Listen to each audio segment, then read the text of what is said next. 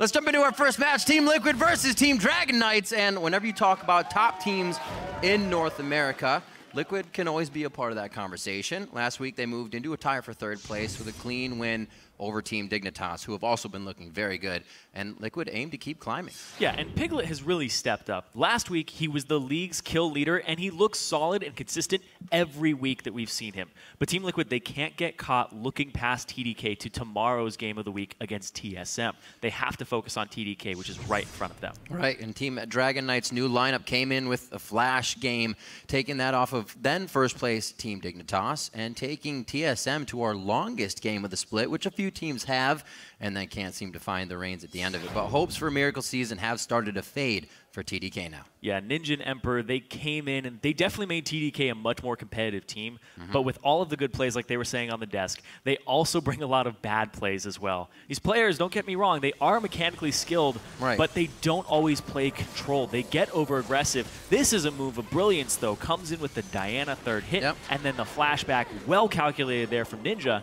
But the calculation just goes out the window during the mid and the late game. Emperor just picked off there. They had a lead in that game against TSM at one point. And then Ninja comes in, decides it's time to 1v5, dives Inox in the backline, and there's even a Shen on this team. Diving in as an assassin, when Shen still has ultimate up, you're never going to have enough burst to kill him. So TDK, they need to keep thinking about these controlled plays and start focusing on them, because they're only 2 games from 9th place. So they still have time to pull themselves out of the auto-relegation zone in 10th, and that should be at the top of their minds. That's right. Hopefully they've watched those as well. They have time to shore up those issues and come out stronger in these following weeks. And if TDK's players go ham again today, Quas says Team Liquid will be able to use that to their advantage. But TDK, the first game they played against Dignitas, I thought they were just a completely new team into the LCS that was going to crush everyone. They looked really strong in team fights against Dignitas, and I thought their players were really strong. But in the last couple of games that they played, they've shown very obvious weaknesses where they overextend and get picked off. So I think that we'll be able to exploit those weaknesses and create leads for ourselves. It's got to be a very good feeling towards the top of the list already in caliber of play, knowing that your fundamental strategies have beaten some of the lower tier teams, and then that caveat going against, or for TDK as a team you're going against, is something they can just grab onto. Yeah, and we saw Team Liquid actually adjust last week in Champion Select, and if they're saying we don't even have to adjust in Champion Select, we can just play our game and exploit them, then that's going to be a great strategy for Team Liquid coming into it. Well, let's see how Select goes. Let's get to the starting lineups. On the blue side, it's Team Liquid. That's going to be Quas in the top lane, Dominate in the jungle, Phoenix in mid, Piglet at AD carry, and Xpecial at support with Coach Peter. And on the red side, it's Team Dragon Knights. Seraph in the top lane, Kez in the jungle, Ninja in mid, Emperor at AD carry, Smoothie on support, and Sean as the coach. Hopefully another day that TDK can put a smile on their face. We heard how much that meant to Seraph, for the team to come together. Maybe there haven't been too many wins recently, only the one, but it meant something to them, and they still feel like they can improve as well. Yeah, and this doesn't seem like a team that so far has been thinking we're in danger of getting auto-relegated. They seem very confident in their play, maybe a little too confident in a lot of their plays, just going very aggressive, very ham. Well, you can't sit back and think about that just yet. That will eat away at your mind. Here we go into Champion Select. First game here, as we're already into Week 7. Hard to believe we're getting close to the end of the summer split already, and Worlds is going to be just around the corner. Bans start off, the Vladimir and Diana being taken away. Ninja known to make plays in the lane on that, as we just saw, so they're hitting the target bans. Yeah, ever since Vladimir was played in Week 3 by TDK, it has been banned against them every game, and the game it wasn't banned was against Dignitas, where they won, with Seraph playing at the top lane. So right now, it's 100% pick ban since that Week 3, and it's won every time they got it. It's a very quick pickup here for Piglet. I think it's something he's gone to actually too much over the course of the season, but he's definitely played it a few times. This is going to be something that TL wants to continuously fight on. Already getting the Gragas. Actually, a bit of disengage coming into the fight as well. This could make some chaotic fights for a target they want to find. These are just getting riddled off so quickly here. The power pick's coming out think one thing, and here comes the next. Everybody's drafting for some hard engage, though, and now they're kind of backtracking, going, okay, we need a little bit of disengage here. Team Liquid have flexibility in their composition still available to them because they have multiple facets. They can engage, Yep. they can disengage, but Team Dragon Knights just looks like a whole lot of engage right here. Emperor's been playing this Vayne in solo queue a whole lot. This is most played in I want to see it. Hey, he got himself into trouble with the Tristana, one of the safer AD carries, so now you're going to have to be stuck being close to your enemy, so he's going to have some good moves on that. Looked at the server play for Piglet. It's been 3. This will make 4 here, as they're actually looking at a team they don't want to get too close to. Maokai pick up for a bit of initiation with the Alistar already. Sivir over Alistar is one of the Team Liquid one in this game as well. Yeah, you do have to be very careful about what you select here for your mid laner on Team Liquid, what Phoenix picks up, because there's so much engage. If it's very squishy, you're going to get to it with the Maokai, with the Rek'Sai, with the Alistar. So getting in there is not going to be a problem. You know, Zyrene, something we said that might just be on the ban list almost every game is the Ezreal. Hasn't even been looked at this game so far. Yeah, a lot of people, and I was thinking about this throughout the week, a lot of people have figured out strategies in draft to deal with the Ezreal, and they're just picking things that are flexible. When you pick an Alistar, Maokai, or a Sivir, you're good. You're drafting a lot for yourself. But the fact that Team Liquid, the only thing they have here to help them get towards him is jumping in with Gnar, Sivir, but they have the disengaged support. And supports are usually a big part of how you get to this AP Ezreal. It's going to become a farm lane now in the mid. Well, all that safety makes me kind of sad as a caster because they're going to stay back. There'll be a lot of pain coming out of that Ezreal late game as well as this Seer from Phoenix. So I'm hoping we get to that pretty quick and maybe we can get a lot of action in between. But when we saw AP Ezreal drafted by Dignitas last week, Team Liquid drafted a composition in response with the Twisted Fate, with the Maokai, in order to get to him. And that was one of our fastest games of the split at around 28 minutes, 29 minutes. They took down Dignitas so quickly, but they didn't draft for it this time. And Ninja picking up that Ezreal, I want to see what he does on this, because he has tendencies to go aggressive. Yep. He's got to stay in that back line. Well, like you said, Team Liquid coming off that good win. Actually a 2-0 so far for them that they're coming off of. So that momentum hopefully being carried in. Also seeing when they went 0-2 versus TSM and Dig, they kind of used the same composition. So it's almost like they do what they want to. It's been working out for now. Who's going to get our first win of the day? Head over to Twitter at LOL eSports, hashtag TLWin or hashtag TDKWin. We'll tally those up as we get throughout the game. We got a little Santa Gragas coming in from Dominating the Jungle. He's going to be delivering gifts all game long. Kaz coming in on that Rek'Sai this matchup. We'll see what the junglers can provide for their teams here. Our first game of Week 7. It's going to be Team Liquid versus TDK, and we're on the Rift. Yep, Christmas in July here for Dominate. He's hoping for a gift of a victory today for Team Liquid, helping them climb up the standings. 8-4 at the moment. But TDK, they are desperately in need of this win. There are 6 games left in the split, and they are 1-11. Their playoff hopes get further and further away from them every day, every weekend. Welcome to Summoner's So now it's becoming more and more, at least play for your relegation spot. It becomes very difficult. It seems one team plagued by a few roster issues at the beginning of the season. This one unfortunately led to that halfway mark. Your favorite? So I was. Oh! Wow. That's a little BM there. No cookies and milk for Dominate.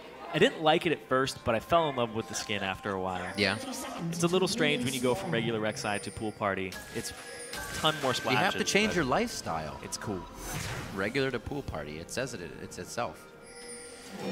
Pool Party's not a skin, it's a lifestyle. There you go. Exactly. All right. Looks like we're going to obviously get a bit of double jungling here to start. See if somebody can get just a bit of an edge here in the early game, which is something I want to see people do a little bit more in lanes as well, is try to get an edge when you have that lead. We saw EU, the 2 kills on the Fnatic early, and almost nothing happened to them. Yeah, pressing your lead is something that we saw TDK attempt to do for a little bit, and then TSM was able to come back against them. But right here, they set up the line of scrimmage, they set up the 5-point ward system where nobody's going to walk into their jungle. And then they swap it. So TDK put their Vayne, they put Emperor into the top lane, put Smoothie there as well. This is really good for TDK because this is going to give the Vayne free farm against the Sivir. That's a great situation to be in, but also the roaming power of an Alistar versus the roaming power of a Janna is much higher. We see that already. Either getting eyes on or trying to get a little bit of harass, and it looks like he just wants vision to see where they're headed out.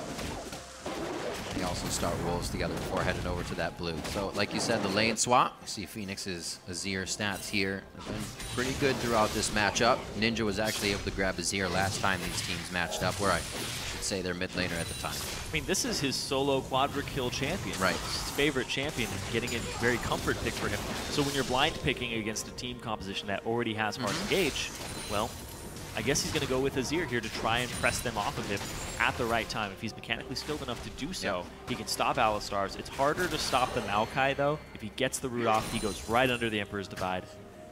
But TDK, I do want to talk a little bit more about their composition, because they have a lot of hard engage, but then they have a poke champion and a really high physical damage and true damage carry.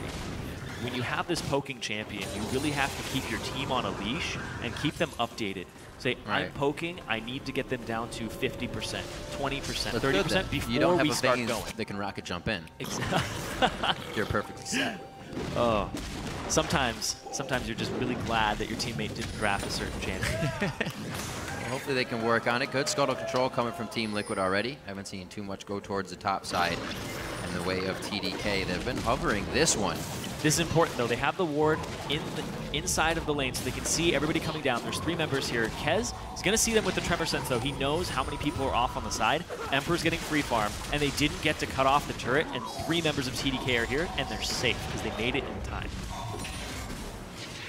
Good bit of movement from TDK to start things off. No lane is really gaining an advantage here. Mainly talking about mid, just a bit of CS as Phoenix is waiting to pick up the wave coming at him. Emperor in the top lane now to go against Quas. We'll see if he starts to get any help, but already Emperor is trying to thread in damage in between the autos. I like this style of play already. Keeping himself safe in possibly a 2v1 here. Dominate's going to be hovering the top side, and this is where Emperor, see if he can keep himself controlled, not tunnel into trying to get a kill. He's already warded up, so safe in that aspect. Exactly. He has to be very careful. A Gragas and a Gnar, there's a lot of gank assistance here with the slow, with the jump in and the stun. So there's a lot of ways that Dom can actually get into this lane. There's a ton of routes open to him. Even if he goes up the enemy jungle and comes around Emperor, the ward coverage so early on, there's gaps in your vision control. See with the movement of Kez here, it's just watching him as well, going over Raptor side. Yeah, and Kez understands this. So Kez is going to put wards down for Emperor, keep him safe, because it's just so vulnerable. Emperor, he knows. He wanted one more CS. He better know. There were 2 wards down in that lane. Sometimes you just need the last CS. You're saying, I get it. We know what's going on. Bottom lane, not going to be too bad. It's a smoothie. It's a horse in a tree. Or a horse, yeah, a cow in a tree, I should say. Of course. So not going to get too much action out of that one. You can see the last matchup back in week 1 between these 2 teams. Pretty bloody for the time it was. 30 kills, about 43 minutes. I figure we'll get the same one here with the Ezreal and Azir on the other side. Phoenix is Azir, nonetheless. Actually, funny little story. Just before today, he was in the player room, and he asked one of the player coordinators, he said, why when I type in Phoenix does Azir not come up in the champion list? Bit of confidence there, coming from Phoenix on his one of his favorite champions so far in the LCS. That's an extremely strong champion. Yeah. At all points in the game, you have good lane presence. When you hit that mid game, it's definitely something that you have to be conscious of. And then late game, if you didn't draft for it, it's going to tear your team apart. Luckily, TDK does have a good draft for dealing with an Azir. Right now, it's just people trying to find openings into the lane. Nobody, mid laners haven't backed yet, AD carries haven't backed yet. We're waiting for those item points. BF swords are now available for both AD carries. Yep, right when you get around another wave. 50 CS, you'd be good to go. There's the pack. We already saw the hit from Ninja, so he goes back, gets his Sheen.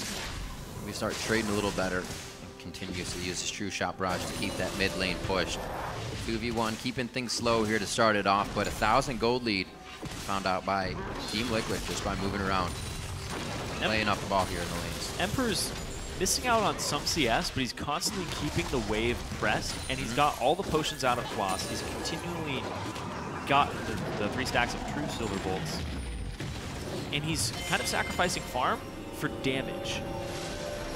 So you can see Piglet up above him right now. They both back for Bilgewater Cutlass and BF Sword. And then they swap it back. After you get that first buy, Now there's a lot of kill potential in this bottom lane, depending on how they play it out. Smoothie, level 3, he has all of his abilities available to him. If this Alistar is able to make a play, it could result in a kill.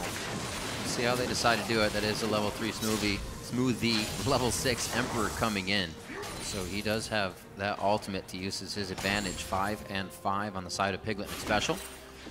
See if they decide to tango on the bot lane. Phoenix still pushing in on Ninja here. We'll see if he continues to use the True Shot Barrage to push or add assistance here to the side lanes. And Smoothie, his Alistar play, he's had some flashes before actually headbutting or actually polarizing. Or polarizing in place sometimes. So you just get antsy. I know it's his first LCS split and he's excited, but he needs to be able to channel that nervous energy and make it so that he's able to actually perform on the stage, because it's something that's plaguing this team a little bit. Now that they have everybody back, understanding the situation is what builds confidence. Exactly, the confidence on the stage. You're not going to be able to get it if you don't try. But you build it by doing it. So. Yeah, exactly. Dominate hovering towards the bot side. Looks like junglers have the same thing in mind, but may not be there for any type of engage. You can see the pings coming out to tell where the wards are. The side of TL. Sarah has a very nice route around Phoenix. That was a slow shift, or a very short shifting stance, I should say. And they're able to get out of this one safely. Nice Emperor's Divide, and he plays that one with a very cool head. Seraph just showing up in these lanes. Oh, Special, what? Whoa, Special puts himself in between the wall. Bumped once again. That could be him going down for first blood. The flash in from Emperor. Dominate's already on the bot side, though. They're able to clean him up. The Retribution kill comes in, and the TP is stopped. That first blood did go over to Smoothie, though. It didn't fall into the hands of Emperor. The Ignite hit it. So it's not that Vayne getting first blood. It's the Alistar. Very interesting series of events. Might have been a bait there. And seemed to have worked out. See where the kills went, right? You said support. Dominate came up with that kill. So very nice trade in that one. Yeah, Special hit 6 after he was dead off of the assist. So no chance of disengaging that. But it walked a little too far forward, and you have to be conscious of those walls. Always when you're against the Vayne and an Alistar. But ultimately, it does end up a little bit better for Team Liquid. Yeah. Because they get farm onto Piglet. They lose some on Emperor because of the fact that he's dead for so long. And the kill doesn't go over to a support. It goes over to a jungler. But there's more assists on it as well. So that gold is actually split up a little more. Quas thinking, good thing. Sarah's teleport now down. Quas is as well, but there's no play to be made from those top lanes that neither of them will fall behind to. Yeah, feeling the same thing, guys. Yeah, and right now, though, Phoenix, when he was up against AP Ezreal mid before, he set one of the best CSs at 10, where I think it was 104 at 10 minutes. He basically got perfect CS against an AP Ezreal mid because he's able to just take that moment where there's no pressure from that Ezreal. And he's 20 CS up right now, and you can see it manifesting as this 1.3, 1.4K gold lead for Team Liquid. They're out-CSing in the top lane with Quas. They're out-CSing in the mid lane. And down bottom, it's getting a little more even at the moment. So no turret drop, no extra gold really to those guys in the mid lane. That's about 370 gold in CS that Ninja is now down just from being missing those. So very unfortunate. Definitely going to miss those item spikes that he wants. And Phoenix may be able to take control of the first objective fight wherever those guys want to go. It's going to be in the favor of Team Liquid. Very good at getting themselves a lead in the early game and somewhat holding it. We've seen most of their errors towards that late game. Piglet now being the one to get hit up. Special 6 this time. Still has the Monsoon to use as Dominate is just lingering in the fog of war, but so is Kez. Yeah, Dom and Kez there. The pings come out. They do see that Kez is there with the wards. But another thing is, Kez is actually about 700 gold down over Dominate. Dominate, though they're equal in CS, he has the first blood, and he's been getting most of the Scuttle Crabs. So the Scuttle Crab just adds 1 CS, but it adds about 80 gold. So when you get multiples of those, it looks like you have the same CS, but you actually have way more money. Great by Phoenix there. Keeping the pressure onto Ninja and just bursting down his tower and chunking it down over time while he's still working up to Rootglaive. That is one of the problems with AP Ezreal is you don't have that lane presence. Yep, as soon as he builds it too. That's got to feel pretty bad. Oh, going hard on this one. He's just standing right inside the auto tax. I understand at some point it's a bait, but you're almost costing it, or paying for it with your own life. Kez, this could be a play from him, but he doesn't want to tunnel in with Dominate being able to disengage so easily. Yeah. No troubles there. True shot barrage is not up. And the turret right there, too. Yeah. Right. I was watching Just Kez, pretty variable. and if he wanted to make a play, he would have gone in his previous tunnel and then used his second E to actually gap close. But he didn't go for that. He went for just a reserved play because there's still barrier on Phoenix as well. Getting through that is going to be difficult, and Ninja didn't have ultimate to burst him down either. Yeah. They're just trying to make sure that when they get to this mid game with the AP Ezreal, they're not super far behind. Some losses are acceptable because he just has such great comeback potential. You saw Xiao Xiao on it on that TIP game where they were down, he bought a Magi's and they came back. Not just off the Magi's, but off the fact that AP Ezreal was drafted against a team that didn't really have a way to deal with it. Right. Well, it's going to be difficult now. Ninja down all that CS. Definitely missed being able to farm it out in the lane, so the spike's going to come even later now. That ability power is really what's going to help. If you clear the lane, though, that Rune Glaive is finished, along with being smited out. Let's see where TDK tries to open up some doors from here. 2K down, it's going to be very difficult. Looks like they'll start with Vision. That's one place. Missing quite a bit of wave, or quite a bit of minions in the bottom wave. And this is, for all intents and purposes, a late game team composition from TDK. You're waiting for the Vayne to turn online. You're waiting for the Ezreal to turn online. Still true. Not making early moves. It's honestly beneficial to them. You were saying that earlier. They At don't least have to they're force keeping it in mind. Exactly. Keep it in mind, but the fact they're playing towards that strength. But Team Liquid are also playing towards that, where they know they have better early game presence. They have a little bit more to offer in that. And man, we haven't even seen this Quas yet. Black Cleaver already, 118 to 90 CS, and he has not participated in too much, so I'm sure that's going to bring some pain in. Teleports are up for those guys. Could be a play made here as Dragon getting a bit of attention with that Vision, as we just saw. So things could get active here soon. And a great note here is Seraph, this is his first top lane Maokai game of the LCS, because he's always on carry top laners. Aurelia, he's playing Vladimir, he's playing Rumble. So we saw him on Lulu last week against TSM, and it worked out okay for them early game. But Seraph on a playmaker, you know, that is where he likes to be, but he likes to deal damage as well. He likes to carry, and they're putting that into Ninja and Emperor's hands, and something that since we had the sub-squad of TDK go away, and we have the actual TDK here, it's becoming more and more of a strategy where Seraph is relegated to supporting in the top lane. Right. It swaps a little bit. They did try it once while they had the subs in, that Mundo game they threw in, but still didn't work. Like you said, there's a big impact he brings to the table. They may be missing out if they don't put that factor in. Here, Ninja and Emperor, however, like you said, to scale into the late game, will bring enough power. There's no doubt about that on the Ezreal and the Vayne. But 3,000 gold behind is going to make it difficult to find an opening, to find a window to get in. Still that pink ward in the deep rush of Quas. Like something will happen late game. Crazy teleport in a fight that we're not expecting. We'll see. It's already a 3,000 gold lead, and keeping wards around your mid lane when your turret is down is important. It allows Ninja, now that he has the Rune Glaive, to keep pressing up. They're lacking a bit in the ward control, though. TDK have no wards on the top left side. Down bottom, though. Ooh, nice little chunk there. That'll give you the advantage in the lane really quick. That Emperor style of always wanting to apply damage and put a little pressure on the lane puts Piglet and Xpecial down to half HP. They're going to be able to make this wave a little bit harder to farm. You can see Piglet just wants it clear. They don't want anything under the turret, and they don't want to get dove, that's for sure. Wards are already telling them that's not going to happen, but the damage they've taken could already hurt this Dragon attempt. Dominate's still going to try for Kez. Apply a little bit of that medicine for himself. Oh, Xpecial right next to a wall. Emperor gets focused on. Smoothie trying to add the peel, but right now he's just being a tank wall, and they're going to have to get out of this. That's the teleport from Quas. Actually, rather not the teleport, it was stopped from Quas, I should say, in the top lane. Both of them, nicely done. They both were trying to TP in, but it was not a good situation. Right. So Seraph canceled his, and then the follow-up cancel from Quas. Ooh, oh boy. Oh, the arcane shift in. Phoenix actually wants it. Flash over the wall, and he actually makes that. Pretty deep flash there. Nicely played, almost getting the third kill of the game. Still 1-1. You see both teams very aware and very scared of getting into these situations. But 50 CS down here for Ninja. He's going to pick up some. He's going to go to around 40.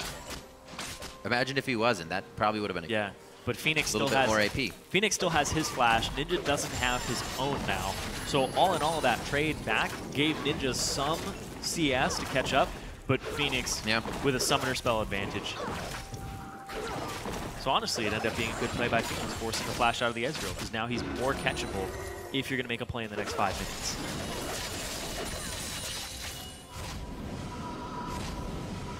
Seeing what options TDK can look for here, other than wait. Hopefully get Team Liquid to move into their jungle. Know them as a team to not make mistakes. Previously, they would make calls, make a mistake, and then really kind of be afraid to pull the trigger. Ever since the cooperation with Piglet and whatnot was sorted out last season, it seems like they're all on board with the calls. They're, even if it's a bad one, they're all about going in on it. We've seen xPecial get into a few sticky situations already in this game that put Team Liquid pretty much on top of either area control or objective control. So it's still working. They know when to go in. And it's not only the calls, the laning. Ooh, missed it there, but the laning has been absolutely great from Team Liquid in comparison to TDK. Kloss is up 1,000 gold. Dominate's up 800. Phoenix is up 1,000. Yeah. You see Piglet up 300, and xPecial's up 500 right now, even though Smoothie has a kill. Yeah, the one kill they have.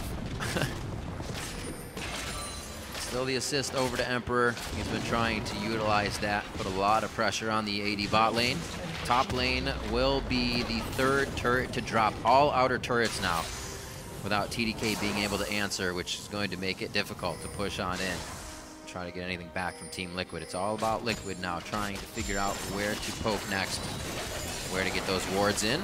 Oh, Emperor thinking he was alone with Piglet, still tries to go for the kill a bit. Sees Smoothie on the backside. They do not go for the kill. A lot of calls from the rest of the team there to cooperate on that one. Yeah, Nothing coming through. Emperor with the Silver Bolts max and just turning it around on Piglet there. Oh. It looked like Piglet wanted to go aggressive afterwards, but Emperor got that final shot off and definitely dissuades you from continuing. And the True Shot Barrage follow-up from Ninja. It would have been a kill if they continued to go forward. Yeah. But here comes Dom off from the side. And the ward coverage throughout the river from both teams at this moment is good. They're trying to keep that bottom lane intact. But all three outer turrets are gone right now for TDK. Team Liquid, they can just press this line up. They can get deeper into the jungle. The thing is they have to do that, or else TDK just gets free farmed lanes if they get shoved forward. Like you can see Seraph in the top lane, he has waves to farm. The CS is going to continue to crash towards him, but Quas is doing the right thing, and he's going forward into the jungle, and he's trying to at least scout. Where's Kez? Can we get tabs on him? Figure out where the enemy jungle is, and then get your wards down and get your vision control so that you can continue to keep the pressure up like this. Because now that they see Kez, he can continue to farm, he can continue to press up with no constraints. Nice hit there. Luden's just finished up by Ninja. That's going to be big for him. Hopefully the team can start getting a little bit of his poke down and utilize a bit of it. Like you said, though, with that vision coming up onto Kez from Quas, may be difficult. So far towards the top side of the map, and already Quas moving in to make sure that's warded and make sure the Rek'Sai farm alarm is not going towards his side of the map. 33.3 to 28.6 now. Team Liquid has had the lead the entire game, still coming up onto 20 minutes now. It's a very solid play from the team throughout.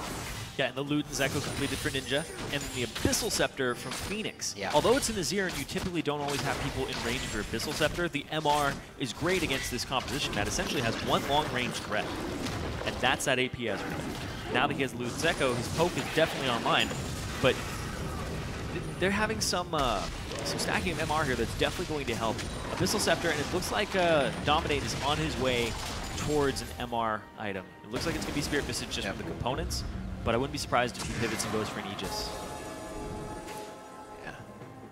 Interesting. It would be an easy buy for him. Definitely help the rest of the team. Phoenix already looking to make a big impact here. AC Quas already went for a Spectre's Cal as well up against Sarah. So this team is just stacking MR, trying to make sure that Ninja does almost no damage to them, because the amount of damage, percent of a team's damage that APS rules do is absolutely ridiculous. Usually around 50% of a team's entire damage is just that one champion. And Phoenix, he's just pressing his advantage. We haven't seen a grouped up team fight. We've seen people just, these two kills are from that bottom lane fight way long ago. It is 21, almost 22 minutes in this game. One dragon down. It's basically like Team Liquid has actually kept the laning phase controlled and going. Yeah, with how hard they've been pushing it, you pretty much haven't had too much roaming, besides xPecial here, and everybody's still laning. And when you think about it, TDK's composition, it scales well, but there's only 2 people on that team that scale really well. Then you look at Team Liquid's composition, there's about 2 people who scale pretty well on it. Yeah. But TDK are just flat out losing laning phase a lot. Just this 5,000 gold advantage to Team Liquid, 3 turrets, all this pressure. They have to pretty much ace Team Liquid, get some turrets off of it, and then they're able to actually equalize this. It's a tall order to execute up against some Azir as well. I mean, that's almost what we hear from Quas in the beginning, right? TDK makes these mistakes, but they do have those fight mechanics we have to watch out for. Laning phase is not their strongest, which is going to make the fights harder, but if they're doing well in the fights, what can this team do if they do well in the lanes when they do better there? A lot of questions to be answered. And they don't have enough time at the moment. So TDK look like they might pick up the Dragon here. What do they sacrifice for it? Dom's going to look for the steal. Both top laners looking for TP. There is a home guard onto Seraph though, so he will be able to rush into this fight onto whoever he wants. And Dom gets the steal. Oh boy, this is also a fight that Team Liquid can hit as well. Dom gonna go down here. They may actually not want the rest of this. Dom couldn't find himself a way to get out of the Dragon Pit. Phoenix back on the entire team. The bump on Ninja and Kez. They can't even put out the DPS. Seraph, Emperor, and Smoothie all now on the run, and they're really trying to pick up kills in this fight, but they cannot. They're headed for the base, and it looks like this might actually be the finalizing ace here. Liquid getting in for the rest of the kills. Phoenix actually went the high road, and he might be able to take out Emperor before he takes out Phoenix. One more kill. It's going to be Piglets. The auto attack coming through on a Seraph. That's the ace for Liquid. 6-2 now. The landscape of that fight was definitely in favor of Team Liquid. 5,000 gold advantage before it even started, and then TDK tunnel onto Piglet when he's not even the biggest threat on this team. Going after Phoenix needs to be a higher priority for TDK, but Team Liquid executed perfectly. Phoenix just outplaying left and right there. You can see Emperor's going to flash over this wall after they take out Dominate, and that leaves Phoenix to do whatever he wants. Emperor goes over the wall. Phoenix comes in from the side here onto Ninja, and there's no threat onto Phoenix. Ninja tries to get in there. He's dead, but Emperor and the 2 threats of TDK were just separated off, and that's exactly what you want to do against this type of composition, is separate the 2 threats so you can pick off one and then work on the other afterwards. Even with this huge tank line, it didn't matter at all. They had access to Ninja because of Phoenix's wraparound. He went around the bush, and then he came from the backside. You don't expect him to come from your side of the map. So you eventually have to group, and that's what TDK was trying to avoid. You got to go around the Dragon at some point, and Team Liquid used it perfectly. Unfortunate for TDK, they are now walking and dancing to the beat of Team Liquid's drum here, actually. It's going to be very difficult to get out of that dance, too. Yeah, Team Liquid in absolute control of this game. 8,000 gold up, 25 minutes in, with very minimal fighting. It's been one team fight, and they've walked away with 5 kills from it. It was 1-1 up until 22.5 minutes into the game. That fight got explosive, and that fight only made Team Liquid that much bigger. Just the execution of the fight and understanding what TDK's composition is all about, and then TDK Emperor flashing in over the wall and not sticking with his threat. He was trying to just decimate the backline. They took out Dom, but then they didn't get anybody else for it in that entire fight. Phoenix was able to dance around nicely. Emperor's Divide really shut down a lot of the damage. He was placing the Emperor's Divide, pushing people right into his soldiers. His soldier placement was great. Ninja had to fight him on the soldiers afterwards, just really, really aware of where his soldier placement is here for Phoenix and just how to play around it and how to force enemies into it. And that, probably one of the lowest damage APS ultimates we've seen. Yeah, that's very true. We see him actually have the Sorcerer Elixir, trying to get a little bit more power in there, knowing he's behind the curve right now, and he's not doing enough in these fights. And Dom also built that Aegis of the Legion, just immediately went for it. Yeah. Made sure that his team had the magic resistance, and that's what you should do against an APS roll. That is your adjustment. He didn't knock him out of the pit, but they still secure the Baron. It's Baron for Team Liquid, 26 minutes into the game. Huge gold lead now, 9,000, almost 10,000 for them. Approaching that critical mass, and despite TDK having composition that's 2 threats late game, they're not going to make it to that late game. They're doing, Team Liquid is doing to TDK what they did to Dignitas when they drafted an APS role. They didn't let them get to late game. There's something as well that people, anybody should notice about Team Liquid is they approach every team the same. whether it's TDK, whether it was Team Dignitas, they play it the same exact way. The respect is given there, which means they don't fall behind in silly situations. Yeah, they have before, but the majority of the time, they're doing the right thing as a team, or if it's the wrong thing, they're still following as a team and trying to make it work. Yeah. And they're going back to team fight compositions. We saw them do a split push last week, but Team Liquid busting out another team fight, making sure that they can take over the early game and the mid game, and then make sure that they can transition and be effective against TDK and just shut down TDK completely. Now TDK has to go for plays like this, where they're trying to take out Quas in the top lane. Emperor and Seraph, no, they haven't been spotted yet, but now they have.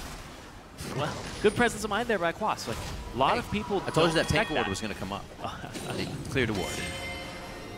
But yeah, right, this late in the game, nobody's going to be here. I think that good rule of thumb always is this bush is warded or somebody's in this bush.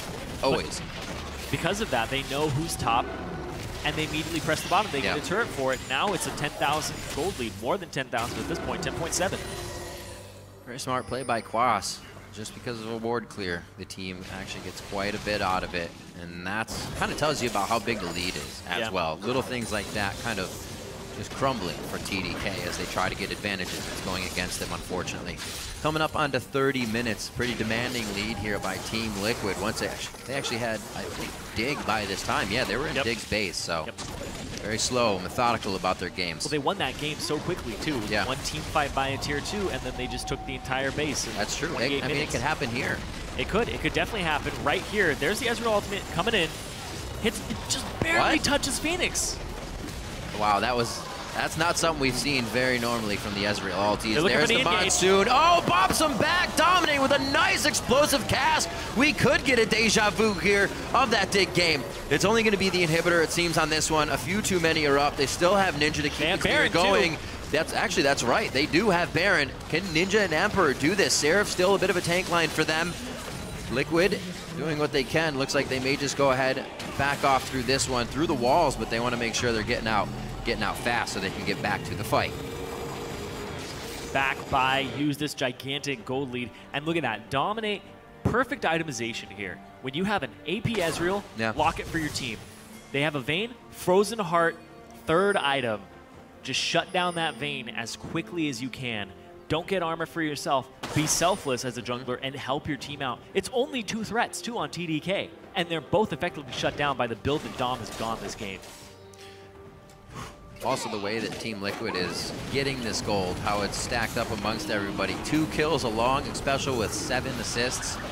Perfect way to distribute that amongst the champions on your team. So it's even harder if these guys match up 1v1 in any situation for TDK to fight a Team Liquid member. I still steal there from Ninja, but I don't know how much good it's going to do when you're 13,000 gold down. It's a light at the end of the tunnel. Whether or not that fizzles out very quick. Got it with my higher level smite. It's a bit of a light. We'll see what they can do. This is going to be the one of the last defense chances that they have.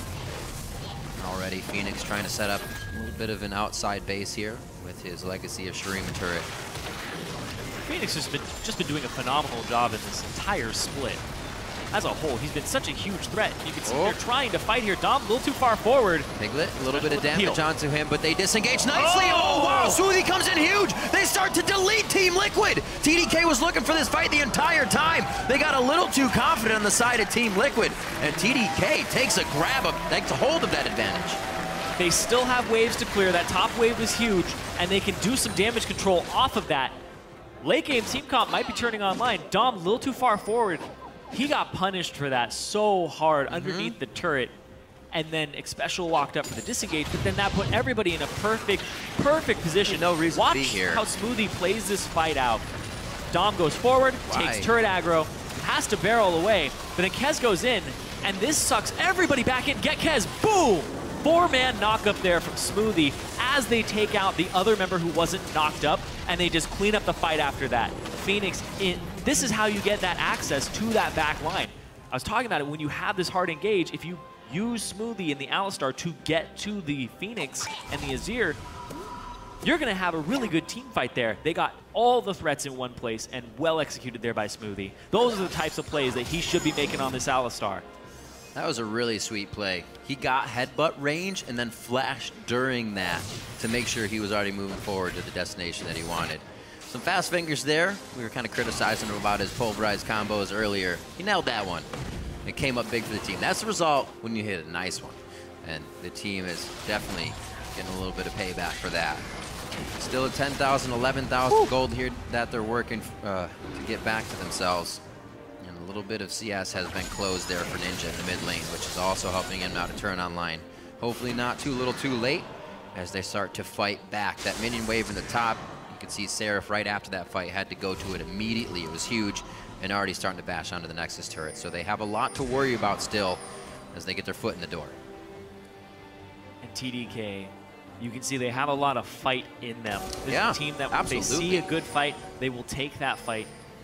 Sometimes the execution on it needs some work, but right there the execution was absolutely perfect to turn it around, giving themselves 4 kills when they desperately needed it. This is a team that's facing auto-relegation right now. There's 6 games left in the season. After this one, there's only 5 more, and they are 1-11 at the moment. Every win, they need to pick it up if they want to be able to fight for their chance to stay in. And you can see they're fighting right now against Team Liquid.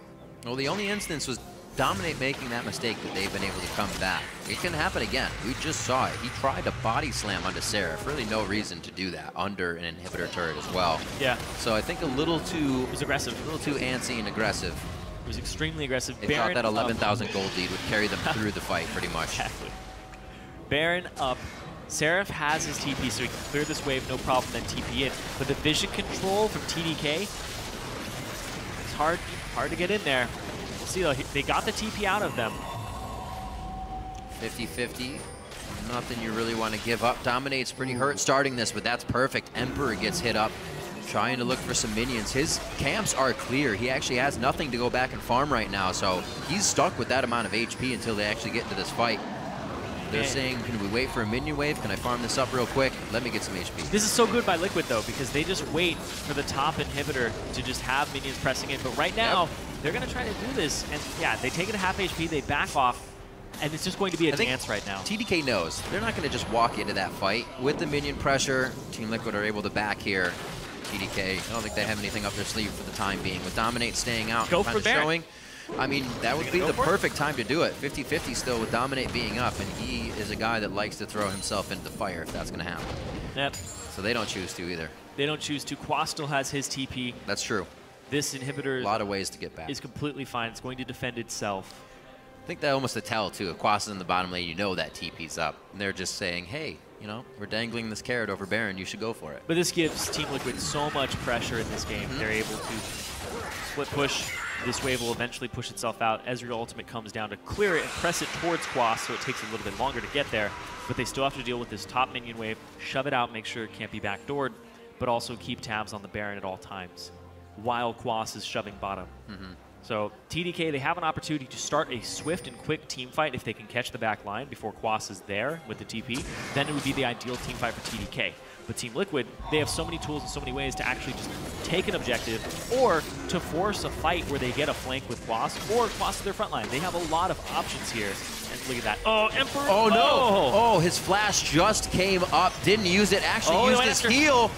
A bit of a fight back and forth. That's the second to third time Emperor has gotten caught in the start of a fight and causes the team trouble. Now down the mid lane, Team Liquid begin to push in. 45 seconds onto Seraph. They may get another turret. They just may decide Baron, because that'll lead to the rest of the turrets. Seraph just jumping in by himself, trying to keep them off. And Phoenix just peels him back, and then the team picks him up. Just immaculate play there on how to execute it. Jumping down Emperor to 1/3 HP, forcing the heal out of him to even just get out of there. Whoa! Face of the mountain. Actually, that's just Storm Shield coming out. No face of the mountain to have for special this game. And again, they can't do Baron. A good true shot barrage kind of doesn't really correct the error that just happened, but definitely helps to stave it off. But it gives TDK a dragon. They chunk down Dominate. They'll be able to pick up a dragon for this. They'll get a little bit of pressure, but they also stop a 5th dragon from coming out if they stall a little bit longer. TDK, they'll get to the point where gold doesn't really mean that much when people hit 6 items, and that's what they're banking for at this point, is if we keep stopping them from doing Baron, and they keep going back to Baron, we keep having this dance and nothing happens, eventually we're going to get to the point where we're even despite the gold advantage. So, I'd say 36 minutes in, that 6% is pretty nice for TDK to get. Hopefully it can help them finalize some of these kills they've been having. Go down to 100 HP. Not this time. That one's going over to Phoenix. They get Baron. That'll be the empowered backs. They may want to try to defend some of these turrets before they do so, and TDK actually can't even push forward anymore. So safe and sound are the turrets here of Team Liquid. They've only lost one the entire time. That was the bottom tier turret we saw getting dropped in the early part of the game. And TDK were not in position to actually contest that Dragon, No. or that Baron. Emperor was still shoving up mid lane, and then Seraph was coming back from the base. He died while nobody was even in close range to get in there and actually try to attempt to steal or attempt to stop it. So Team Liquid finding these openings and exploiting little tiny mispositions of TDK. But it is TDK. They've been down 10,000 gold for the past 10 minutes. 10 minutes ago, Team Liquid was shoving that top wave. Yeah. Now, they're pretty much in the same spot. You have to consider that they and Ezreal getting stronger. You have to be much more careful in your positioning of the fights and kind of creating options when TDK is pushed up against their own base wall. We've seen Team Liquid making mistakes now. Man, Quas is going for this Blade of the Ruined King build. He's just trying to blow people up, and look at that! Aww. Oh! Annihilated there. I looked away. I'm sorry. I had to. Time number 4. Unfortunate. Very different pathing Emperor is taking. Nobody's there to save him. No real reason to be there that far away with all these turrets down and the inhibitor ready to go down. Yeah, the capitalization off of it, immediately ready to body slam in there, and they pop the Sivir ultimate to get there too. Completely ready. They're almost looking for these instances to continuously happen. But Quas was talking about it in that sound that we had before the game, where he was talking about they're going to make mistakes. We saw them come in. They were super hyped. Yep. We thought they were going to be this team that's just going to surge out of the bottom of the standings. And then they actually arrived, and they got to their second week of play, and we saw a lot of mistakes. And they were saying we can reveal those mistakes, put them in those situations, and then we will react to them and execute on it and give ourselves an advantage. And that's exactly what Team Liquid has done. And the risk reward over any of that, what that situation would have been. He had 800 gold. A minion wave would have put him to 1,000. He had a pickaxe looking for maybe a Blast Whisper, but he got a no magic mantle. So there wasn't even anything you wanted to buy. Interesting decisions as they get pushed tighter and tighter into their base. Dominate, pushing everybody back. There's just no close here for TDK. They're always just a few steps away. In perfect reach for Team Liquid to continuously do damage. Smoothie getting chunked down. The boomerang blade comes on back. Cuts down the calf, and we are going to be on to the Nexus turrets on this one. 40 minutes on the clock. TDK, they hold out. They put up the brick wall, but Team Liquid able to knock it down eventually. Looks like these guys are good carpenters here. They're throwing it back up. Mason workers, I should say. And they will live a little bit longer. Looks like Team Liquid may have to back out once more before they go for the Nexus.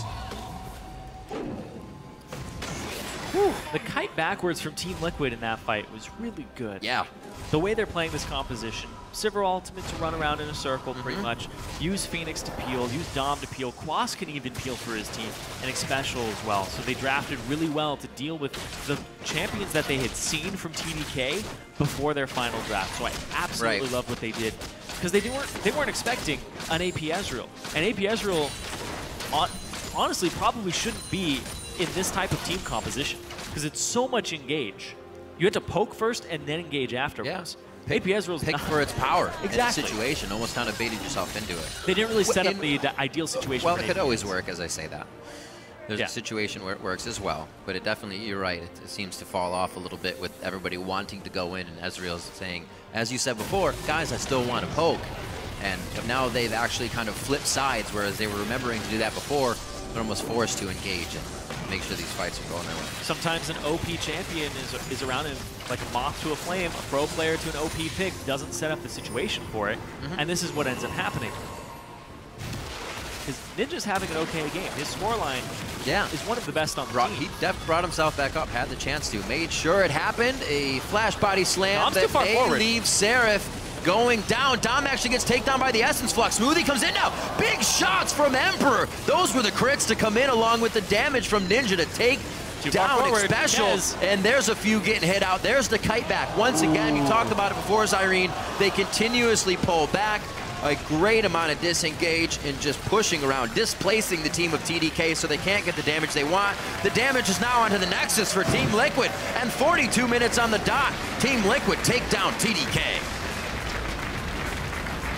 Yeah, sighs of relief there at the end. Coming in with their game plan. TDK are going to make mistakes. Be ready to capitalize on them. They had a great composition to do so. Yep. When you have engage, you pick counter engage as the counter. And that was really well done there. Really well executed from Team Liquid. They've just flat out won the laning phase as well. Did an amazing job of getting just a 5,000 gold advantage before the first team fight. A lot of that was off Dom's pressure, the fact he was picking up so much free gold in the jungle, Phoenix's pressure in the mid lane. Yeah. Phoenix is really establishing himself as a top 2, top 3 mid laner in NA. Absolutely. Amazing things coming out of that guy. The ability as well to just keep in mind this game, to stick it right to Ninja in the mid lane. Take his tower down before your Runeblade, before that Trailblazer's even finished, and he had no chance to push the lane. Every true shot barrage being used down that mid lane to shut it down, and it almost worked towards the end of the game.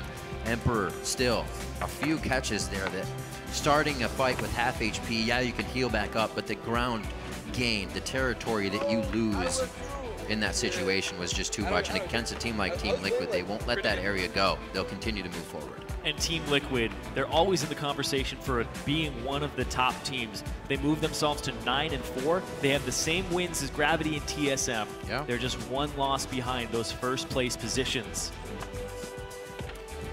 Definitely different stuff coming in from Team Liquid this year.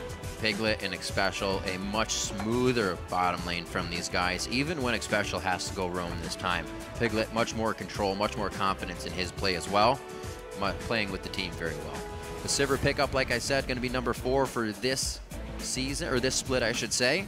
Last was Dignitas in week 6 over that win. It was 6-0-3. So Team Liquid, like I said, also like to kind of keep things that are working in the composition. To reflect on that, the TSM Dignitas in week 4, it's going to be NME eSports versus Counterstrike Gaming. You just heard Werewolf Freak calling that shot. We got to take a look at one of the flashy plays CLG made the last time they faced off against NME eSports, and CLG will definitely be trying to recapture those carefree days where they made those big game-winning plays, because right now, Counterstrike Gaming are on a 4-game losing streak. Yeah, at some point, the story of CLG's late season collapse starts to take a toll on a team's psyche, and it becomes a self-fulfilling prophecy. They're no longer just playing to win their games. They're also playing with the thought of not losing and silencing their critics at the same time. And that's a lot of extra weight on your shoulders when you're going into a game and you need to perform. The silver lining to all that, though, is that this collapse usually happens in playoffs for CLG, but they still have 6 games left of the regular season to stop the tilt in preparation for playoffs. Well, hopefully things can change around. Both teams are clearly under a lot of stress. For NME, they're 7 weeks now into the split and still trying to shake the new team jitters, which seems like they'd be gone, but they definitely last longer than you think. Yeah, and I know that it's some people's very first split in the LCS. NME eSports, though, they are still a young team. Right. And after their win over TDK last week, Inox said that the players have been working to relieve some of the pressure, and it has helped improve the team's morale, as well as air conditioning in their house, finally. Absolutely. So if NME are going to overtake a team for playoffs, it's going to be CLG, who they're up against, or Team Impulse. Yeah. So this becomes a must-win if they want to make it to playoffs. Speaking about nerves and whatnot, Inox says shaking off the nerves and playing more proactively could help them even the score against Counterstrike Gaming. And the last time we played CLG, it was a really close game that went to like 50 minutes. We were all fighting over like us getting the 5th dragon and them trying to deny it and like win the game. And sadly, they got the upper hand in that one little dragon trade. But if we had to like change up something for the next game that we play today, it would be we need to be more decisive. We hesitated on a few things, and there was actually one dragon we could have contested that we decided not to, and that dragon ended up being the game. Knowledge of knowing what you did wrong is one of the first things, and we have seen NME correct mistakes that they have made, but a lot of teams are able to find out where to beat them in that late game stage, in the team fight, the team coordination stage, which comes with a lot of new team jitters. Yeah. Let's check out the starting lineups. On the blue side, it's going to be NME eSports. In the top lane is Flares, Trashy in the jungle, Inox in mid, Otter at AD carry, and Body Drop at support with Coach Brad. And on the red side, it's Counterstrike Gaming. Zion Spartan in the top lane, Smithy in the jungle, Poe Belter in mid, double lifted AD carry, Afromu at support, and Zixlal on the coach role. We'll see how CLG comes out of the picks and bans on this one. Something that, along with their gameplay, has kind of been falling to the wayside, where they're not getting the advantages they usually do, and then we see again that they don't roam within the game as if everything has changed. Yeah, because they used to be the team that had the best level ones in the LCS. They would roam around, they would get these huge leads off of Afromu's plays, and then they just open up the map. Poe Belter came onto the squad at the start of the season. They were able to play around that mid and have him be the rock that when they showed up to team fights, even if they had a deficit, Poe Belter could take the game back from a loss and be able to carry them out. Last few weeks, pretty much ever since the double lift hand injury, they've gone 0-4 in the last 2 weeks. And the recovery stages from that, it just seems like the team is in danger of falling apart completely. Whereas NME, they have stress on them as well. This is pretty much a game of stress. NME at the bottom looking for playoff spots, and CLG looking to stay away from that bottom because they went from first place and they are in 5th right now. Hopefully pushing the mentality game to the side in that sense. All those psychological effects that weigh you down, like we said, it causes a lot of stress, and then they can just focus on the game here for both teams, really looking to climb. The end of the split came very fast. Hopefully the victories come for them now. Bans are targeted, specifically mid lane ADC. Get the Alistar out as well from NME, so they want to make sure those power picks do not go to those members. This is a lot of power pick bans. Yeah, especially from CLG side. At this point, pretty much Nautilus is one of the only power picks really left up that you can flex effectively as a good first pick. You don't really have to worry about which jungler you want to take. Let's see, there was top lane Nautilus as well. Yeah, there you go, from NME eSports. Yep. So that's for flares or body drop. Yeah, when you look at power picks, there's pretty much these 6. You swap out the Twisted Fate for the Nautilus, and those are the 6 champions that people are always fighting over for first pick worthy. There are powerful champions like Ezreal, like Azir, but those aren't really first pick worthy because you want them countered. So the power picks are the ones you want to pick first. And all of them, but Nautilus, were banned this game. Tristana picked up here for double lift as well as the Kragus. We want to drop turrets a little bit quicker with that Trist pick up. If they get their swaps in, we'll see if CLG tries to control the early game. They already have 2 pretty good picks here to start that off. This is his first Tristana game of the split. Looking at that. He played a few Jinx games where they had to protect him, but now he's on a more self-sufficient AD carry. You're not going to have that Shen running up through your team and taunting you. Shout outs to Bunny Fufu. But now he's more self-sufficient. He can jump away. He has the ability to escape by himself. But he also is able to destroy turrets and be a bit of a mid-game carry as well as a little bit of bullying lane phase. He just wants it. The Ezreal gets picked up already. Could still be Otters. We've actually seen Dignitas do something to that liking as well and give the Ezreal over. So the power of it right now, I feel like Inox wants that in his hands, though. Yeah, they banned the Twisted Fate, so there's not that hard counter mid lane. And the reason Twisted Fate is so good against Ezreal is because when you play Ezreal mid with Smite, you don't take Cleanse, and cleansing a gold card is something you always want against Twisted Fate. Yeah. So the fact that they ban that away, it makes the Ezreal a relatively safe pick, but you can still pick the Maokai for Zion Spartan. You can still get these other power picks that point-and-click lock people down. Wonder if Ahri still fits into that mix for Poe Belter. I don't know to be too much of an Ahri player, but we did see what Xiao did against Ezreal.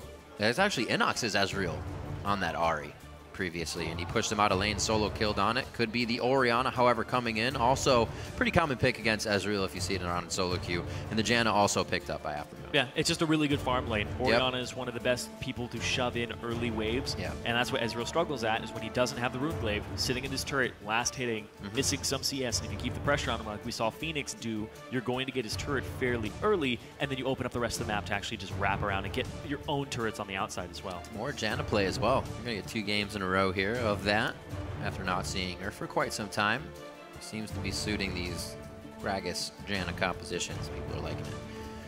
A lot of push around, a lot of dispersing the enemy team if they want to, and it actually got them into a lot of safe positions. Talking about Team Liquid last game, we'll see if Counterlogic Gaming can do the same with their results, or provide the same results, I should say. Curious to see what Otter drop goes for. Yeah. I'm thinking a Jinx. Well, right away we know if that's going to be in the mid lane. Go for poke, and there you go. Okay. Very magic damage-centric team here from NME. Majority of Corki's damage is magic. Majority of AP Ezreal, pretty much magic damage across the board for them. You could say that. Yeah. So this is a very easy team to itemize against. We saw itemization from Dominate last game with the Frozen Heart against the Vayne and the single target, or in the single threat elimination on both of the 2 carries. So this game, you pretty much have to build 1 resistance, which is a problem. I was thinking a Jinx would come through. I was thinking a hyper carry for them. But it looks like Otter's going with some early pressure up against the Tristana. Minus Shen, this is the exact same composition the enemy was actually looking to run against Impulse, minus that Shen and Gragas. They had the Corki, the Ez, and the Braum, so it's something they've worked with before and just kind of tanky top. Yeah. Hopefully they can run it well. Seeing that Fizz picked up for Zion Spartan in the top lane, however, not something we've seen for a little bit here in the North American LCS. In other regions, yes. But I've actually been kind of thinking Zion Spartan, back in the day, was a guy who would carry the game as well. He's been on a lot of tanks. Yeah, the Rumble can still provide that objective carry, but more so on the Fizz. And that was one of the big things when Zion Spartan was brought on to CLG. It was finally CLG has a top lane carry threat. Right. Somebody who can pull that type of pressure and disperse it and actually just create opportunities on the map. NME, though. When's the last time you saw Zion Spartan beating on an inhibitor by himself, right? Split pushing the team. It's been a little bit of a while. Times have changed. CLG's looking to go back to some old school stuff, but also top lane Fizz is hard to execute on.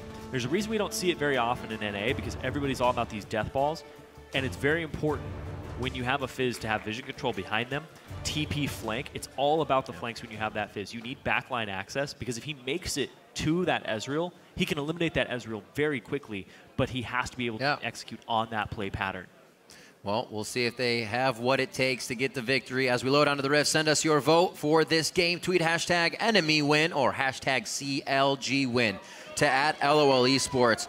NME picking up a win over TDK on week 6. Counter Logic Gaming. It was Liquid, TSM, Gravity, and Impulse to give them their last 4 losses. Will NME be the one that they can get the victory over to stop that bleeding, stop that slide? We're going to be getting into the game 2 here of week 7, and we're on the Rift. It's NME versus Counter Logic Gaming. Counter Logic Gaming lost to 3 teams above them. The only one they didn't lose to that's above them is Dignitas, and then they lost to Team Liquid, or sorry, TIP, who's right next to them in the standings. NME is the team right below them in the standings. If CLG is going to stop their slide down to the bottom of the standings, this is where they stop it, against NME. Give themselves that buffer, and also the 2-game tiebreaker if NME does make a surge and CLG stays in the same place. This game is extremely important for CLG. Oh, tag. Playful Trickster first. Not a problem. 30 seconds until minions spawn. Work out. So NME getting the wards they want deep. Well, same thing for Counter Logic Gaming here.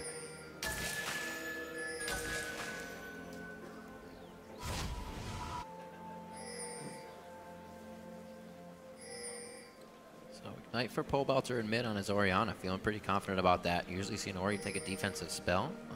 Yeah, up against the Ezreal, he's really the one on the back foot all lane phase. For sure. So you get to take that offensive summoner.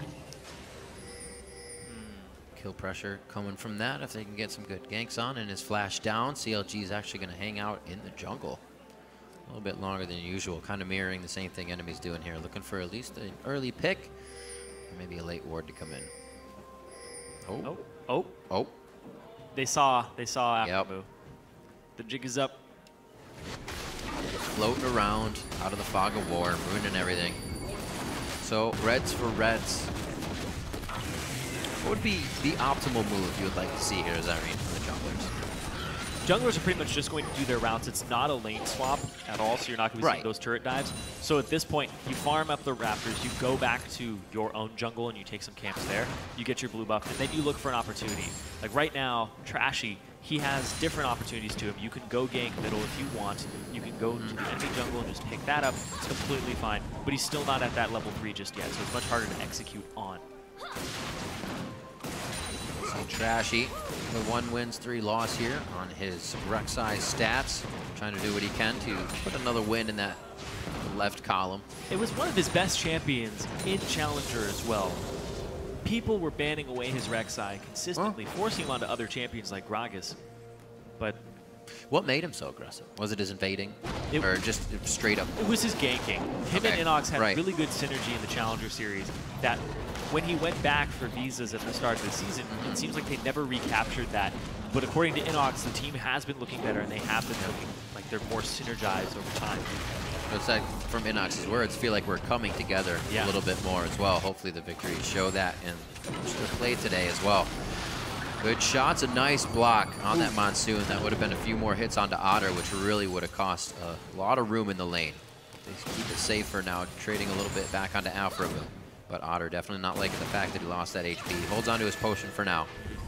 We'll see if those ganks actually come from Trashy towards the mid lane. Not too hard to gank an Orianna, especially when your mid laner can close the gap very easily along with you. Yeah, but the gank assistance from an Ezreal is one of the lowest in the game. Oh, don't have anything that's going to help him out. Right. So it'd pretty much have to be a big misposition by Pobelter and Trashy having the opportune or the best possible knockup. Already trying to get a few hits onto the turret. Yep, gotta watch that. Passive. Body drop in Otter. Body drop, before when he was shielding, he walked back into Otter. He didn't even block the Monsoon. He didn't block the auto attack from, or the Howling Gale. Howling Gale. Right. The Howling Gale. I think I said Monsoon. Yeah, you're messing me up, Rip. so tough. Yeah, it's okay. We only have to remember a few ability names. That's, yeah. They take damage from this, but body drop, please. It's kind of a double-edged sword, right? You walk towards the double lift, or you walk towards the tower. Which one's going to give you damage? So body drop should just stay off the bottom side of the turret. Well, he also, right after that, he popped up his shield, his E, and he's like, oh, I'm going to block these incoming shots. He could have popped his E, took a couple steps forward, and then walked back to the turret. But he's taken a lot of explosions from that. Yeah, he's actually already out of his biscuits. 3 biscuits for Alpha.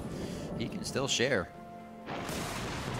5 minutes on the clock, and the turret's looking like the health bars of enemy right now. They're taking the same amount of just kind of tit for tat damage every time they approach the turret. There's been no answer here.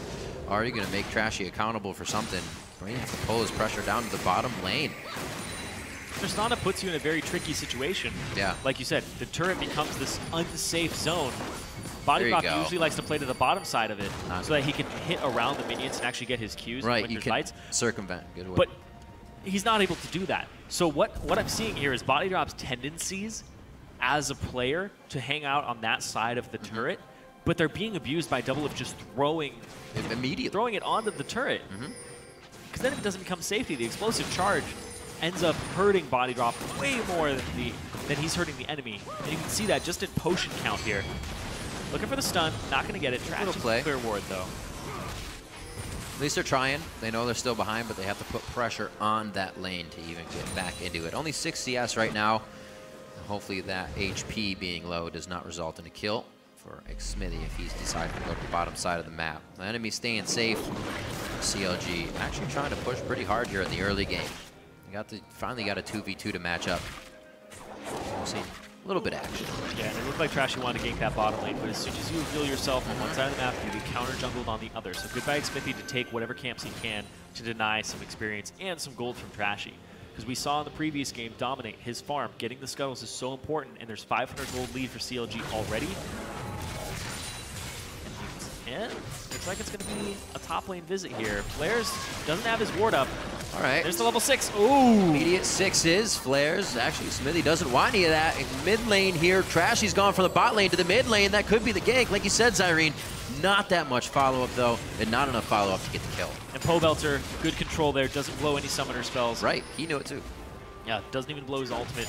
He knew that Inox didn't really have enough mana in the tank to actually take him out. You saw Trashy blow his smite actually afterwards, instead of blowing it at the start of the tank. Considering whoops, we might not have enough. Yeah, exactly. You think that it's going to be more, you're going to do more damage, but nope. He is going Warriors Enchant too. Trashy gave a lot of credit to Rainover's build on Rek'Sai.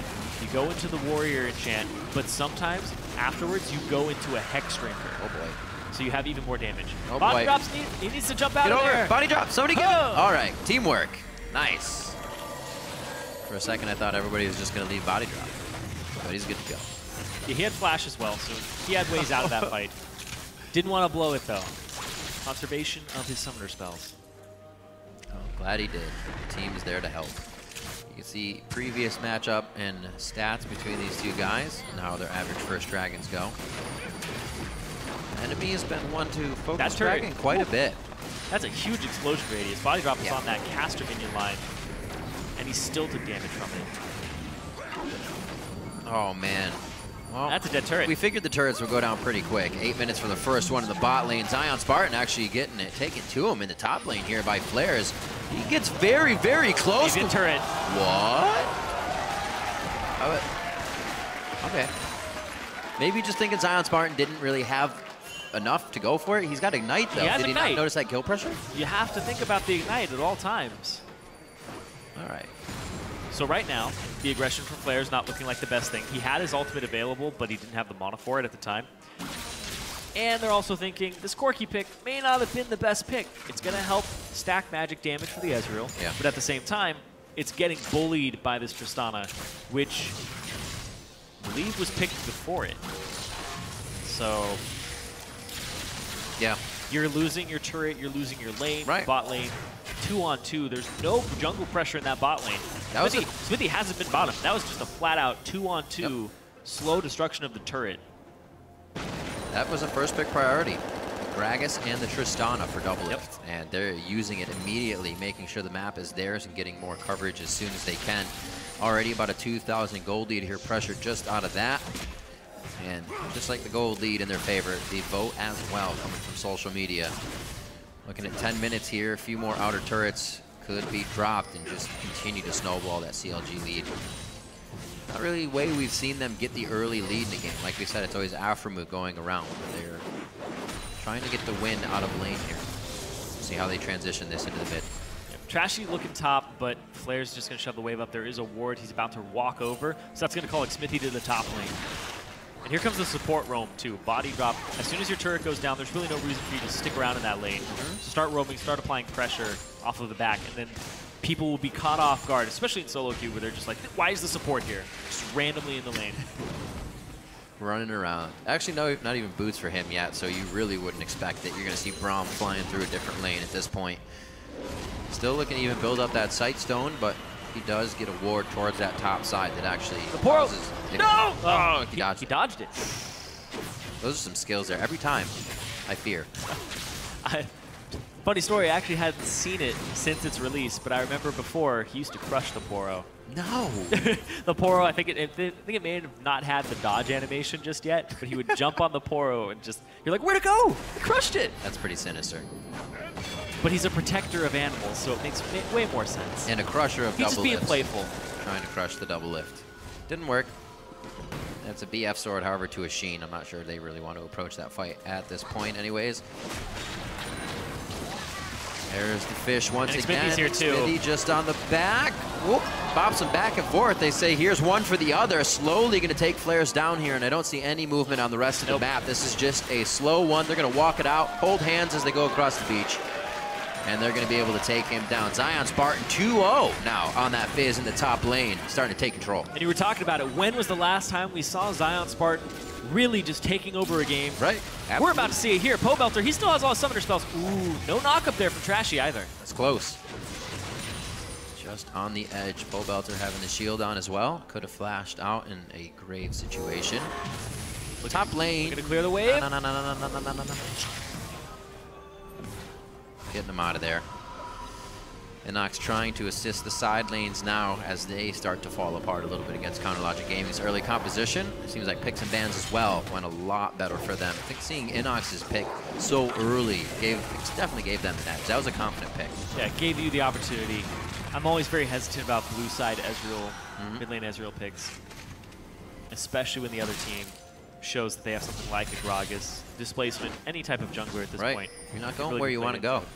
Yeah, Rek'Sai is really the one jungler that I always feel miserable playing into an AP Ezreal. I'm even okay with a Nunu into AP Ezreal. You just stack magic resistance, absorb Are you all though? the Qs. Oh yeah. Are you? Oh yeah.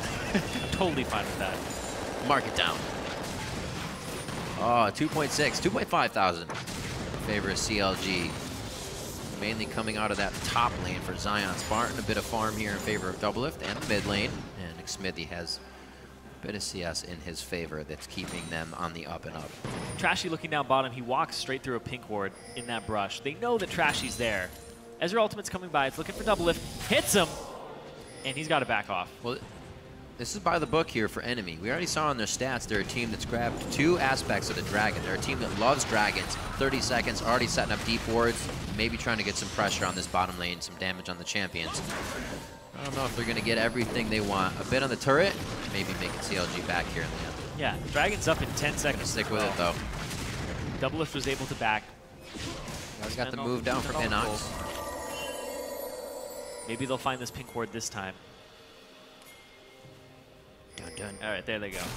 Yeah, Trashy walked straight through that when he first came to the lane. Oh! Oh! Oh! Oh, he placed his other ward. Denied! No gold coming out, so AlphaMove placed his other pink ward, denying the death of the Tri-Brush ward. And those deep wards and pressure on the turret actually did not give Enemy what they wanted. This next Dragon going to try to over to CLG. Inox! No! Cigar will not happen. A good smite coming from Smithy on that one. His smite is more powerful, too. Ezreal really wanted to be a man. He could have just arcane shifted in there, smited it, flashed out. Do it!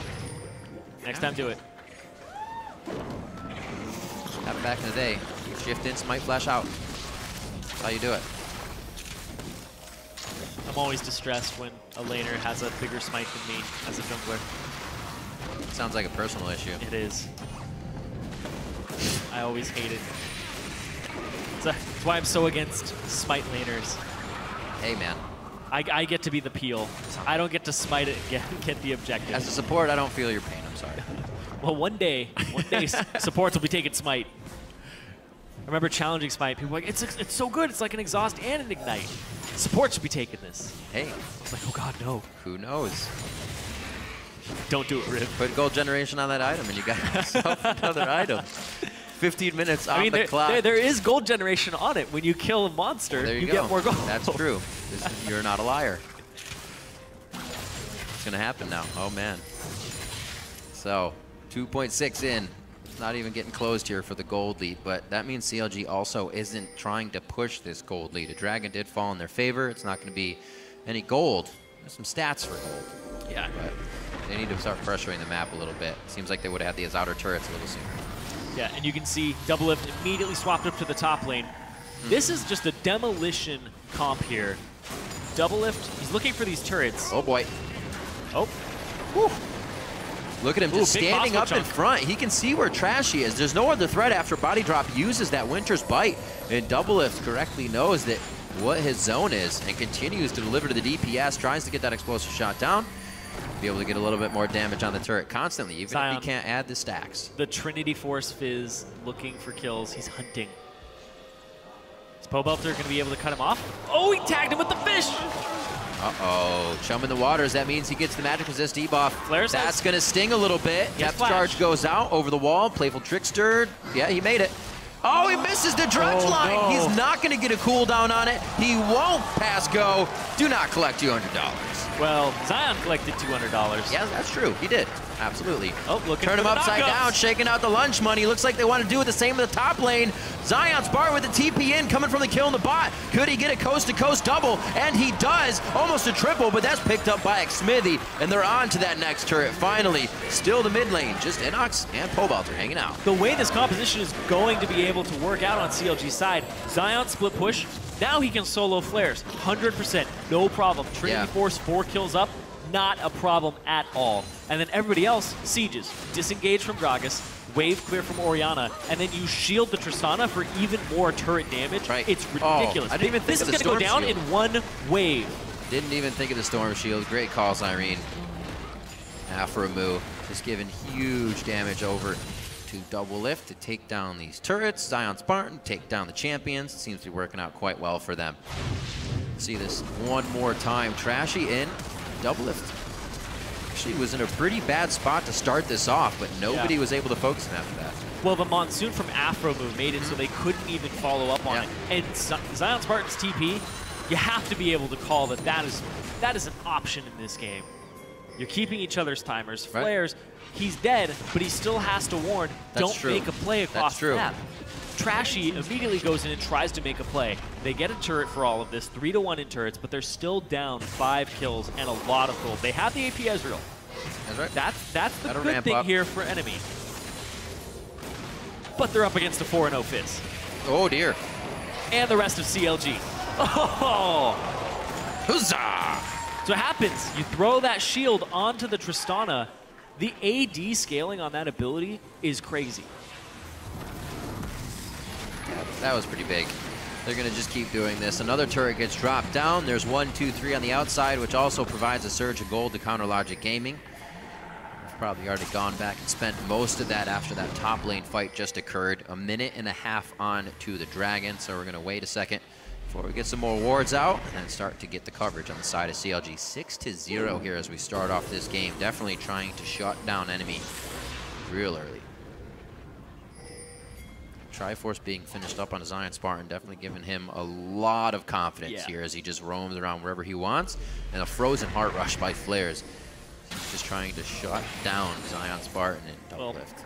Flares, not so much Zion. Flares is still going to get run over here. Right. There's all that physical damage that he has to worry about, as well as the magic damage. So the Frozen Heart helps him a little bit. It helps him with the attack speed of Zion. But he also doesn't have any boots. And Zion already has boots too. Yeah. And a Trinity Force. Zion is just a speedy fish. He can go upstream if he wants. He's going to go straight after Nautilus. No problem at all. Yeah. Where'd that go? That's all Smithies. You know, it's starting to get tough when all of your resources are getting denied. This is exactly what you're talking about. It doesn't have to even be a teleport this time, though, Zyrene. Counter Logic Gaming almost able to walk themselves into the exact spot they need. There's the disperse from the explosive cast onto body drop. Oh, there's the dissonance to take down Trashy. Gonna keep going. Double Lift can't get another kill on that one to say King Me and jump in for another. And they decide to back off. 6 seconds on the Dragon. Perfect timing to get that fight to go their way as well. CLG's doing a great job of getting those outer ring of turrets, and then they wrap around. They use the fact that it is a Fizz, and you have to flank with this champion to get these great engages, and it's immediately executed on perfectly. Pick up a Dragon here for CLG. 8-0 in kills, 2-1 in Dragons after this. And this APS roll is not mine just yet. And Fizz, he stole the blue buff. Zion Spartan's just taking over this game on this Fizz. So Red was just taken. We saw Dominate do that. And, like, yeah, we said it in Champion Select. When is this guy going to be able to go kind of ham on his own champion? Gets to do it on Fizz. Little Fish. Going a Little Fish. 20-30 on the clock. Pobelter may actually have to leave this one to the team of NME. They do have the ability to take down turrets semi-fast once they get there. Yeah. As long as they don't have any pressure here. It seems to be pushed off. Xmithy walking into quite a bit of free damage. It looks like he's just trying to deter them from the turret, and he succeeds. Yeah, if he's taking damage and the turret isn't, he's in an okay spot. I like it. I'm looking at the itemization here. Double Lift just completed his static shiv alongside his IE. Big power spike here for him. But then Aframu already has the Aegis to deal with the AP Ezreal. And at the same time, Smithy's on his way to a Righteous Glory. He's very close to completing that item, and that'll help them get to these threats in the backline. But they just have to stack magic resist. Right, they already have the Athene's Aegis. on Holy Grail, Aegis. Merc treads on a lot of these members already. Ready. CLG's in a great spot to just take over this game already. Enemy did kind of pigeonhole themselves into that AD a little bit. Yep.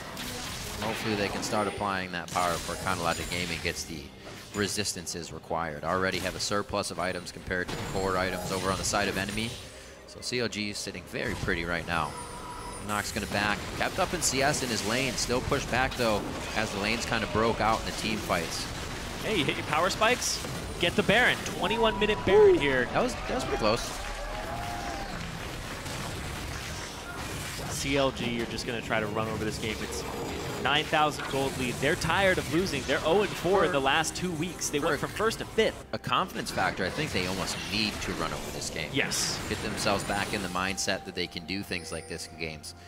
And definitely a game where they're actually putting up a lot of results without having that early roam game, without having Alphamu rather be the one to start off everything for the team. Zion Spartan got going with Xmithy, while there was also a few kills in the mid lane, and Double Lift and Aframu handled the bot lane nicely. Well, Zion Spartan also got a solo kill top off of Flares being under the turret. Yeah. That really set the tone of the entire game, because then it just became, oh, this is the lane that we need to gank. Quite an early Baron going in for Counter Logic Gaming here. The confidence shining through within their plays, pretty much just a tell of how they feel right now. Bottom lane is the focus. It doesn't look like they have too much coverage across the map, but it's the split. They don't even want to catch anybody in the jungle. They're going for what they're focused on right now. Double Lift. hitting that turret down so boy. quickly. Man, explosive charge. Yeah. No mercy on turrets, especially this late in the game. Got to remember that Fizz. Body drop looks like they want to get a big fight onto here. Flares does have knowledge of that top lane, so he's going to go over and try to stop Zion Spartan. But all he can do here is pretty much clear the wave. Zion should eventually be able to get hits on this turret and not worry about too much. Yeah. Double lift getting a shield from Aframu increases. Where's he at? Increases the damage by about 70 So to his 300 AD. to his explosive shot. Yeah, it puts him at about 240. It puts him at about 300 AD. But it makes his explosive charge do 70 more damage, but that's base, and it goes up by 120% if you hit about it that 4 base. times. So Aframu is basically adding 160 damage to his charge when it's on a turret. There's a true shot barrage. That's actually a lot given up. That says Righteous Glory, and that says we can fight Otter right back. That was delivered on a silver platter right there. Body drop taking shots from Double Lift. Has to put up the shield. They're on to the turret now. A teleport from the mid lane to the bot lane. Goes onto the inhibitor minion, which means it's going to actually stay alive longer. A bit of a play there from Zion Spartan. He chose actually not to go for the teleport either. It's just for a bit of team help. Ooh. Pole Belter's online as well. CLG has just stopped the scaling of NME and immediately cut it off and put it in their own favor. Very big moves. CLG's looking like these 2 weeks haven't affected them at all. That's what needs to happen here at the end of the list. Like you said, Zyrene, NME is the team that is right under CLG, biting at their heels, looking to close that gap of wins. CounterLogic Gaming really wants to put a nice buffer between them and any of the teams towards the bottom of the table. Here, looks like they are going to do so quite quickly. Depth charge onto Pole Belter. Smithy makes sure to dodge it, so there actually is no retaliation. Flares. Now there is. That's going to be the Monsoon, or rather Howling Gale. Going to get them all mixed up this game. There's the Monsoon. Was just waiting for it. Calling the future shots. But a back and forth, really. These are ultimates being wasted by enemy. Once the ultimates are down, CLG feels perfectly fine to go in, perfectly fine to delete the squad of enemy. And Double Lift says King Me, but he goes down, jumps right off the board on that one. A shutdown for Trashy, as you can see there on the screen, shoving the sword into the ground. And it looks like they're going to be forced to back off there without their Double Lift. The one death of the game is Double Lift for CLG. Jumping into the back line. He wanted more, but there's still an AP Ezreal. AP Ezreal does do a lot of damage. Oh wait, he's going to hit him at the fountain. Up, up, up, up, up. Ah.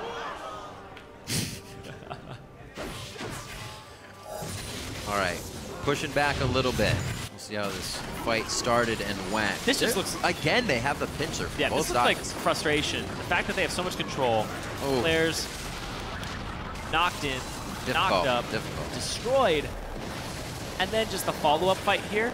Here comes Zion from the side. Everybody's focused on the right side. Otter basically walks into him. That's how much vision control they have and how much enemy doesn't have. And this Fizz flank is working out perfectly. This is how you play Fizz.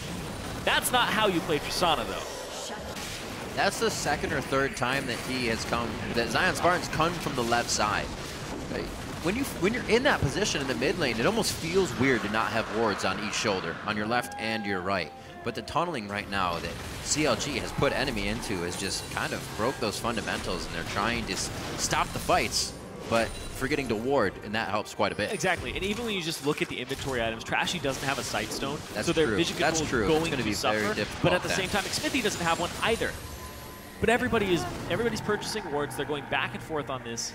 There's upgraded Trinket onto Inox, so it's not a big deal that they don't have a sight stone in comparison to what Xfinity has, because he doesn't have one either. So all in all, it's just CLG have those turrets taken, and they get to shove those waves up and get to shove their line of turrets up as well.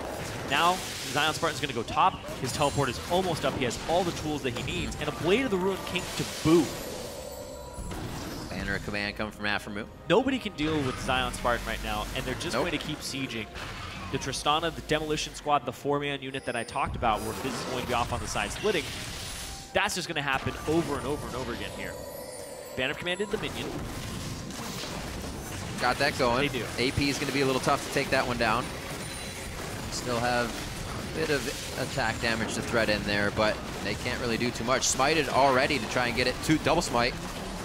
One easy way to do it, back to the line. Inox knocked in. Displaced backwards. That's body drop instantly hitting the ground. Inox doesn't have a chance to breathe on this one either. Flares is the next target. The explosive charge with enough damage from Pobelter drops him to the ground, and 3 fall instantly as Counterlogic Gaming runs into the base here of NME and looks for the Nexus. It looks like CLG want to take down NME and bounce back from their 0-4 weeks. They could have done it without any kills. Unfortunately, Doublelift had to jump forward, got himself killed. Why did Doublelift try to dunk? 15-1, Counterlogic Gaming takes down NME. You should never try to dunk. Don't dunk. He tried to dunk, hurt himself. But still, the victory. Counterlogic Gaming very happy, especially with that one. Any laid out plans definitely came to fruition in that game. Hopefully they can get it to happen once they, go from behind, because that's a completely different story. Teams can do well from in the lead, but being from behind is the real test. We'll see if CLG still has that if the time comes. They give themselves that buffer over NME, though. Now 2-0 over NME, so they own the tiebreaker, and it increases their chances of making playoff. CLG, though, looking into reverse the tilt coming into this week. Right. And it seems like they're getting some momentum under them off of this win. NME, though, they were coming in with the idea that they're back. This is the team that's looking on the rise, and they only get 1 kill and 1 assist in this whole game. Top lane Fizz coming in from Zion Spartan here into the graphs. Let's see what the deal was. Still, Inox 22.8 thousand damage, so he had the highest. Right behind him was Tristana at 14. So even with the plays that Zion Spartan was making at 9.6 thousand damage, they were the right plays to be made. They were the finishers, they were the ones that needed to happen, and having all that damage usually means you did pretty well, but sometimes even if you don't have a lot, you were making the right plays, and Zion Spartan was making the right plays. Yeah, and even when you look at the gold graph, or the damage graph, Inox has this gigantic bar at 22,000. Right. Highest in the game. But then the next highest champion on his team is actually Nautilus at 6,500. Corki is typically a poke champion that gets inflated numbers just from...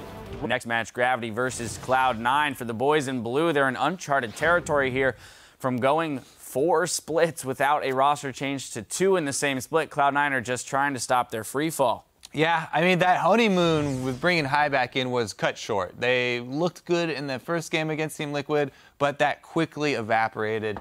And just the shot calling bringing Bot back in is not enough to lift. Well, I guess it's enough to lift the spirits for a short time. Yeah. But the play from all the players. Yeah, not to lift their spot in the standings. There you go. Now they're facing off against one of the hottest teams in the league. Gravity won a piece of first place after systematically taking down TSM last week. As we have Liquid evaporating, Gravity lifting spots and standings. You guys are you're amazing. I'm glad I had great influence on you. But no, Gravity overall, I mean, I really do like this team. I talked about it at the beginning of the show. These guys are innovative. They play a lot of anti-meta stuff, which is cool. That's hard to do. I think at some point we'll see them fail a pick and ban by trying to be too cute. But I think by and large, these guys are doing a great job. Coach Kopp embraces the quirkiness of his team. Keen's awesome champion pool. They still draw Urgot bans like it's earlier in the year. The mid-Jarvan's great. Also, Move is so freaking wonderful. He's pretty much consistently amazing. Freaking wonderful. He's so good at League of Legends, though. And the fact that he is the best vision jungler in North America, like, lets everyone do their jobs so easily. Yeah, and they actually said they're still working on communication with him. So even with that barrier, he's still performing really well. I mean, Zion said that Gravity's the best team in North America right now. Like, these guys are maybe the best team in North America, yeah. The real deal. I think without a doubt, the real deal. Well, as we throw it over to our casters, Bunny Fufu says his partnership with Altec is helping bring both players up in terms of their game. For Altec and I think it's just small things, to be honest. Like, I know he likes to play a lot of support, so he'll often point things out that I won't see often, which helps me grow as a player. And I tell him some of the supports that he had in the past, didn't really tell him, I think. So I think we're just building off each other's knowledge and really growing off that. Definitely a good attribute to have, being able to work off of somebody and not think that I have all the knowledge and you're going to listen to me. Shut up, Rip. No. Let's check out the teams with a quick roster rundown. On the blue side, it's going to be Gravity. That's Haunter in the top lane, Move in the jungle, Keen in mid, All-Tech and AD carry, and learning from each other, Bunny Fufu on support as well, with Cop as coach. And on the red side, it's Cloud9. Balls in the top lane, High in the jungle, Incarnation in mid, Sneaky at AD carry, Lemonation on support, and Charlie as the coach. So High still in at the jungling position. There was noticeable improvement in the early game for Cloud9. They had more fight in them, too. Yes. Even the mid-late game shot calls seemed better. They didn't completely work out, though. That Team Liquid game where they won that mid-early game team fight, where they were able to execute on it, was absolutely great to watch. And Cloud9 fans had something to kind of rejoice about. It was Cloud9 might be back, and they might, now that they've had a week of practice, and High's more adjusted to the jungle role. I looked at his solo queue. It's pretty much all he's playing right now. They might fare a little bit better today, but they're up against Gravity. They're up against a team that's tied for first. And here's the thing as well, is Gravity has taken down in the second half of the split Team Liquid, CLG, and TSM. Right, an Impulse before that. Exactly. So if they're able to take out Cloud9, they've beat first, second, and third place finishers from last split's playoffs. Yep. So Gravity are showing that they are a top team and they deserve to be in that first place spot. They just have to topple Cloud9. And in Cloud9's current form, it's not actually that difficult. A lot of teams have done it. 9 losses so far for Cloud9 this split, more than they've ever had. Yep. Staying true to the name, unfortunately, something they wish they'd never have to do with that number in the loss column. But this time they are struggling to really make things work. You can see already the roster changes of bringing High in, and then more talks, and just the talks that maybe even with rumors, but those weigh on the team as well. With all these fans thinking this, and that's what they have to play through. Still, though, trying their best and definitely playing for their fans to get the victory. On the other side as well, good things, like you said, coming from Gravity, a team that has just kept catapulting themselves to higher and higher heights, and really no stop there, especially in Champion Select to start things, is where they can usually throw the team off guard. These picks that Cop's allowed to do with his team, because of their pools and because of the way they can flex, really has helped this team. Cop has been a great coach so far from what we've seen. Yeah. When I talked to Bunny Fufu, everybody on the team respects him because he's a former player. He has the knowledge, and he's always been more driven about watching the game. I was talking with Bunny Fufu. The work ethic that Cop used to have was, let's do, when they were given the option at the end of a day, let's do one more scrim. Cop, if there was anything that could get him out of it, he would say, all right, you know what, I'm out of here, see you guys. Like, so if you were given the question, Riv, do you want to play one more game? Not really. And then he'd go watch. He was more into watching film than he was actually playing the game. And so that's given him a lot of research experience. He knows what his team is capable of. And honestly, everybody on Gravity, he's kind of brought them together to be this one big unit. They help each other out. They cover their weaknesses, each other's weaknesses as well. And this is making Gravity an elite squad. They have very improved players. Moves week 1 was very underwhelming, but you can see how he's taken off. Haunter, last split, pretty much somebody you could overlook in the top lane. For sure. Now with Move at his side and Altec on the team, it's just a huge map that they have complete control over. And Bunny Fufu shot calls. This guy was not a shot caller before. It's good to have somebody on your team that wants to know you better than you do, or else you kind of find yourself just driving over the same speed bumps instead of going around. All the way through bans, some priorities, some targets as well. The Azir is banned out. Incarnation can't bring that safe play into the mid lane. And the top bans we see from that red side, Rise, Kalista not. What's going to happen here? We already got the Shen for Bunny Fufu, something they've been using to great effect over the past few days, or I should say weekdays. And now we're going to see what we have for the rest of the picks. I'm thinking a Sivir would come in around this point for them. Gravity, it's one of the power picks that's left up, and you really want to snatch that away as well as, that is going to be Bunny Fufu support Shen again. Yes, sir. So hard engage, the name of the game. No AP Ezreal this game for Cloud9. Where will they go with it? What's the next pick here? Squeaking over there. I know. Chair's squeaking. I just get excited. Rumble Rek'Sai already picked up. Balls gets that Rumble. Already has seen 2 losses on it this split after being undefeated in his professional career on that champion. His favorite still. And he's still going to put it to the test in the top lane here against Keen, or against, I should say, Haunter's Maokai. Yeah. Waiting for the pick, though. A lot of discussion here on the side of Cloud9. Doesn't seem as they want to show anything. They're a team that also does not just kind of hover. They like to lock those picks in and make the other team react instantly. this point, you grab Sneaky's AD carry, you show your support, and you save Incarnation last pick here. It's going to be a Vayne here. Sneaky's getting his carry pants on. Multi-threat team composition here from Cloud9 with Braum, Lemonation being pretty much the sole frontliner here. So what you have to watch out for is Gravity, their mid lane pick, and what Incarnation does into it. Because Incarnation played Zed last week. Not a good performance. He went 2-2-0, didn't ultimate a single time in that game, and wasn't able to apply pressure even in a split push. Incarnation has been on these types of champions, but more so poke champions. But you can't really play poke against this Gravity squad. You're going to get run down. Yeah. I want to see what Incarnation selects this game, because whatever it is, it can't be super vulnerable against what Gravity is throwing out there. Oh, this is the first time that Lemonation picks up Braum to keep Sneaky safe. Hopefully he can keep him safe. Durgot now picked up. This has been banned consistently versus Gravity. Now able for Keen to grab it, as well as the Nidalee for Move to have a carry type jungle, as they have Tank in the top and bottom now. And he's the guy who gets Sightstone on Nidalee. Yep. And this is a great champion for Move, because not only does he get a Sightstone, he places his traps all over the map to make sure that he has vision for his team. Now Incarnation, honestly, this is a catch-22. If he plays a poke champion, there's hard engage to get on him. If he plays Zed, which we've seen him on as his only assassin so far, he's going to get Urgoted, and he's going to go with this mid-range mage and just add another high-damage threat to this composition. Victor was pretty much one of the only picks that he's pushed into here, but he still doesn't have a great tank wall to keep people away. Right. It's a very dangerous pick, no matter what it was in the mid lane, because Gravity set up a composition that's going to get to you. Really wasn't too much he could do. We haven't seen Incarnation on too much as well this split. Really been kind of pushed to these same champions over and over again, and once again this Victor. The caveat here, though, is Cloud9 has so much damage on this team. Rumble, Incarnation on Victor, and you have this Vayne. They lack a little bit of front line, but the composition for Gravity has almost no damage. You have an Urgot, you have a Sivir, and you have a jungle Nidalee. Sure. You do have an AP source, you have an AP threat, but it's not that high. And then you have two mild 80 damage carries. They'll reduce a little bit of your damage, but Sivir's utility is immense.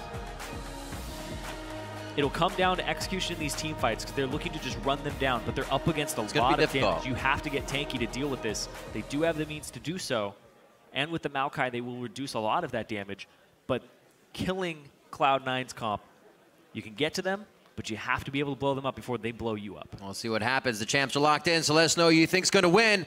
Send either hashtag GVWin or hashtag C9Win to @LOL Esports. As usual, we'll tally those up. You can see your vote coming up on the screen throughout the game. The crowd's ready, and we are ready to get into the game. Gravity versus Cloud9. We are on the Rift, game 3 of the day. See who can get the win on this one. It's been a pretty slow and methodical day of games so far. Teams have kind of pushed each other around in the laning phase with not too many kills. An explosive mid that leads on to the Nexus. So we'll see if we get the same one with these guys. Yeah, slow methodical games has been the name of the game today.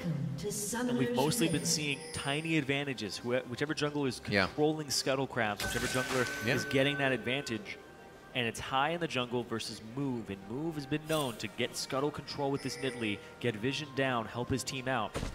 And then it's also been AP Ezreal's losing today. No AP Ezreal this game. That's right. Yeah, it went all the way through. Not even banned, obviously, but not picked. Yeah. Said the pick might, or poke might not be good for C9, so they actually stay away from that. And the Varus go with the Victor in the mid lane. Sneaky's looking to possibly kill the ward when it goes down. It's not actually going to get a ward throw down at all yet from Bunny Fufu. Bunny Fufu's holding on his ward. There we go. He throws it in the middle of the lane, so he still gets vision of the lane without having to go through Sneaky. I like that. They also put the trap over in the brush to make sure that you can't walk wide on the ward. You can see it anyways. Minions have spawned. See how much they can deny of this jungle here. They'll grab it, head back to their own side. Move already trying to put something on the plate here. Trap onto every single one. Love it. Love the W start. He's just going to hop around this camp. Double jungle. These guys. What a goofball. So, feeling confident with their start. Actually could get pinched here for a second. They hugged the left side there. sure that nobody's able to see them if they crest that side of the wall on their right. Come up very nicely. They may actually be seen on their way out of this one. They're going to know. Maybe with the time there, this is what they were waiting for. He smites it away, and Gravity sneaks themselves in to deny the early Gromp start on the side of Cloud9. Oh, man. That was great. No smite at the start. Saves it, steals the Gromp away. That hurts C9's bot lane, because not only are they down in experience because Gravity did their Krugs, but they don't get any gold from that, and they took that damage from it. This is big for this bottom lane. Gravity gets a lead in the bot lane. They get a lead in the jungle. Level 2. Ready. That was crazy. Really well executed there. This is especially tough coming in for Sneaky on Vayne this lane. Hopefully not too much free damage to Bunny Fufu there, but he does want to get some of those spikes in. Making sure that Bunny Fufu can aggressive. They do try to go hard, and it looks like he connected with just about every one of those attacks. Hits up to Haunter. Oh, Haunter. That's going to be some good damage, and his flash blown already. He had just teleported back to lane, so it looks like he's here for the long haul. Might have to wait for this. It's a good route by High to get to that top lane and get a gank off. You don't expect the level 2 Rek'Sai gank because he doesn't have his tunnel at that point. He only has Burrow and his Q, so there's no way she's going to be able to close that distance. So just walk up. Really well placed. Keen stopping him, though.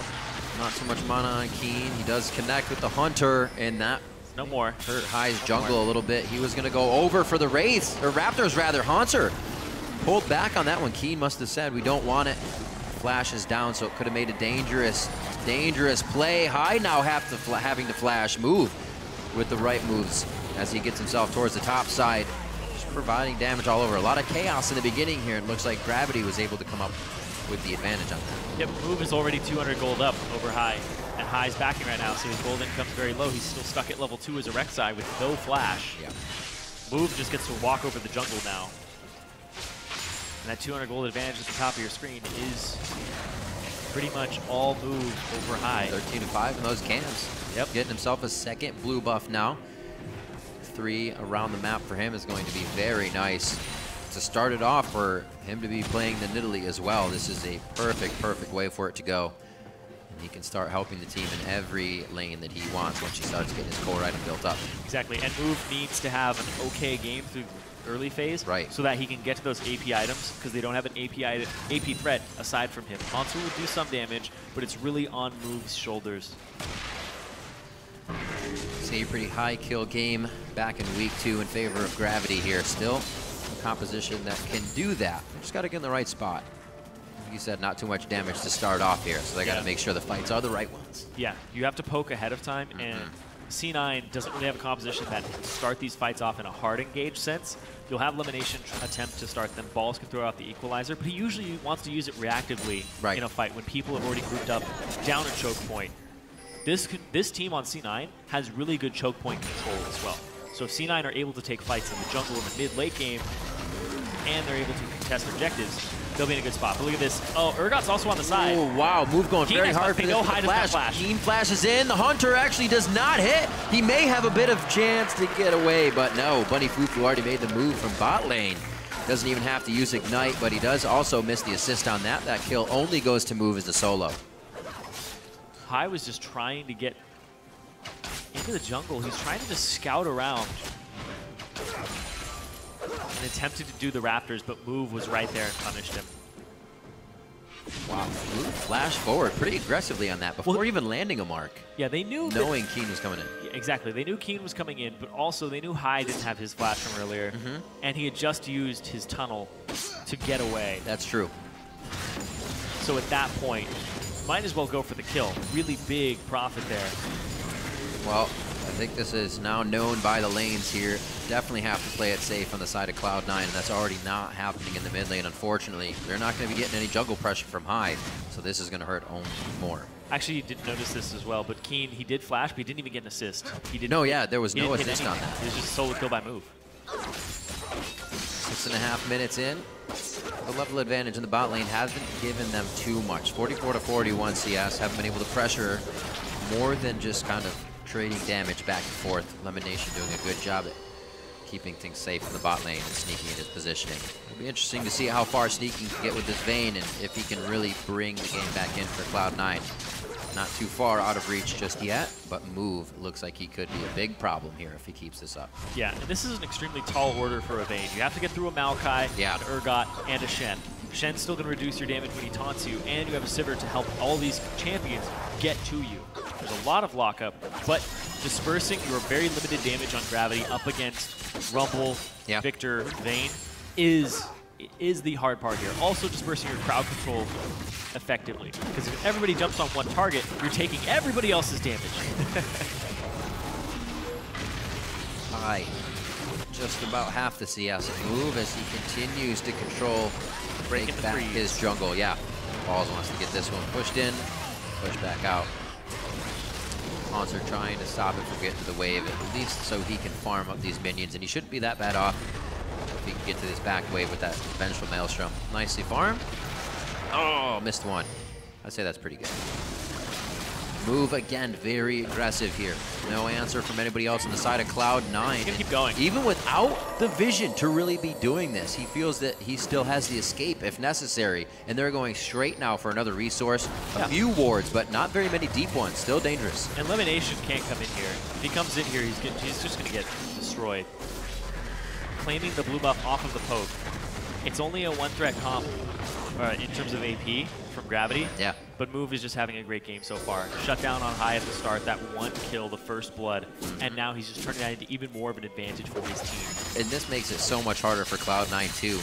Multiple times. I know this one time, Elimination's not with Sneaky. They're having different backs. Sneaky can't get what he wants in lane. Things are kind of falling apart.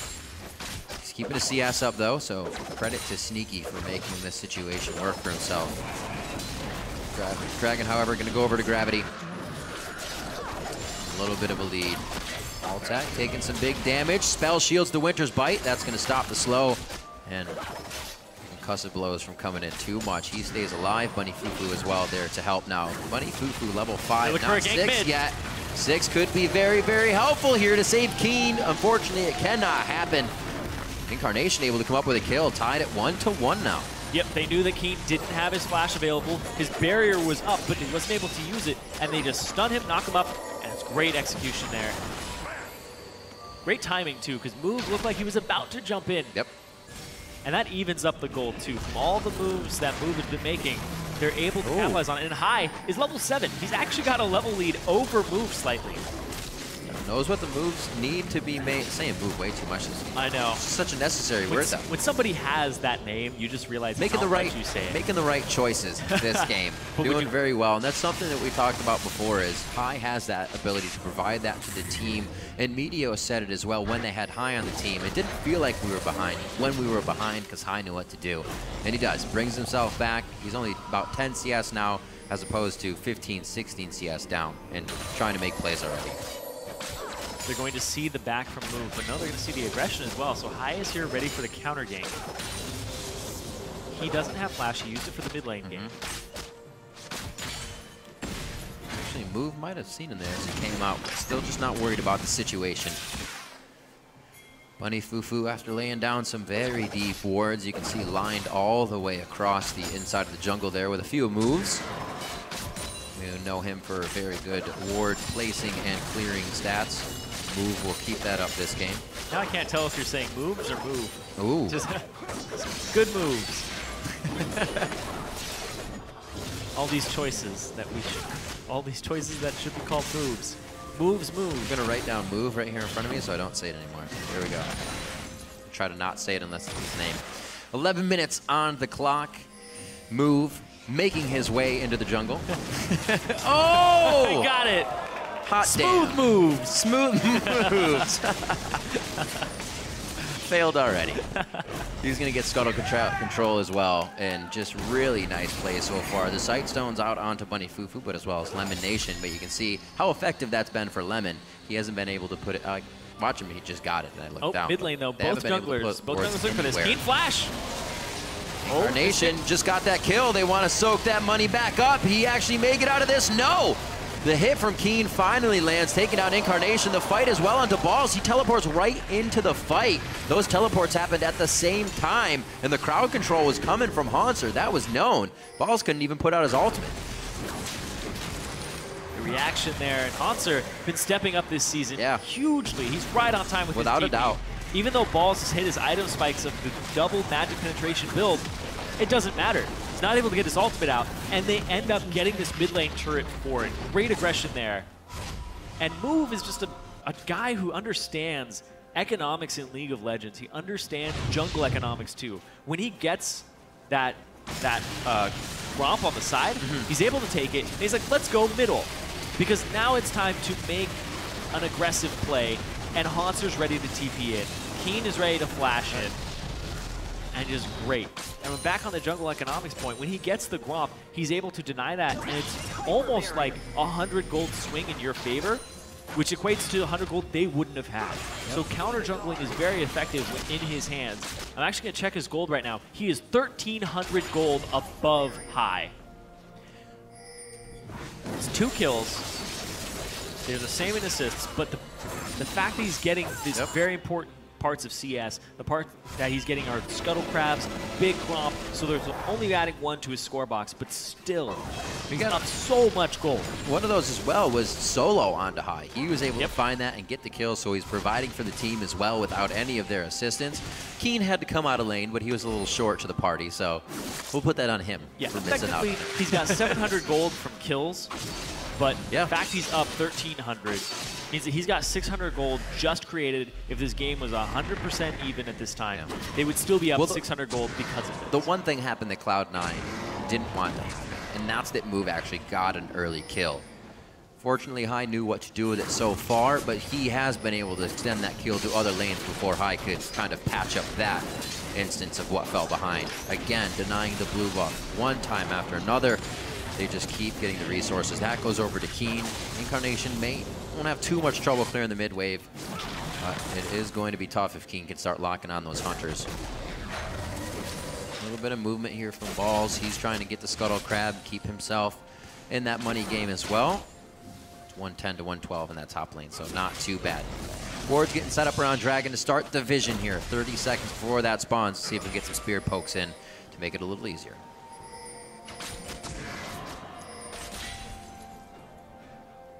Pretty much just been a farm game aside from what Move has been doing, the 100% kill participation. It has been a jungle, mid lane, top lane, just brawl back and forth, especially between the junglers. A lot of jungle presence being very active and trying to make moves and counter moves. Bottom lane's been left to its own devices though, but now it's time to finally upset it. And exactly, you come into the lane, you just immediately siege down the turret, heal people up. They're looking for a fight. There's no TPs here. Damage. Bit of trade there. Nice 3 silver bolt coming from Sneaky to apply that before they were able to get out safely. Dragon's definitely going to be a thing. You can see the top laners trying to trade damage, but their teleports are down, so it looks like they're going to stay on an island fight in this one, 1v1, as the teams get ready to battle for Dragon. 15 minutes on the clock. The Ward Wars begin. That actually might cost him his life just to clear the ward. A good flash over the wall. Cuts that. Slices the pie just right. They're going to go 1 for 1 in the mid lane. Bunny Fufu did not use Stand United to get there. They were just going for a kill in that situation from the move up from Dragon. Still able to do that. I actually said move when it wasn't move, but he's grabbing Dragon. It's impossible. It's just impossible. That's going down. 2 over now for Gravity. Going to see the next one coming up around 2140, and we'll see if they're ready for that as well. Yeah, Incarnation had a really good gravity field. Keen, no swap, but he can get the lock on. He's waiting for the roll before he gets it. That was a nice condemn flash. Had to use pretty much almost everything to get out. Pretty much almost. Had to use everything basically to get out. Heals up for him, so might have a few more seconds and something to say in another fight as it comes along. He's going to have to be safe for that 5 minutes without his heal. Just about a 2,000, 3,000 gold lead coming in for Gravity right now. Might just be deterred from backing here. They'll go safety with the turret. Looking at some buys. Haunting guys finished up by Balls in the top lane along with those boots. Whoa. Would have been real nice to have him for a teleport. Oh my gosh, these guys, they were just in the bot lane getting the Dragon. They said, hey, there might be a party in the top lane. Are we invited? Monster said, sure. Balls goes down. That's 5-2 now. Cloud9 trying to pick up something here in the mid lane. They're going to get a turret for their troubles. They're also going to get some damage on this bot lane turret, especially since Altec and Bunny Fufu are both going towards this mid lane. They'll get some damage here. Hanser TPs to swap it. Now Once you have Siege.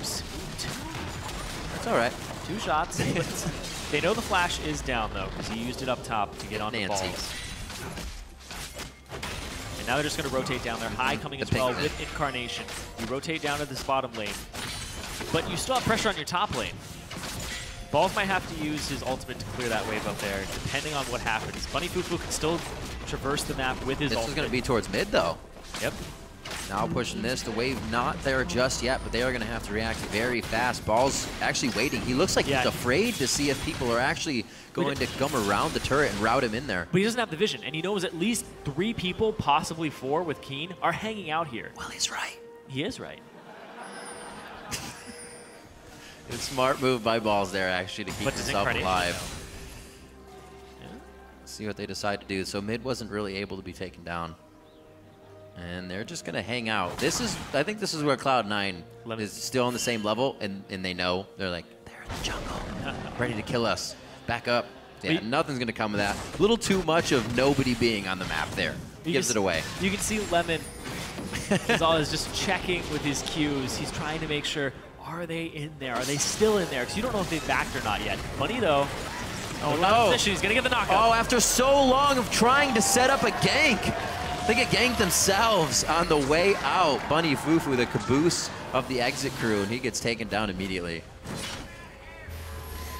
Uh-oh, they're going for Incarnation in mid. He's already hovering the bottom side, so he's got himself in a safe spot. Also able to pincer in if he needs to with the team. There's no TP on Hanser either. They gave up. So Gravity this is, at best, a 5-on-3 for Gravity, being only 3 people. So they have to concede these turrets. Little boost in gold for C9. Bunny Fufu does have ultimate as well. Keen does not. They don't have vision of their own jungle, and that's exactly where Cloud9 was. Coming out of the woodwork right now against Gravity. Sneaky on the top side. Nobody's even focused on him. 100% HP, and he's still firing shots in. There comes the double. That's the triple for Sneaky. No eyes on the vein, and he's coming up big.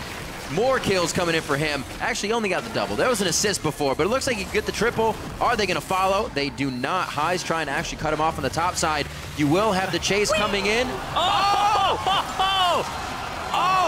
baby! Got him indeed. There will be a triple kill for Sneaky, and things just got turned around. 7-7, 20 minutes in. Only a 300 gold difference now between these teams. They fought without Hanser. With TP, Hanser or Vision, look at this. He's bottom lane right now. They came out of their jungle. It's a 5-on-4 in favor of Cloud9 in the best possible scenario. You see 2 people go down at the start to move, but it doesn't matter. You kill 2 people, you just even the odds. Now it's a 4-on-3 when Sneaky just comes in, and then he makes it a 3-on-3, and he picks up Bunny and Altec. Whew. Oh, man, that is just when you don't have TP, don't go for that aggressive play. That was Keen starting that fight off. Yeah, no, absolutely. It's not a fight you take. But good by Cloud9 to capitalize on that. Everybody was ready, and they were looking for that fight. They got the top turret, and they were waiting for that brawl, especially since they had just picked off Bunny Fufu, and he had to revive and then use his ultimate to even get in the fight. Well, Cloud9 still have the ability to come from behind with these calls, the right place at the right time, and that's 3 kills for Sneaky. The Phantom Dancer now on top of that Blade of the Rune King. Like you said, Cloud9 trying to grab the control everywhere. High, when they had him on the squad and his shot calling, it never felt like they were behind when the gold showed that they were. So they're always able to find a way back to the game. That was it right there. Finding the right position to be in. Big misplay by Gravity, but Cloud9 made it happen. They made themselves look so juicy and vulnerable that Gravity couldn't resist. And Gravity right now, they look like a first place team. They are in first, tied with TSM, and they've split that series 1-1. Cloud9 looking to get a victory out of this one. He's looking to split this 1-1 as well. Gravity definitely come up with the first win. We said they had about 16 kills in that game, so they were thoroughly going through Cloud9's roster, getting that batting order to come around more than a few times in the aces. And then they were on to the Nexus. This time Cloud9's going to make it much more difficult. Dragons coming up as they start to clear wards and gain that map vision. 2 dragons so far for Gravity. Cloud9 looking for their first.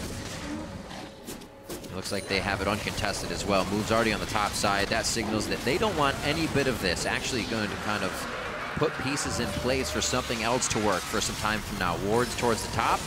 Whoa, right in the Haunter's face. Whoa, Cloud9's actually going to start threading themselves through the jungle here. Definitely create a wall of defense against the team of Gravity. I don't think they're going to be able to cut off Haunter, though. Not enough angle. They have to move as a unit because Balls doesn't have TP at the moment. They're looking for a team fight without having to use that, possibly forcing Haunter's. And it's even that situation where if you can get Haunter's TP for free, you're in a great place. Look at this. Move knows they have just a chance to move up and start placing wards, and he's frantically doing so. One over the red, one just behind him there, and still trying to stop the backs of Lemon Nation if he can. Create some problems here. Make Cloud9 have different things to think about and see how well they can multitask. Cloud9 relegated to now having to push their turrets out. Yeah. Gravity has janitorial duty. Exactly. Gravity has pushed their wards up.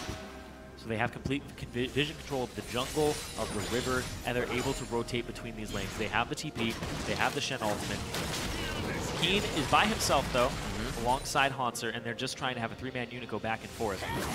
No real vision in this jungle for Cloud9. They have a couple wards, they're skittered throughout. Yep. They're scattered throughout. I liked it.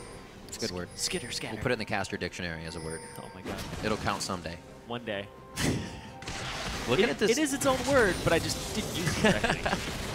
Looking at Altec this game a little bit, being one that has consistently done the most average damage for his team and has done so on Sivir, isn't having that kind of impact this game. And it definitely seems to be affecting the way that they want to approach these fights and how they want to get into it. Remember back in weeks, he was 8-0-7 on Sivir, 2-0-2 games, really not getting the funding he needs on this one. So it's hurting them a little bit. And they can't get moved to use that full row start either that he had, now 4-1-1. Yeah, and Sneaky's 3-0-1. Yeah. So Sneaky is somebody you have to watch out for. When you clean that fight up, just the damage from Cloud9's composition, the triple threat, and the fact that they have a Bronzer's reduce some damage. They have High to kind of counter-engage to even start these fights off on the right foot. And Gravity, like I said, they run out of fuel in the tank after the start of the fight. They get some Urgot Qs down, they get the E after to start it. But then after, it's hard to continue that fight. And we saw it, the lack of damage that Gravity has was very, very relevant in that last fight. They needed Maokai there to help them survive longer. Oh, move. Split from the team. And that was the pressure that High hopefully could get a flash out of him or something, but he just leaps the wall nicely. No trouble for him there. Very confident on his middle-y. High doing very well for his team this game. 0-1-7 after being put back very hard in the early game. He has the defense and the items necessary to get himself into the middle of this fight. Despite being down 4 kills, he's up 6 assists and down 10 CS, but that only equates to 400 gold down behind Move. Before, very close. He was 4 digits down at one point. Yep. Really helping the team to stay in it. Move continuously denying resources, trying to get around the jungle. This also tells him where High is not. They don't have the wards in place, so information being thrown everywhere. Let's see where they go. Finally a break between these two teams where they're not warding each other, trying to stop each other's backs here. A bit of a breathing room. Sneaky with that 3-0-1. He's 1,000 gold up over Altec, and he has his QSS completed. Yep. So at this point, he's taking less magic damage from Move when he does land his javelins onto him, and you can't swap him into your team anymore.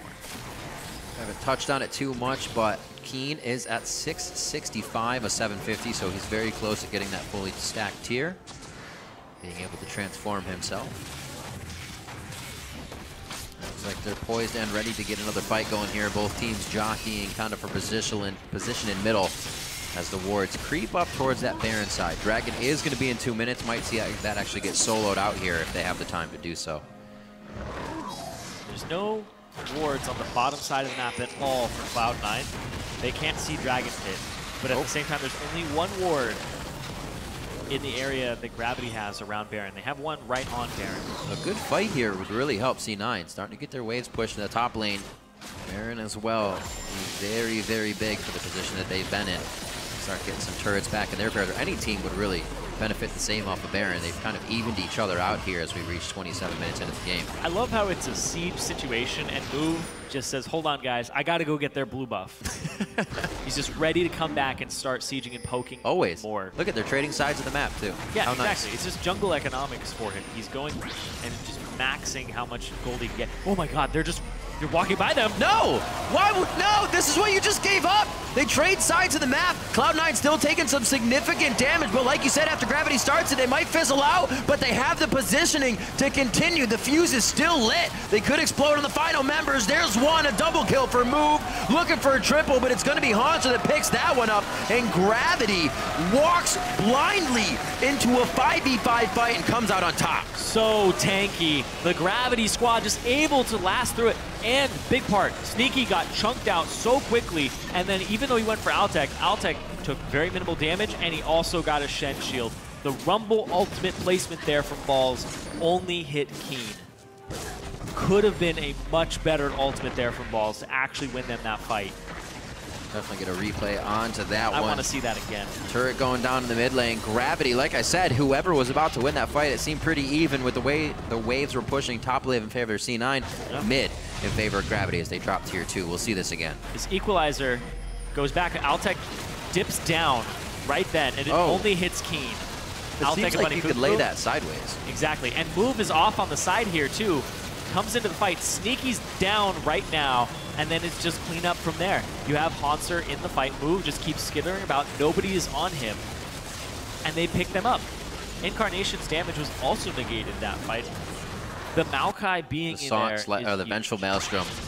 Exactly. Very nicely mitigating damage from Maokai's ultimate. Haunter put himself right in the middle of the fight there. A lot of things worked out in favor of Gravity for looking very grim as they approached that fight. Knew what they were doing, though. They knew the boundaries of their team. They didn't seem to hesitate either. It was kind of like a no care in the world. If they are in the brush, then this is the fight. We haven't done it in a while. So that was so risky, though. Yippee-ki-yay. If that equalizer had been placed slightly better across carries, it would have been a really good fight for Cloud9. Yeah. But then Sneaky also had to get in the back line. Really just mixed up there for Cloud9. Since they don't have a frontline, Elimination is not in front of Sneaky. He's taking all this damage. They were really just all over the place. It was not a coordinated fight. But Gravity, complete opposite. Yep. They knew who they were. They know how they were splitting their damage. Sneaky gets taken care of by 2 people. You have Maokai Haunter diving Incarnation, so nothing happens from him. Right. And you just keep your Vengeful Maelstrom on your team so that they're taking this reduced damage and you're able to win this fight. Now the siege begins again. Oh, man. Not much they can do about this. Altec in and out, threading in the auto attacks to make sure they can drop the turret easily. And they're going to start pressuring in. Mid-wave, top wave, not too close for them, so this one should be one and done.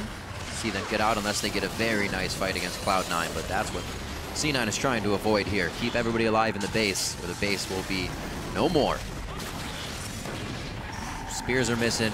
Good for C9, bad for Move. Wasting his mana pool here, and he's not going to have too much left. Zanya's finished up onto him already. We've seen that multiple times. When he gets going, he'll go for the power items on his Nidalee. Yep, Abyssal Scepter as well. Yeah. Yep. Just for the magic resistance to deal with Balls and Incarnation. They're just going to have to give up this turret. There's just too much siege, and the wave clear is solely on the shoulders of Incarnation. Wow, what a fight to turn the game. That Baron giving Gravity so much control after Cloud9 was able to even it out after a washy early game. Now 12 to 8, 30 minutes in, and there's that gold lead against Irene. Now up to 7,000 plus. Yeah, whoever got Baron in this game, regardless of which team it was, it's a huge swing because you're going to at least get an inhibitor turret off of it, because Incarnation is your only source of wave clear on C9. Altec is your only source of wave clear on Gravity. So regardless of who got it, it was going to be a big swing, and that's why it was so hotly contested between both of them. That's where we see the game opening up because of that. The waves look so good for both teams, as we were saying. Goes in the favor of Gravity, now cleaned up by Altec here, and Bunny Fufu in the top lane. 40 CS due to this open, free time to farm here that he's been able to get a lead. I don't think Sneaky will be able to get that by himself just yet. The team's going to be sharing this farm that comes in, especially towards the top lane now, the next focus of Gravity, as they look to take down one of the final outer tier turrets here. Actually, the final. It looked like mid lane was up for a second, but I remember that went down right after the mid fight. Balls has TP. He's dealing with the bottom wave right now. They have all the tools to dive your team comp as well, and they are fairly squishy except for high. But they're not going to go for that. It's a big risk. At this point, you just try to break the siege with Incarnation. This makes it so tough for Sneaky too. Double Frozen Heart he's got to fight through. He can't really find a target that's not going to have one of those Frozen Hearts next to it. Altec very well covered here. I think said, that Aegis already finished up. These guys have a lot to work with. The advantage now as they press the second tier top turret. And Lemonation down to half health. Even with the shield up, Cloud9 is forced to continuously give up their turrets. There's no Baron left either. No, that's a really good point. It's almost like they're giving Baron respect, but with the lead, it's almost they have to. Able to wait for this next minion wave to come in. Not really getting a good push on the side ones just yet. They may just wait for it. They know they have the lead. These are things you normally can't really do. You have to have somebody pushing. You're losing something, but they have all the time in the world. You're on a bit of a timer again because Balls is now here, and that bottom wave is going to continue to push. Move shoves up other waves. Now they pinging move off. the blue buff is up. He's like, I gotta get it, you guys. Jungle economics 101. I gotta get it. Smite Wolf to see that your blue got smited. That works as well. At least you have somewhat of a timer on it now for the next time. I don't know if they will be able to enter into their own jungle. That's really become Gravity's at this point. Incarnation and the rest of the team hand in hand as they make their way around the map for power and numbers. A lot of the final items are being created here, maxing out some of these builds. Pretty close onto High, gets himself a Thorn Mail. Just a few more wards are in his last inventory spot once he gets those placed. Still waiting for Sneaky to get a bit bigger too. He's got his 3 cores and that Quicksilver Sash to stay safe. They're a bit of a ways away here on Lemonation to actually getting an Aegis Legion. The Thorn Mail and the Rando Zone is definitely going to help against Altec and Keen. But right now, Move is a huge primary damage source that's being left unchecked. He has a Void Staff, he has an Abyssal Scepter, he has Sork Boots. So High's MR at this point, he's at 53 MR. The magic penetration of Move is going to equate to pretty much that. Move is doing true damage to High at this point. Just got a flat 35 penetration, plus whatever he's running in his runes. Probably not very many. We're about to see a bit of that true pain. High with a good dodge, but the wards for Gravity here are only going to allow Move to keep pressuring, keep spearing out. 6-1-4 right now. Team's working well without, as we said before, Altec being the one with that huge carry. Sivir utility still used very well in the team. Here to disengage. Baron in 5. Make sure they don't get a bad situation. There's the solo out on the Dragon. Move's been doing that quite a bit. 4th for them. Baron is up, but with the Sivir ulti down, they may have the advantage to get to the people they want. Still be very tough with that front line. Shen, Maokai, not gonna be easy. Yep, exactly. They have this big front line, and then they have 80 damage threats. Yeah. But they also have this 1 AP damage threat that has so much gold on him right now. He is tearing through everyone. He has the 2nd highest gold in the game behind Altec. He's only 300 gold less than Altec. They're starting the Baron. They're looking for it right now. 50-50. If High comes in from the other side, he can still get deleted instantly. And they don't try it. They want the fight over the Baron right now. That's going to be the Righteous Glory on the flash. The connect with the taunt. Ball's trying to clear minions in the base. He's going to be teleporting out to this fight. He's now not in the spot he needs to be. That's a great choke point. Equalizer could go down right in that spot, but he decides not to. Cloud9 looks like they don't want it, but there it is. Laid down on all the members of Gravity. Will they get the fight they want? Sneaky on the King. Drops him. Sneaky can have Bunny Fufu and Altec as well, but the team starts to disperse, actually. They don't want the rest of the fight. Move is still alive, and he took down High. High just distracted Move that entire time. That was actually a wild goose chase. Yeah. It happened all around the Baron pit. But still, everything all said and done, there's still Baron priority to Gravity. They can still start this up and kill it. Shen is going to give you a lot of damage when you attack it. You're going to be able to actually pick up this Baron with almost no problem. Sneaky on the outside. Balls, remember, just use the equalizer. They want to at least get some vision here. Too close for comfort. He goes down. Sneaky fires Bunny Fufu against the wall. Flashes over. Move could have the spear here. He's in Cougar form. Goes for the swipe after the pounce, and he takes down Sneaky after getting a good amount of kills. They actually got 2 more, so even more gold over to Move for that bit of a shutdown. It's just so much damage from Move and Altec. The 2 big damage dealers on Gravity still left up after everything was all said and done. It is tough for them to even get through Keen in these fights, let alone the other tanks. Yeah, High shows off on the left side, and the Move is like, wait, target locked, and then he just follows him the entire time. It's like, I'll heal him. Wait, but there's High. And he goes off and just keeps targeting him. Right now, they've already lost Lemonation, but it's the perfect time for the equalizer. Altec can't really get back into the fight. I really like this, but Move is still alive. Altec is still alive. And those are the big damage dealers in this fight. Minions. Minions are supposed to be helping. I guess it helped Move. He was able to come up with a win there as they got high to trip over going through the minions. And 16 to 11 now. 16 kills is what Gravity had the first time they faced Cloud9. Looks like they could press it a little bit more this time. C9, however, fighting back more. Getting more kills on their side, but still losing the same amount of base as it comes to it now. Almost 40 minutes into the game, and a 10,000 gold lead is what Gravity is pressuring down on C9 with. Right now, Gravity just in the standings, tied with TSM. Yeah. Gravity are trying to dethrone C9 as the team that plays against TSM at the end of the season. Yeah. The team that fights them for first place. Not likely something we'll see this season. Very true. Cloud9 at the bottom of the standings, desperately needing wins, something, the position that they've never been in before. They've always been top 2, and they've just fallen so far, and they've pretty much been replaced by Gravity, who has had immense improvements across the split. Very difficult things going through roster changes. We've seen some teams come out very big with them, like Fnatic's team, or even as TSM brought on Lustboy, one of the better international changes that we've seen teams come in with. TSM brought in Bjergsen as well. Just did not seem to work out. On paper, things it seemed so great, but they have not clicked. And the team knows it. It's something that Cloud9 has said themselves. It's not like they're in the dark about it, but it's something they are also trying to fix. And in the early game, it looks so good when they're able to come back. There is that communication there. But again, towards the late game, it just seems like the spark is not there for Cloud9 just yet. And it's too late in the season. 16 to 11, as we said, the score that hasn't changed as both teams took a breather and backed off. Now on the final inhibitor turret here. 2 inhibitors down for Cloud9. They're trying to hold off one more time Gravity here from getting inside the base. It's not going to work right now. They have to have the perfect team fight execution. Ball's already poked out. Move has so much gold.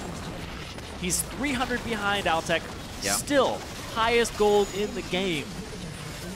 This is an ideal scenario. All 3 inhibitors are down. Gravity is just looking to end the game with a Fed AD and a Fed AP. Zyrene, you came in here saying that it may be tough. They may not have enough damage. That was under the prerequisite that Move didn't get going, that they didn't have that AP damage, and now he is. A kill on the inhibitor turret as Haunter takes down High. They still have eyes on the prize as they get another kill onto Balls. That's going to be going into Altec's KDA, and now they're on to the Nexus. It looks like one last push, one last breath to save the Nexus from Cloud9 as they go for broke. That could be Lemonation going down as he gets to the Fountain for Solace. Incarnation's going to be forced to the same area as the Nexus goes down just under 40 minutes. Gravity takes down Cloud9. And they keep their hold on first place. So Gravity still tied with TSM. Great strategies from the get-go. The level 1 where they took Wolves and then they smited the Gromp away. Very tricky. For a huge advantage. Put the bot lane at a disadvantage. And then even then, Sneaky was even in CS with Altec, and it wasn't a huge pressure lane, but it relieved Altec and Bunny Fufu's pressure. They were able to perform, and just all around, great execution by Gravity. I think it's safe to say that Move is dedicated to his cause. Super dedicated. I'm going to take blue buff, and I'm going to take it again and again and again. I'm going to make sure I'm in High's face. I'm going to find him here. Very, like, he does not let that mentality change, even if something goes wrong throughout that kind of path of, I took blue, I'm doing this, oh, I got pushed off of that Gromp, I'm going to go back in a few seconds, because you know what? That's what I wanted to do anyways. That's just how Move plays it, and it'll definitely take you off guard. Yeah, both teams ended up doing comparable damage despite triple threat versus just 2 threats, but it turned out that Move, despite getting a Sightstone, he even upgraded it to Ruby Sightstone. Yeah, he did. Just did so much damage that game because of the gold. Void Staff Abyssal and Zanya's. He was feeling good. He was feeling He had great the bankroll. And I kept saying, they don't have a lot of damage. They have more tankiness. But, like you said, it's under the pretense that Move has to have a good game because he's the sole AP threat. You can itemize against it. It's pressure. High's build. He's loved it since the beginning. Exactly. High's build would have been perfect. Thornmail Randuin. I guess we've already gone through the hellos, so that's him. He's awesome. We're heading on to the Rift. It's going to be Teammate versus TSM. It's going to be a great game. The defending champions, TSM, are fighting to keep their hold on first place. They were beaten by Gravity last week. Gravity got a win like 20 minutes ago, so TSM hoping to hold on. TSM, they have to catch up now because Gravity just passed them. And TSM, they jumped on that AP Ezreal hype train last week, which did work out, in the first game. But Gravity, obviously, they executed that great counter comp, dismantling TSM and tying them at the top of the standings. If we look at this match versus Teammate, however, TSM has this history of performing really well against lower-ranked teams by playing really standard and then allowing Bjergsen to take over the game. So some more mid-lane focus. Not a big surprise, but it's so hard to deal with even if you see it coming. Yeah, TSM are almost always immune to upsets here. But meanwhile, Teammate, their path to a win is a little bit more complicated. And they, having a kind of a hard split, they've actually got no upset wins as well. So it makes it even more difficult here to beat TSM. That is true. And so far, they've only gotten wins off of Cloud9, NME, and TDK. But Teammate, they have actually been staying competitive in the early game, sort of. They actually have a gold lead at 20 minutes in about half of their games. So, yes, they've been able to get some gold early on. They have struggled to transition in the mid game, though. That's where their biggest problems have been. They are also 3 games behind 6th place. And their schedule for the rest of the split doesn't get a whole lot easier. So even though it's going to be tough to take down Bjergsen and TSM, they need to start swinging for the fences if they want that spot. Yeah, keep in mind, CLG just won the game earlier today, and Impulse plays next. That could be a 4-game gap as well. So difficult situation for Teammate. We'll see if they can do it. Let's check out the starting lineups, though. On the blue side is Team 8 with Cali Trolls in the top lane, Porpoise in the jungle, Golden Glue in mid, Nian on AD carry, Dodo on support with History Teacher still backing him up. And on the red side, it's TSM. Up top is Dyrus in the jungle, Santorin. Mid, Bjergsen, AD carry, Wild Turtle, support Lustboy, and Coach Loco Doco. And the 10 players are here and ready to go, so the game will be starting in just a minute here. And yeah, Teammate looking for the upset win. We typically, we used to see a couple upsets from Teammate last split. I mean, these guys nearly made playoffs. They were in a tie with Team Liquid for that 6th and final playoff spot. And it was because their old mid laner Slushie would have some amazing games. He would hard carry, and Porpoise had such great early game impact. You talk about the stat here. They're winning about half their early games, just a matter of converting against these increasingly experienced other North American teams. Ah, the Yasuo ban. Dyrus has been playing a lot of Yasuo in solo queue. I guess that doubles as a mid lane and top lane ban.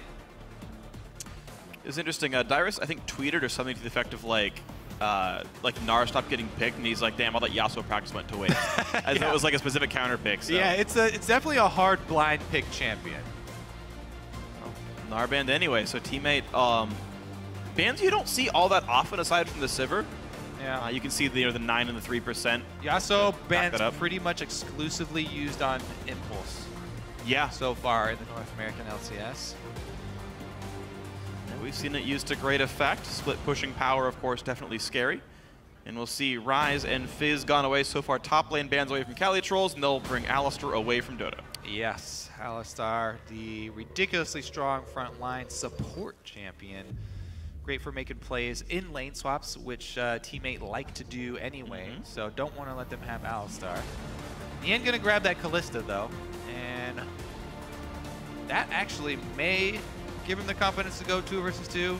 However, he's taking a lane swap every chance he gets. And Solomid immediately say, well, they were kind of going to be flex picks, but you know exactly where both these champions are going. Shen and Nautilus picked up at the same time.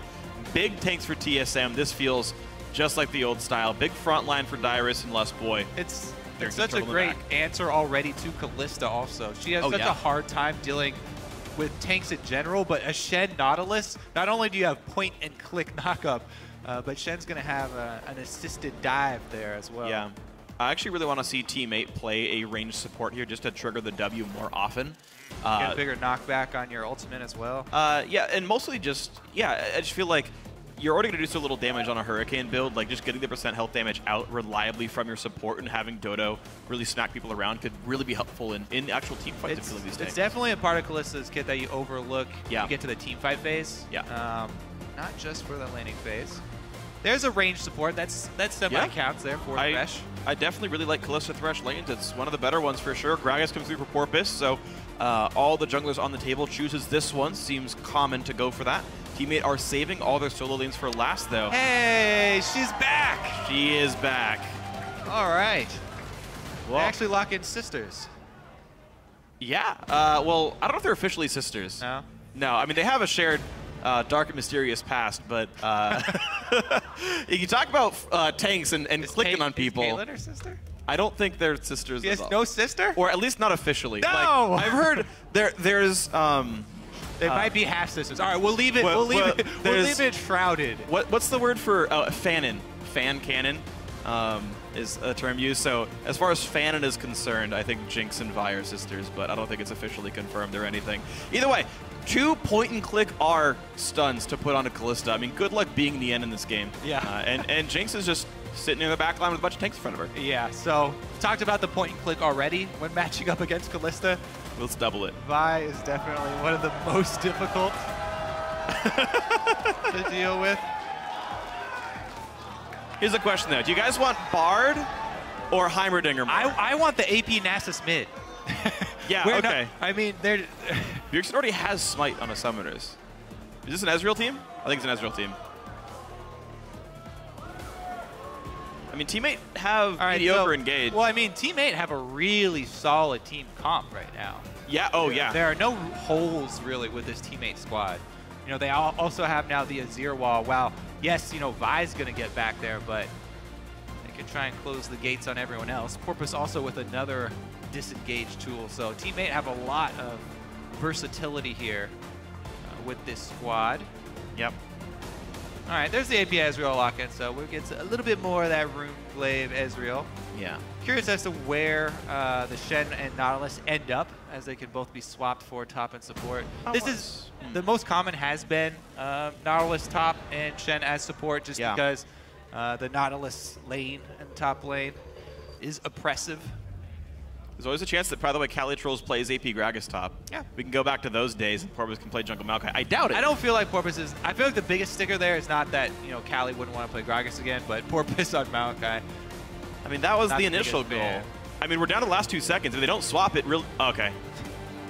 I mean, it went down to the last 2 seconds. Yeah. Keep the window open.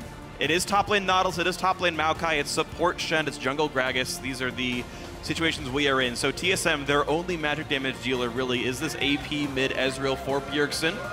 Teammate on the spectrum of engage, they do have tools to get in. I would say they're lower on the engage spectrum. No Sivir, no Annie. Yeah, it would have to be a good teleport, really, yeah. From Maokai if they actually wanted to be the ones initiating. Of course, Righteous Glory is always a great option. Sure, absolutely is. Well, we'll see if that ends up happening in this game. Remember to share your predictions from home or here. I guess you can tweet from your phones. Tweet at LOL eSports, either hashtag T8 win or hashtag TSM win.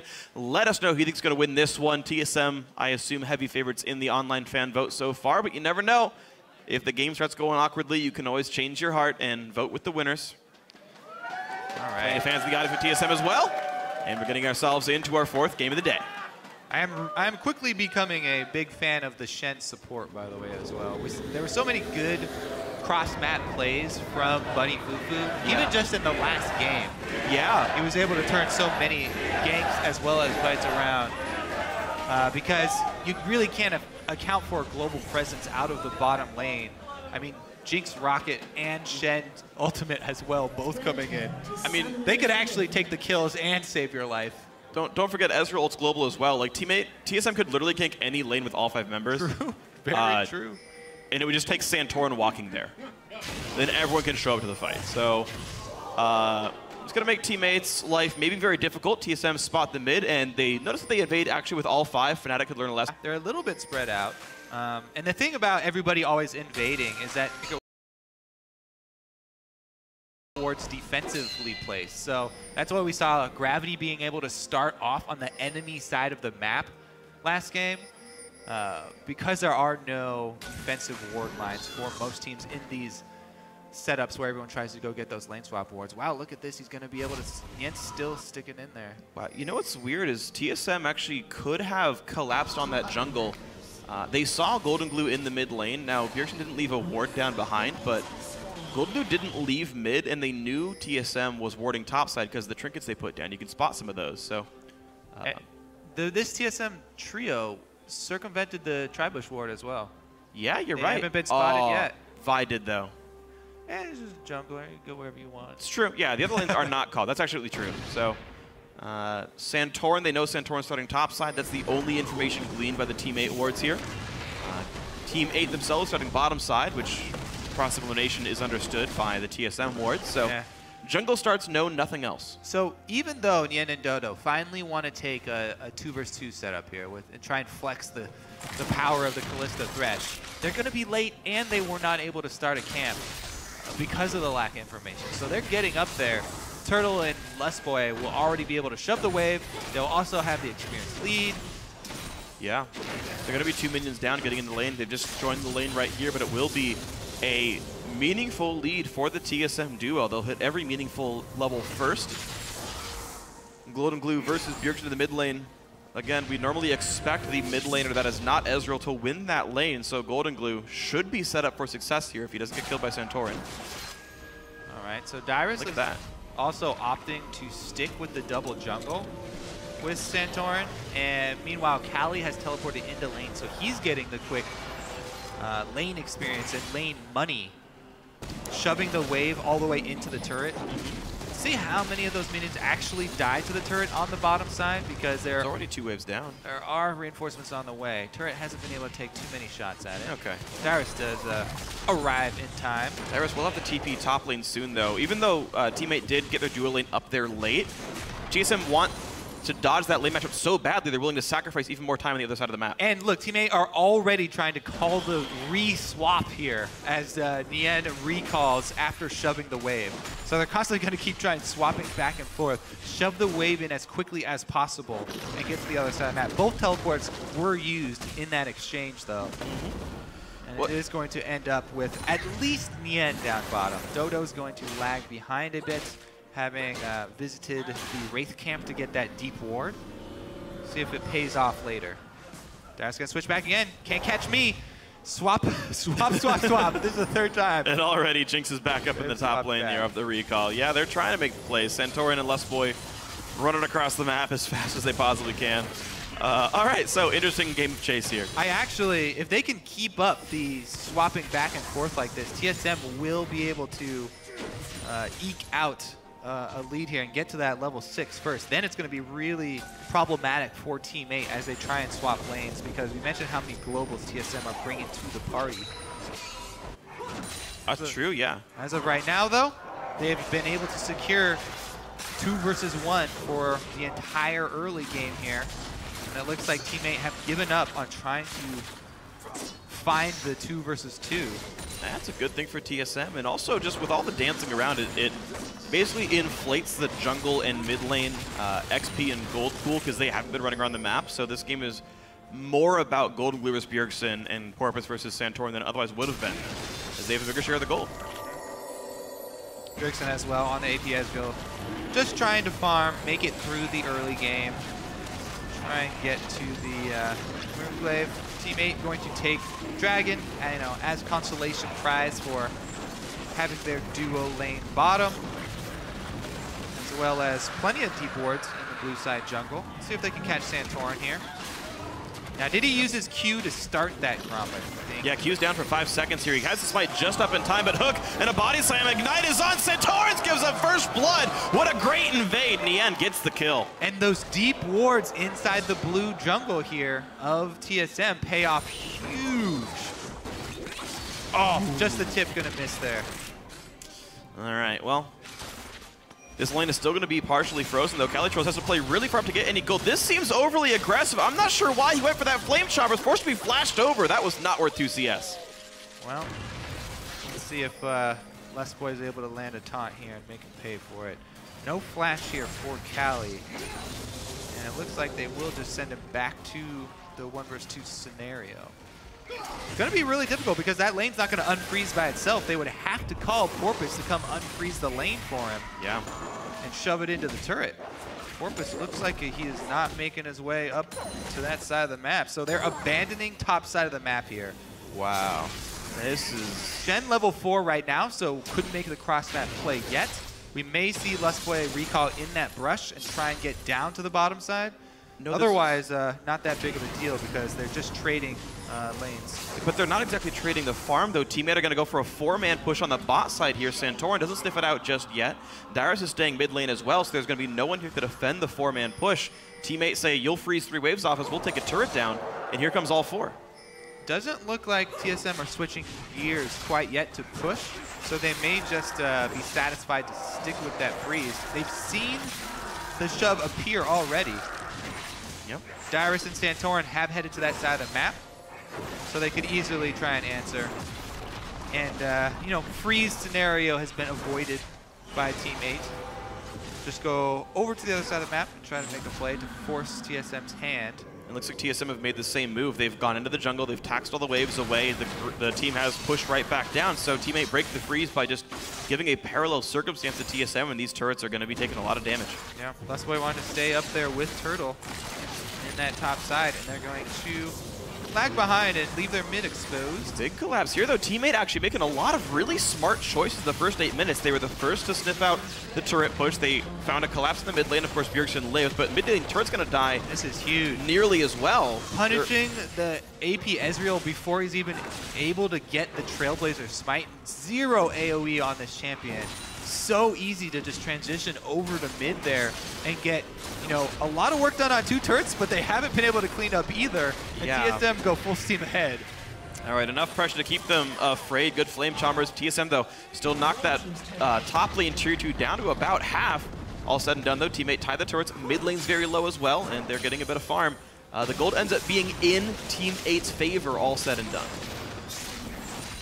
Yeah, that first blood helping them out for that. Able to secure their own blue for Azir as well. Golden Glue will be happy. And he's able to last hit effectively. Always sad to see unnecessary misses on those. So after coming out of that, Teammate, they've got the first blood advantage from that early move, as well as the dragon advantage. So they do have timer as well, just because of the lane swaps and the way that played out. Good dodge there, and Bjergsen just playing the wave clear game on his Sheen. Golden Glue gonna last it under turret. Better work. Yeah. All right, cool. Wave cleared successfully. They've actually sent Yen solo top up there to try and shove, and they're shifting Bjergsen. Oh no, he's gonna go head back mid. Teammate are able to recoup all the gold off of bottom turret, and they have pressure on top. Dyrus does have teleport, so when the wave crashes, he can opt to teleport up there and get it. Looks like they will use that cooldown, so they lose their, you know, teleport advantage, but it is worth it. A wave this big for Dyrus is not something you can really make up. Yeah, well, it does mean, though, that Dragon is not easily contested. Calitroll's TP itself comes up just 20 seconds after Dragon spawns. He canceled his earlier one, so it was only a 3-minute cooldown. Yeah. TSM getting what farm they can, but Dragon number 2 could certainly be on the teammate table. Also keep in mind, mid lane outer is not hard to knock down either, so based on where people send their lanes, we might see some good pushing from teammates soon. Well, we do have the level 6 Shen now, so have to keep your eyes open for the Stand United. Don't think TSM will force too hard here. Yes, Bjergsen does have the Runeblade, but he's really looking for the AP on top of Runeblade. Get the big impact. Definitely will help him out as far as holding the lane, though, and not giving up that mid turret, which took a sizable chunk from the mid-game swing there. Yeah. Without even being able to take it down, though, TSM actually retains quite a bit of control, keeping that structure upright. The exact health total is 328 right now, so just a strong breeze would knock that one out. But TSM making better choices. Calitroll's actually in a precarious situation here. 1v3 under the turret, gets chompered, gets ulted, takes a ton of damage, flashes the Jinx soldier, but still, the kill goes through to Santorin. Everyone stays alive. Lustboy able to tank it up, and that should be the turret as well. So they will answer turrets. It's basically just the extra kill money that goes over to TSM. Yep. As they're pretty much mirrored strategies here, except for the fact that Dyrus did not get greedy, did not go for minions under the turret, and Dyrus lives. He continues to live through the entire game. Cheer goes up from the crowd. Yeah, oh, they're still burning his house down, though, as his turret has fallen. Teammate sitting 2 turrets to 2. Oh. What? That's going to take out half the Oh, yeah, that's not great. He's got a buddy, though. But still, it gives up a lot of pressure they could have had in that top lane here. Bjergsen has ulti up, uses it to wave clear, so no threat on the top lane, but we're only seeing objectives be traded back and forth. Dragon is up, no teleport on Dyrus. There should be the ability for a Dragon play from teammate now, but Maokai's bot for a top lane. flash here. TSM are setting up for the mid lane move. Turtle can oh, 4-man move. Golden Glue gonna keep his range though. Doesn't greed for the turret kill. He knows he's gonna be fine.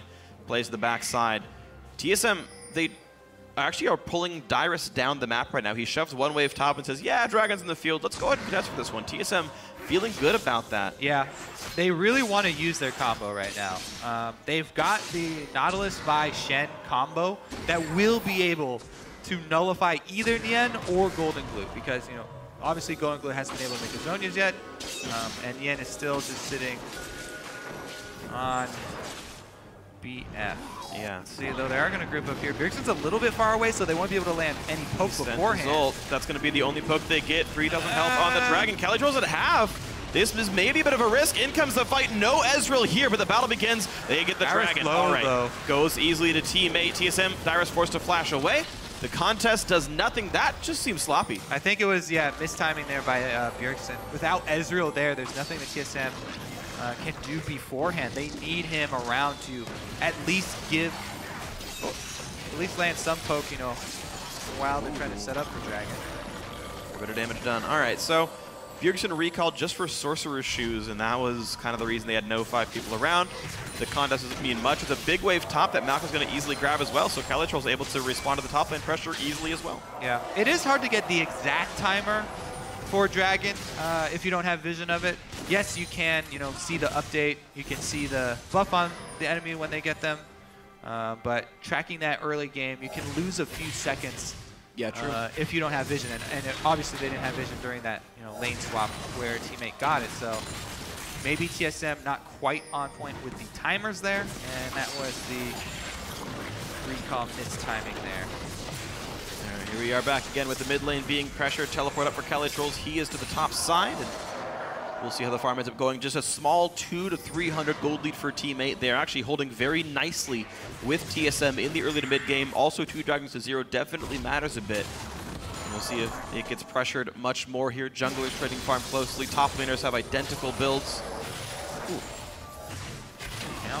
All right, so anyways, yeah, the whole battle plan for the TSM composition that they've picked is about landing a couple Mystic shots from Bjergsen for the poke beforehand, and then going all in, basically with his True Shot Barrage and the Dyrus Lustboy Santorin initiation. If you get one person low enough with the True Shot Barrage, and sticking them in place, then Turtle should be able to reset. And Jinx being able to snowball the mid-game team fight is basically the overall goal there for them. Yeah, I agree. These are 2 of the best AD carries for this one. If you could pick Ezreal twice, or even like a Graves AD carry if you didn't have Jinx, just something with the long-range spell to combo with the stuns, yeah.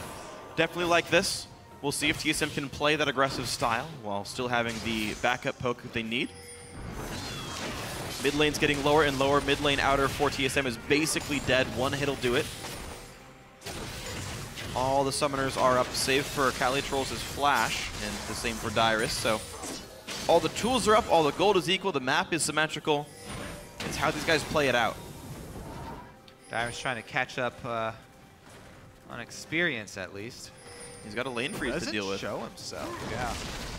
And the thing is, as the lanes have petered out as well, Calitrolls has a lead over Dyrus, but Wild Turtle has a lead over Nien, which I feel like is more important. And Dyrus has a big pot of gold sitting in front of him right now. I feel like he should just start spamming E and clear that out, because the rest of the squad here does not have that much wave clear. Mid turret does go down eventually, and Dyrus actually does decide to push the wave. He doesn't want to freeze it. He just AoE annihilates it. All right, so he makes a different choice. Lustboy, though, still lurking in the shadows. Easily clears away a little Sentinel, and the pink ward control keeping TSM reasonably safe on their moves around the map. Ooh, little side swipe here from TSM. Can they get the combo off? Santorin's ready with his ultimate. Gotta watch the positioning from Nien and Gold and Blue. Yeah.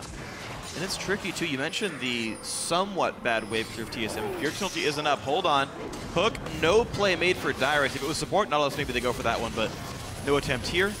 Oh, man. Golden goes to half HP with Bjergsen going for Sork Shoes instead of cooldown boots. The burst much higher. Pretty much still in stall mode, waiting for that big item for Bjergsen. They want to get him a needlessly large rod to really start feeling the poke. Golden Glue's got his needlessly large rod, so he's ready to roll. I feel like he should go for the Zhonya's ASAP, right after the Morellos, just so he can Zhonya's the Vi ultimate. Yeah. Or the Nautilus. Or the Nautilus as well. Because if they can stuff that initiation, then I think they have enough disengage tools to recover from a Zhonya's Golden Glue maybe in a bad position. They've got his own ultimate. They have the Gragas ultimate as well. I think they can recover after that. Thresh Lantern is always going to be there. There's a very good disruptive front line. Maokai absorbs a ton of damage. Gragas can push the damage dealers back out, keep Wild Turtle out of range. Yeah. Yeah, absolutely. See if that can end up happening here, though. We're still in fairly early game builds. The AD carries themselves actually not the biggest threats right now. Infinity no multipliers, Bloodthirst with the Hurricane. Hey man, he's got Brawler Gloves. Great. He's got a pre-nerf Infinity Edge. Nice. Same item. There you go. Teammate, though, looking to be a little bit cheeky in this brush. Not going to get found for much. Porpoise tries to bait, doesn't get anything. Next Dragon in 35 with every summoner spell and every ultimate available for this fight. Dyrus has been able to shove the top wave as well, so pressuring over there. That would make Teammate answer the teleports. Oh, that's actually a pretty big dodge there for Teammate. Did Bjergsen not know the timer? Just kind of threw it off. He threw it through Dragon, though, specifically. He didn't really aim at the brush as much as the actual Dragon pit. But again, TSM should have that timer. I don't know what that one's going to do. He won't have ulti up if they start Dragon on cooldown.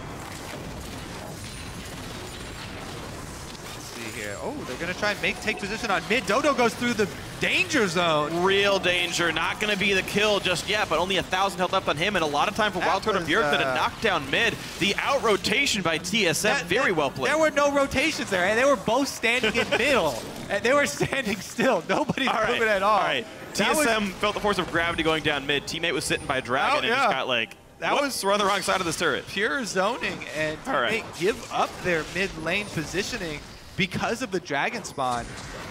Yes, they do have vision control of the Dragon, though, and it is going to make TSM face check this. This is scary because Nien can't get behind his front line easily without sitting himself inside the pit. There's the pull. Dragon picked up number 3. Oh, Santorin hits 2. Santorin locked up. Will they get the kill? That's the first kill picked up. Kalytros flashes out. Porpoise survives as well. Wild Turtle chased by Nien, maybe over-aggressive because in comes the rest of the team. Shen'el Pop to keep a couple people alive, and it's a 1-for-0 with Dragon in favor of Team 8. Team 8 really able to interrupt that initiation from TSM, and Santorin got destroyed before he even casted his ultimate as he died, so it goes on cooldown just to add insult to injury. Really, really good Azir wall there, bouncing around Santorin. Wasn't able to get anything off before he gets taken down. Oh, Q looking for the one-on-one. Oh, close. Summoner heal. One more auto. Got him. Nice. Flame jumpers were he missed those. By the way. He panic-E'd and his mouse in the wrong spot. But that was the second kill, by the way, that Dodo's gotten from that same deep ward. Santorin the first time, Turtle this time. Really slick. Yeah.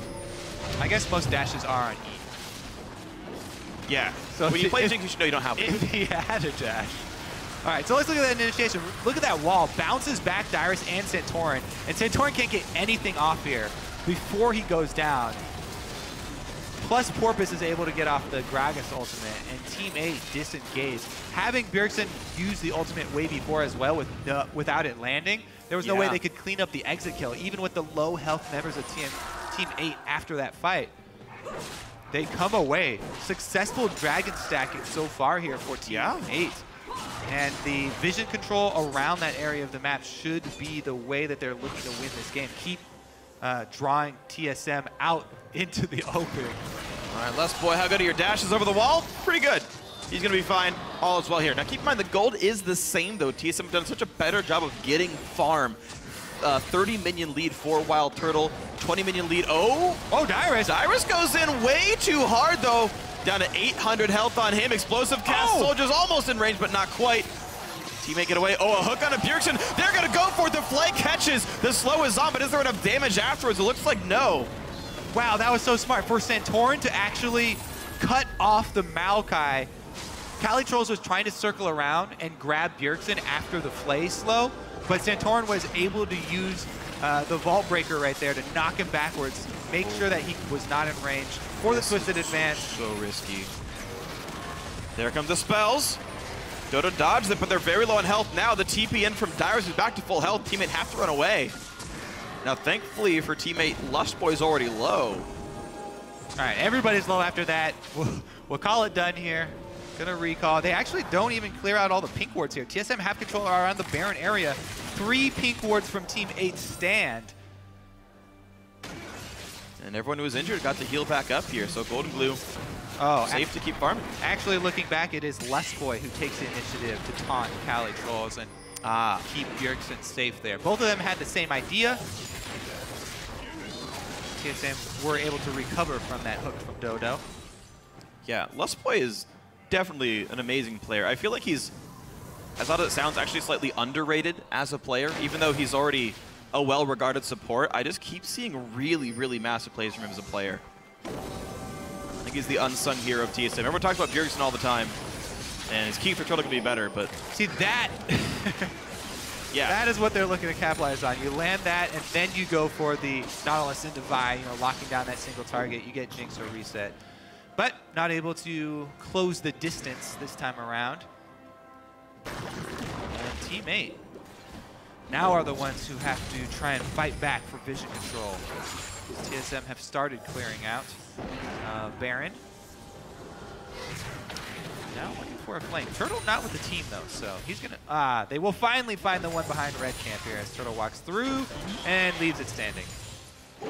This is definitely a very interesting game to be watching here. This game actually, by the way, is basically the exact same we expect from Team 8. You flip a coin 50-50, they're winning in gold at 20 minutes, and then it's been from this point on that's been more difficult for them. So this is the part where Team 8 typically collapses. This is the part where TSM typically wins with their experience and their great shot calling and their cohesion as a unit. So if Team 8 wants to make their mark here, this is actually the part of the game where they got to start improving and making good choices. Next Dragon's up in a minute. That's number 4. Look at this, though. Golden Glue is going for the Death Cap instead of the Zonias. Ooh. We'll see if that costs them later or if TSM are trying to combo on the end. It's a very bold play here from Golden Glue. He wants to hard carry. He wants to be able to put out the maximum DPS from Azir, but you do lack that ability to cancel out the Vi or Nautilus ultimate on you. See if it makes a difference here in the next team fight, because Bjergsen's been able to finish his Luden's Echo, and now the poke from Ezreal will really start to sting. All right, it's going to be a scary one then. 30 seconds on Dragon number 4. We've had very few kills. Only the outer turrets going down on both Lane sides. Coming in here, Maokai coming through some true sight. Dyrus checking a brush though, hooked in, pushed around, and Dodo though gets exploded, but explosive cast is gonna be enough, and there comes Golden Glue, jumped on, Shen ulti is in, but Golden Glue's still alive. The pushback with the wall, a 1-for-1 so far, but Lustboy's his second kill, a double for the end.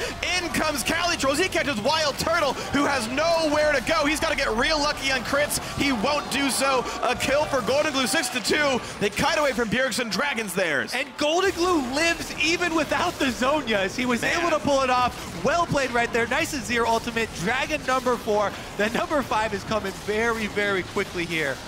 TSM have to be a bit worried. Even though gold is so close, being in the game, they must feel like they're more behind than they are. They see 4 dragons on the board. They see 6 kills to 2. They have to be a little bit demoralized here. This is impressive, though, by Team 8. You're right that TSM have to kind of pull themselves back and figure out what to do, but this fight, so well done. The barrier on Azir is massive. Again, initiation here onto Dyrus, and this time, there's a fight afterwards. He's able to flash over and doesn't die, but the Shen ultimate, not quite able to make the combination work there, as Golden Glue with the Azir able to kick them backwards. And Nien on cleanup. I have to say as well, we've been pretty harsh on Nien because he's had some very lackluster performances. He's had some bad choices for sure. For sure. But this time around, on the Callista, he's been confident. They were looking for the 2 versus 2 all game. And he's had very good Callista play so far. Yeah. So yeah, props to Nien as well. Really good showing from Teammate this time around. Let's see if they can get another fight. Bjergsen chunked a half on 2 spells. That's the death cap. That's what the death cap's going to do for you. So definitely a scary Golden Glue. And the Teammate lineup that had 2 roster changes this split. In week 2, it was Nien in for Maple. And a couple weeks ago, it was Golden Glue in for Slushy. And it looks like this team is finally coming a little bit more together. Their mid-game problems definitely were evident, but this game is looking good. I mean, they're taking the two-man Baron right now. Callista, the champion to do it with. And it looks like TSM won't have vision here. Turtle does have Scrying Orb available. They haven't used it yet. Porpoise he had a smite early just to heal himself. This is all on the Rend. He's going to get it. There we go. And a block on the Rocket for Dodo as well. So Baron Nashor in 27 minutes for Team 8. Now a sizable lead for these guys. Complete control of neutrals here for Team 8. See if they can take down one of these secondary turrets with the Baron buff. If they could get the one on the bottom side here, that would prep up Next Dragon really well for themselves. They want to move down to the bottom side so they can lay some wards away from the Baron quadrant here and over to the Dragon quadrant. They want to get all these wards you see up by TSM's red buff. They want to move all that money down into TSM's blue buff side. The question is, what is next on the table for Team 8? Because any wards they put down now will time out before Dragon itself respawns, and the Baron buff itself will also time out before that comes up. So it has to be the turret game played here for Team 8, and which turrets they go for I think is definitely important here. I'd say bottom most is the #1 most important. Okay. Because it actually doubles in effectiveness. You know, you can use it not only for more Dragon control, but also eventually down the line when Baron comes back up, they'll have more pressure for this. Yeah. For the side lane. Well, we'll see when that comes through. A Spectre's Cowl picked up by Golden Glue, which I guess he wants Banshees as the defensive item instead of Zhonya. Yeah, interesting. Because there's not a lot of magic damage, it's just Ezreal. So armor I feel like would almost be more useful, but that's his choice made here.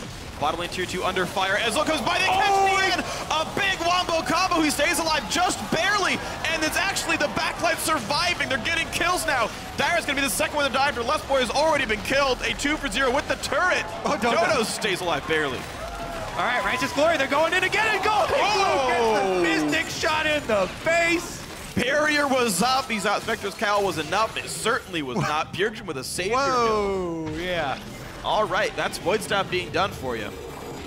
Get a little hyphy there, teammate. Run straight into the AP Ezreal. And Bjergsen makes him pay for it. All right. So that little misstep, you know, maybe an opening that TSM can move in and get some of those 3-minute wards now. Let's see here. Ultimate did go across. Boy got the great taunt, but Santorin. He hit Porpoise. He hit the wrong guy. I mean, they're clumped up there, but that cost them the kill on Nien. That was Nien's death. Probably just the team fight in general. Oh man! If you have a point and click ability, all you got to do is point and click. Yeah. You missed that part up. Woo! That's the whole. That's the whole point. I'm being a little hard on him, but that's the whole point of picking Vi in this comp. That's the whole point of picking Vi in this game. Was for that moment right there. All right, Santorin. It is a spend some time on aim maps. All abilities are skill shots, Reek. If you have the skill to click on the correct champion. Actually, not auto attack though. You can just AFK and that does the job. All right. AD carries the true mechanical nightmares. Well, don't even have to. Let's see if TSM can recover from that, because it was, you know, definitely a devastating team fight for them, and they lost another turret. But they still have a very powerful AP Ezreal. Bjergsen 2-0. Yeah. And if they can land some meaningful poke. Oh, never mind. Initiation. They're going to try. They go really hard for Ezra. He flashes away. Now they're on to Dyrus, but the tank. That's exactly what TSM wants them to hit. A lot of time bought for Jinx to deal damage to the back line. Dragons in 10 seconds. So that's number 5 for teammate. Disengage down. TSM have no vision. That is your turn. It's actually massive. It keeps mid lane pressure. TSM are just wandering around with no support at all. Teammates should just force this right now. They do have Ezreal ultimate up, though. If that Ezreal ult clips the entire team, Dyrus teleporting in to cut him off. Oh, no, without the team around. A bit of burst comes through, but Dyrus dies for free. It's a 5v4. How does TSM even want to fight this? Ez ult is down. They want to fight it with poke. That's it. They don't want to full-on engage. Righteous Glory's down for about 4 more seconds. It's up right now from Dodo.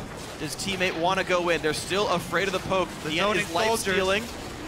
There's the taunt that catch Porpoise. It's gonna get picked up. Dragon 5 is in. A kill picked up though, and the point and clicks on in the end properly this time around. Cali Trolls locked up in place. Wild Toad and Pearson stuck in the pit. They're gonna get some damage. Cali Trolls getting a bit injured. It's a 2 for 2 so far. TSM navigate out. Dragon 5 on 3 members of teammate. Woo. What an exciting exchange there. Side lanes force teammate back to defense mode right now as they want to clean up top. And TSM are able to exit the Dragon pit. Let's see how that Dragon buff though. All right, let's take another look at this. Oh, we already passed the teleport from Dyrus. This is going to be a replay time from Dyrus. They're trying to kill the Gragas there to make sure that Gragas could not smite, but they didn't need smite because they have Ren stacks in it. And so Ian was able to secure it in the end. Yep. And just the Jinx follow-up, of course, plenty of damage through the super explosive Death Rocket, Mega Death Rocket, that's the one. It's like they're fans of Dave Mustaine or something. Super Mega. Yep. All right. Well, 1 more minute, Freak, and then we've got another Baron to work with. TSM did get the crab. Oh, that's actually pretty big. They have the Dragon buff during Baron. Yeah, 30%. TSM do have the crab during it though, and I feel like TSM's poke at this point is substantial, is strong enough that they can threaten around the Baron and force. Well, you have to be, I mean, you do have to be worried. Actually, the teleport is coming back up for Cali, so all right, never mind. The threat of those home guard teleport initiations from Maokai, may be enough to dissuade TSM from poking at the.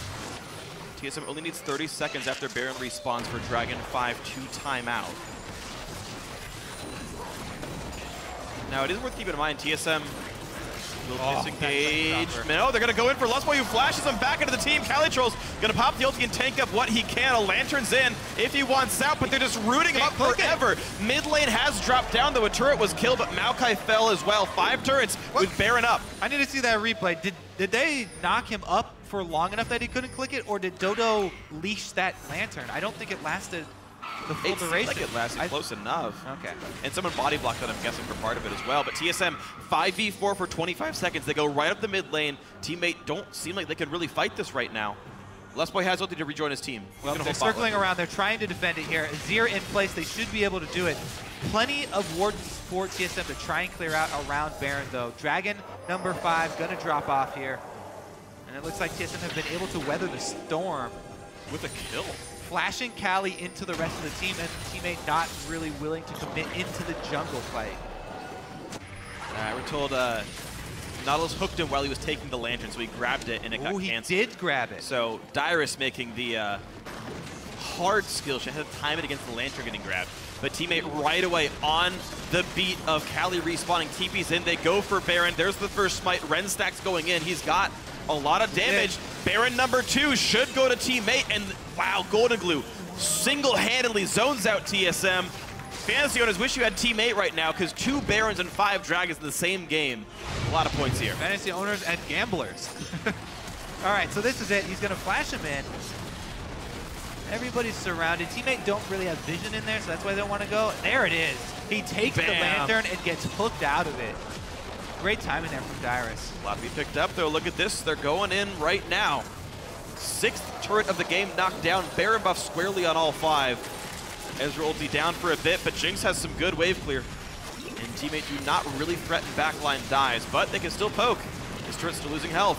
Golden Glue getting up there on the front line with that Banshee's Veil. It's protected him so often from the poke of Bjergsen. Look how low this turret's getting. 3 cannon minions chunking it down by about 100 health every 2 seconds. They're trying to do work on it as well. They might get it on this wave. Righteous Glory pop. Yeah, they're just going to do it to kill the turret. Walk forward. TSM forced to cede even more of their base away. That's a good poke, though the front line's down to half HP. All right, missed the not the best hook, right into the inhibitor there. He's had some great moves and some bad face checks this game. But we sit in a pretty good game. Teammate here, up 5,000 gold, and the Dragon itself, just Dragon 1, is worth almost 3,000 gold worth of stats as well that TSM aren't getting that Teammate have. So the combat stat lead is actually more like 5,000, 6,000 gold here. This late into the game, Dragon 1 is actually a huge deal for TSM. Not just a dying number 5. 6% goes a long way once you get 6 items. All right, 40 seconds left. And once again, Teammate, vision control of Dragon. I don't think TSM are even going to answer this one. They've got Turtle all the way in the base. I guess they have 30 seconds to try and get vision back, but Teammate have a minute of Baron. Too dangerous to venture into the jungle corridors versus the Azir Gragas combo. They've had such good Emperor's Divide ultimates coming from Golden Glue. All right, they're going to try and do it. Poke on in here. Well, Baron's on for 35 more seconds, though. They'd have to fight against the extra couple thousand gold further of combat stats. It's actually a very big lead in terms of combat power. But they will TP in Dyrus. He dodged with the home guard, hooks in Cali Trolls. Fight has begun. Nian's safe in the back line, though. And in comes Porpoise. They knock around for Bjergsen, getting a lot of damage done. And it's a dive towards the back line, but really these guys can't help. Bjergsen's still alive. No one else really hitting him. Finally, the hook comes in. The shutdown through for Cali Trolls. Dyrus falls as well. A 2 for 0, but Turtle doing a lot of damage. He's got some help from Shen, but is it really going to be enough? Nope. Bounce house into the wall. Can't kill Dota Wake. Gets just enough shields.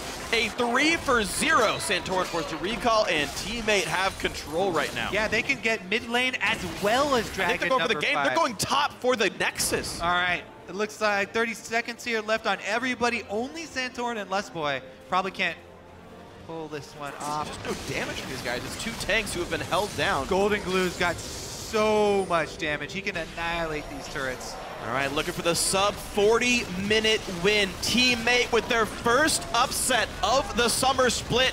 Former first place TSM will get dropped by Teammate. And that's going to be the game. An impressive victory. Teammate finally coming together.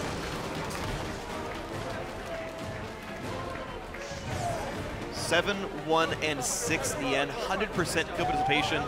More than half of his team's kills on him as well. And what he started building a Banshee's Veil as well there towards the end. He had a cowl. He was working on it. It worked so well for Golden Glue. Yeah. Being able to avoid the poke. As it kind of doubled as that, as well as the initiation. And Team 8, the name of the game for those guys, objective control. Yeah. They absolutely dominated TSM in the neutral objectives. And it's a hard game to play. They are a team with limited engage tools. You saw how hard it was for them to actually lock down Bjergsen in that one fight at the very end there with double Righteous Glory, with a hook landing. They had to only basically play for Dragons and Barons and be there first. Control the vision. Don't get poked out. Finish the Dragon before TSM shows up, before that poke all lands. And time and again, they did them correctly. TSM with the full dive here, and Teammate did a great job of avoiding that early game with their 2 carries. Dyrus and Santorin unable to combo for a kill on one of those targets. Dodo right there, the guy on your screen, we barely ever talk about him. It feels like the Teammate bot lane is pretty forgettable at times, but he actually set up so many of the solo plays that Teammate had with those deep wards. You actually mentioned it. That first blood. Showing up to the lane swap late because he wanted to go put a ward down. Well, guess what? That was first blood on Santorin. Yeah, it definitely did pay off. I was looking for how much. 600 gold worth. There you go. And extra gold and XP for your jungler with their uptime. So overall a good team between Team Impulse and Team Dignitas. And Dignitas were going gangbusters. They were climbing all the way to first place, and the team lost 2 of the last 3 matches, and maybe they're losing a little bit of steam here. Yeah, they definitely want to turn things around, and one player that could help them do that is Shifter. I mean, Shifter's been a slow starter this split, and he has the lowest CS difference between him and his opponent in the entire league at 10 minutes. But now he does have a bunch of new toys to play. With Runeglaive out, he's already broken out the Diana and the Ezreal in the mid lane. So I'm excited to see where he goes with that and what he does with these new tools, because he definitely does have the potential to rise in the standings of mid laners. And we'll see how well he improves, because on the other side of the matchup, though, things have been trending actually quite well for Team Impulse. In practically every single week for the entire year, but every single week this split, they finished 1-1, except finally last week, they got a 2-0 week. They actually started climbing up in the standings. They beat a top team in CLG, and maybe the sky's the limit now. Yeah, plus they showed that they can do more than just snowball an early lead. In their game against CLG, Impulse mounted a comeback thanks in part to Xiao building a Medjay Soul Stealer while he was down 0-2. However, throughout that split, TSM, they've been pointing to communication issues themselves, and they even publicly announced that they started looking for a new support, mainly to deal with that communication issue. So I have to see how that affects Adrian, as he's still on the team now, yet they've already announced that they're looking at other options that could speak Korean. And I mean, sometimes it spurs you to do better. Link had a really good start of the split when they're like, we're going to replace our mid laner with the same guy, and he had like a really good start, so maybe Adrian gets better. I know it's the language. Start speaking Korean. I realize like my point dies after you mention the second half of it, but maybe it works out for him. Maybe it spurns him to great things. Who knows? But either way, we're going to check out the starting lineups. And on the blue side is Team Impulse. In the top lane, Impact. In the jungle, Rush. We talked about him for 5 minutes already. Xiao in mid, Apollo and AD carry, and Adrian on support with Coach Fly. And on the red side, it's Team Dignitas. Up top is Gamsu. In the jungle, Helios. Mid, Shifter. AD carry, Core JJ, and support Kiwi Kid. Elixia is going to be on stage with the boys today. I don't think anything necessarily happened to Rico. My understanding is he's still with the team, but just for whatever reason, at least today or maybe this weekend, my Elixia is behind them. I don't think it'll affect them too terribly much. He's been there before. He had a really good dance performance. That's true. Maybe we'll see another one. I mean, he was pretty fly when he was dancing, so. We'll see what happens, though. We have begun with picks and bans here. Team Impulse going to remove the very common Rek'Sai from Helios, and we'll see what else Rush can carry with. His 2-time Nidalee from last week is now gone. Interesting. Rek'Sai ban, huh? That is weird coming from Team Impulse. Maybe he wants to play Evelynn or something, because Rush has played Gragas, but it hasn't been one of his top priority champions. And if you ban Rek'Sai and leave Gragas up there, I think Helios would be happy to take the ladder. Yeah, he's played it once this split to a win against NME eSports, and that was it for Gragas plays for the Impulse jungler, at least this split. Yeah. Prior could have been different, but we go through, taking plenty of time. Impulse using all 30 seconds to make that ban, and they actually banned the Gragas away themselves, so multiple junglers off the pool. Yeah. Nidalee, Rek'Sai, Gragas, and multiple top laners with Maokai and Ryze gone. That's for Team Impulse, if you don't ban both of those, then the single ban doesn't make sense. And they say Sivir. Alistair's on the field. A lot of other good things on the field. Sivir, the first pick for these guys with Kalista banned away. Team fight power is going to be here. Yeah, and that's always a really big, steal from Core JJ and Dignitas. They've used it so often over the past couple of splits to great success. The Alistar, though, another iconic Dignitas champion here for Kiwi Kid, as that's what got them back into the LCS. With multiple 4-man, 5-man combos from Kiwi Kid on the Alistar. So keep an eye open for the early roams from him. See if Core JJ picks a lane companion that will be able to control the lane long enough for them to buy an opening for that roam. Sivir's pretty hard to do that against, because she shoves so easily. Yeah, and on LAN also, spell shooting the combo is not too terribly hard, so we expect Apollo to be fairly safe overall. We'll see what Gamsu can do on that Rumble, though, and taking their time, Impulse, to make their next 2 choices here. They could go really anywhere. You mentioned Evelynn being a likely pick for Rush. I would tend to agree, but maybe he's got himself some other plans. Yeah, Lee Sin's always on the table. That's true, and he clicks it. Lee Sin and maybe the Shen. Of course, Shen would be a flex pick here, and they're going to save Xiao's pick for later. Rush is going to play himself some Lee Sin. The smile from Elixir is like, So, all right. Is this Shen another support Shen, or is this an impact Shen? I feel like this is going to be another support Shen, and they're just going to have Adrian on backup duty whenever Rush goes super deep to try and shield someone. I do think Shen is very good into Rumble, though, with a Lee Sin. It's very easy to set up the ganks. Rumble has to be in melee range to do his job. So we talk about the Rush Impact duo synergy. I mean, it's still there. It's still very real. They're still great players. So Gamsu could get picked on here. True. Impact has been trending more towards carry champion. He's played support like Lulu, and he's played tanks as well. Let's take a look at what he goes with here. Is that a... you think it's a chance it's mid-Rumble? I mean, yeah, exactly. Is that a Gamsu Jarvan?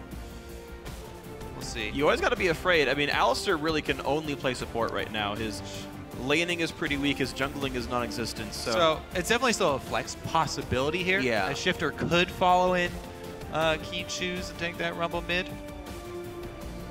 Well, I wonder. I'm still waiting for our North American Ribbon, because all the top laners say, "Oh, I'm just waiting to play it. I really want to play it," but my team never lets me because they're not in the meta or whatever. It's played in China. It's played in Korea. Come on, guys. Yeah, she's already won a whole lot of games. I mean, it didn't stop Gravity from playing a bunch of mid Jarvan and beating TSM. So. Yeah, they're like, we'll play it when we're late to the party. We'll play Hecarim mid. We'll play anything except for Ribbon top. That's just too crazy. Ribbon top is just too crazy. Well, it's ticking down. Maybe we get to see it here. It's Gnar.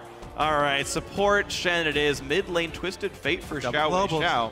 Yeah, a lot of globals, plus the teleport from Impact. So, Gnar into most likely Rumble. This is actually the Twisted Fate that was talked up so heavily for Team Impulse. Yeah. Like Spring several, playoffs. Yeah, in the playoffs, and yet it kind of stumbled in the playoffs because he got countered really hard super early with a lot of mid lane attention. Let's see how well he can pull it off this time, because the double globals combined with a Sivir is just a ridiculous amount of mobility for this Impulse team. They're gonna be all over the map at the same time. So, all right. Well, Impulse are definitely gonna catch some people. Actual team fight DPS low, but in terms of picking fights, stupid good at that. Taking the toss, are gonna put Jarvan in the jungle. It was probably the most likely scenario once we saw him picked alongside Rumble, but there it is for sure. Mid lane Varus with Cleanse for Shifter. And we talk about the weakness of Smite Ezreal being you can't take Cleanse, so here you go. Cleanse Varus will be playing in the back line. It'll be a pretty easy wave clear battle between the two. And the question is who's got better mobility afterwards, and that's generally TF. Yeah, all right, so they get that Jarvan Rumble combo, try and cook somebody up in the hot pot.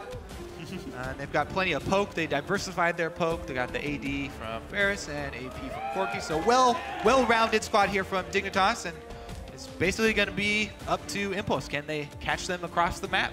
They've got so many tools to do it with. This may be the most mobile composition that I've ever seen. I don't think you can get much farther than that. That's, like... I don't know who you could run in the top lane that would be more, but...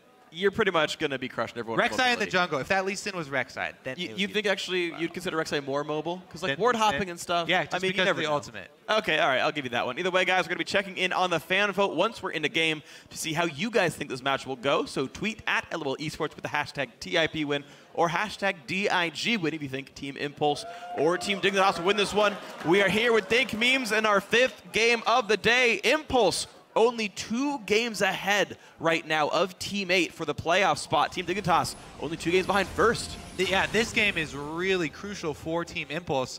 As Team 8, they just won the previous game we had, and they play tomorrow. Yeah. So if Team Impulse lose this game, 1 game behind.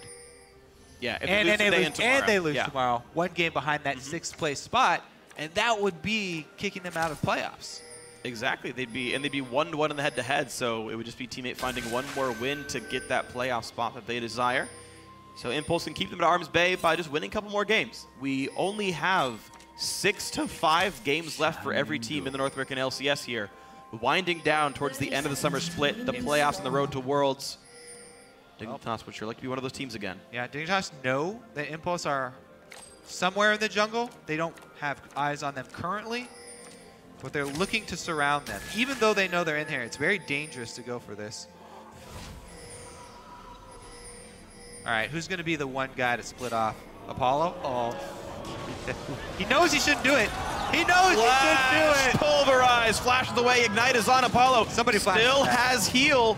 Helios Not gonna Helios get caught out, but does he have the damage to kill him? If he gets an auto, okay, there's the heal. Summon heal popped, and out they go. So, 2 summoners lost for TIP, 2 summoners lost for Dignitas. And we go back to this load, nothing happened. Well, all in the bottom lane, and it is the AD carry who got chunked. So Apollo has to decide between recalling, which he stopped, or trying to go to lane with low health. It looks like he is going to go for the recall. This is risky, though. Kiwi's trying to invade without flash. All right. Yeah, shouldn't be able to get much done there. All right, so nobody in a lane on the side lanes here for Impulse, as Apollo's going to be very late down there. Will, it looks like, have... Oh, no, it is pushing away from him as well, so he didn't even get the freeze. Or JJ just going to have a lead. All right, so you mentioned small lead for Core JJ down to the, I guess, solo top lane for Team Dignitas here. Adrian running around just as Kiwi is trying to do, see what Helios is up to, see that he's near the blue buff, but now actually getting a little bit pinched off. I don't know if he got spotted. Kiwi gonna have the easy pulverize into the he leveled up Q too. Adrian leveled up. He has no dash? Yeah, he leveled up Q in the level 1. Flashes, gets the knockup, and Gamsu's here. Misses the harpoon, gets that one. That's gonna be first blood going over. You can toss Gamsu. Very, very bad news for Adrian. They know they're looking for someone who speaks Korean. Rough early play there. Burns his flash in this bottom lane with only Ignite left for the Shen Sivir. Helios has got to have his eyes locked on that bottom lane. Because of that invade, though, they do have a ward on him, and we'll see him coming. And they see him leaving. They see him go towards Wolves, so they're going to feel safe for now. Team Impulse, though, down to an early deficit. It seems like everyone on the team wants to make the big plays, take the risky moves, and sometimes they look smart, sometimes they look dumb. This one backfired, as it does sometimes frequently, sometimes a bit too often, and so the early lead for Dignitas should be fine. We match up Impact versus Core JJ with a 15-minion deficit. We'll see just how well this Gnar can lane up against the more technically advanced Yordle. Well, so far, so good for Core JJ. They're racking up this Corki. What they want to do is get Corki to level 6 as quickly as possible and then abuse that laning power spike. The level 6 Corki rocket's coming in. Wherever you move him around, he's going to be a big presence for Team Dignitas. Absolutely. So they're very happy with the opening to this game. Even if it does mean Gamsu has to share with Kiwi Kid, because there are no summoners on the Impulse bottom lane, they can't abuse any sort of range matchup. This is a kill lane with Alistar. You really have to respect the jungle presence because Jarvan has so many ways to gank a lane. And Alistar can set him up so well. Well, there's Jarvan there, yeah. so. But Rush's gonna flash just to get into melee range. He's got the energy now to land a Q. Helios is flashless, keep in mind. That invade, very suicidal, gets killed for it. Rush, comeback kill, no assist for Impact, he missed the house.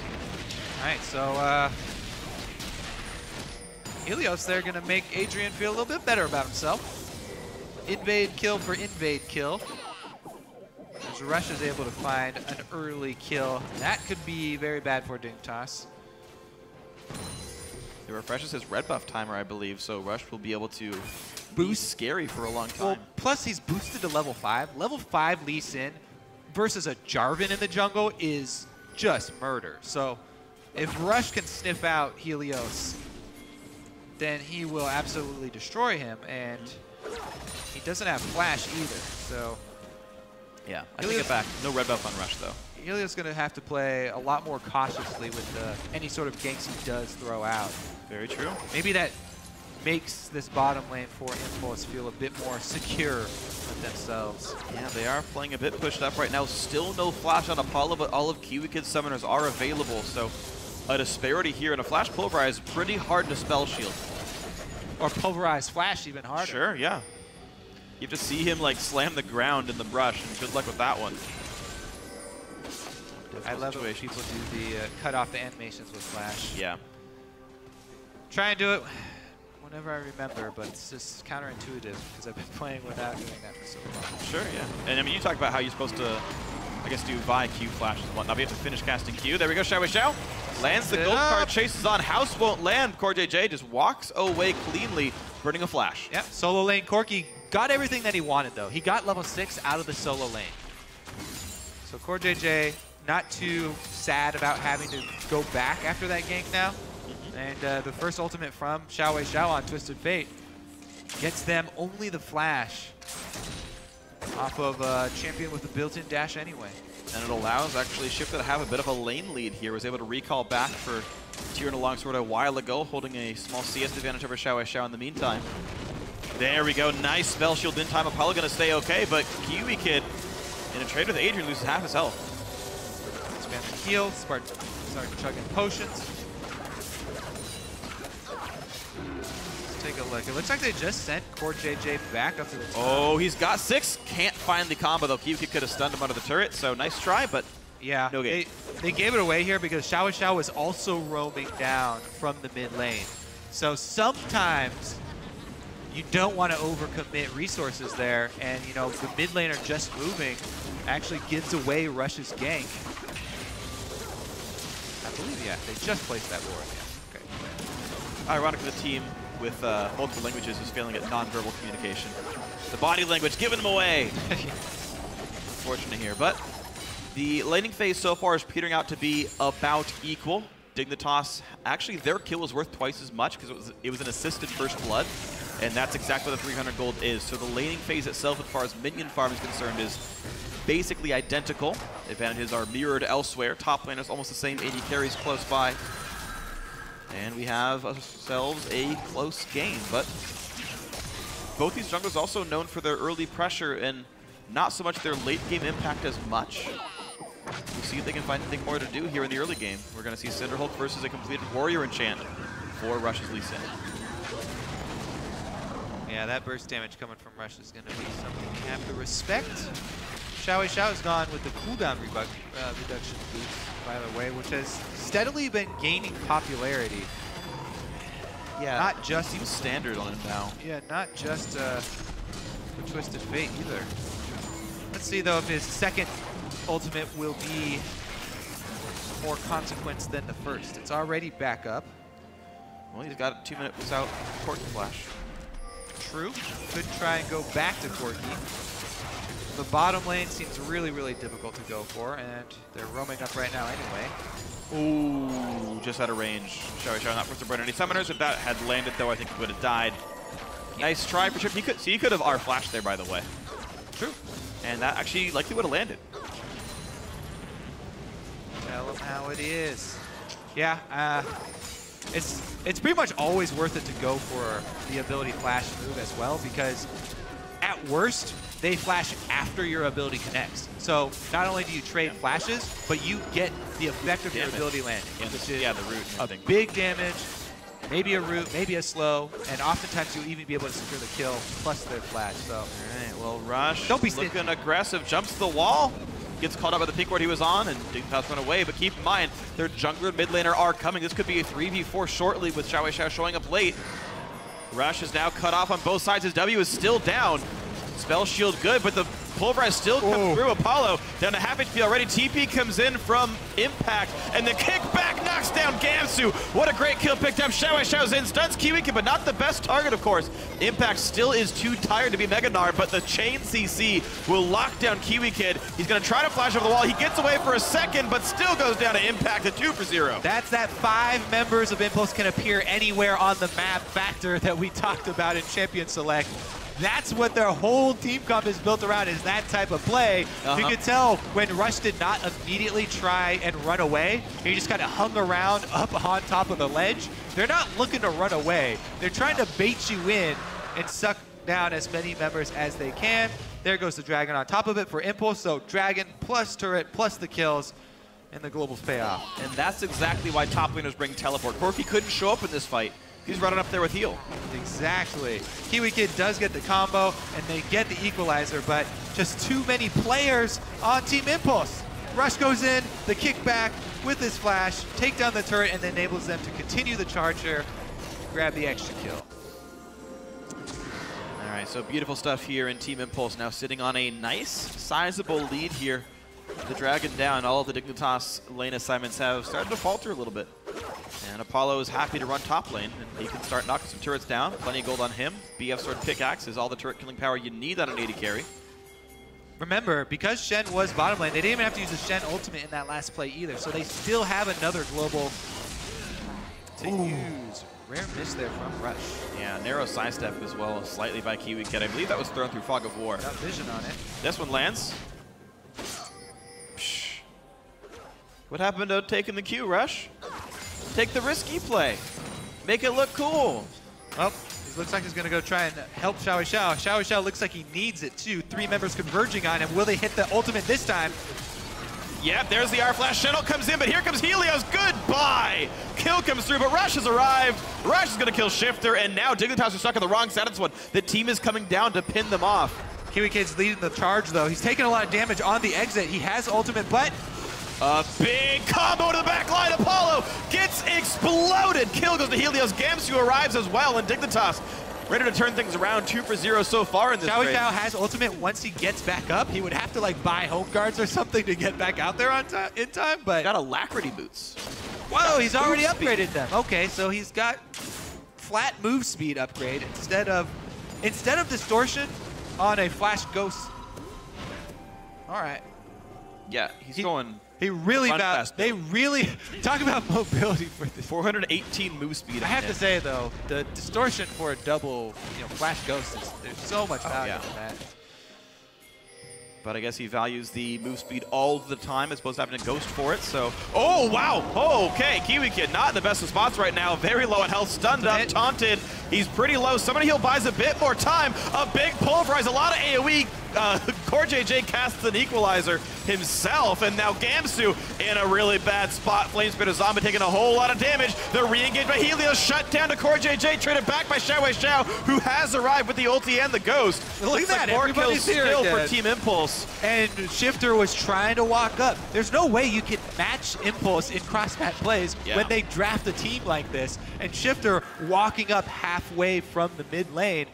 Not only was he not able to join the fight, but he wasn't able to take down the mid turret, so they don't really get anything for that play. Only a little bit of damage, maybe a minion wave goes for maybe 3+ kills here on Impulse.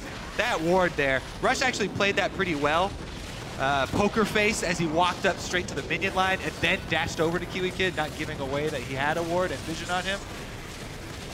But there's the collapse. Impulse able to burn Kiwi Kid down even through the ultimate, and Xiao Xiao makes his way up there with the ghost on top of his Alacrity boosted kicks. Overall scoreline 3-1. Shifter, 1 death, 1 assist. Just hasn't been a part of this game because no one's ganking mid.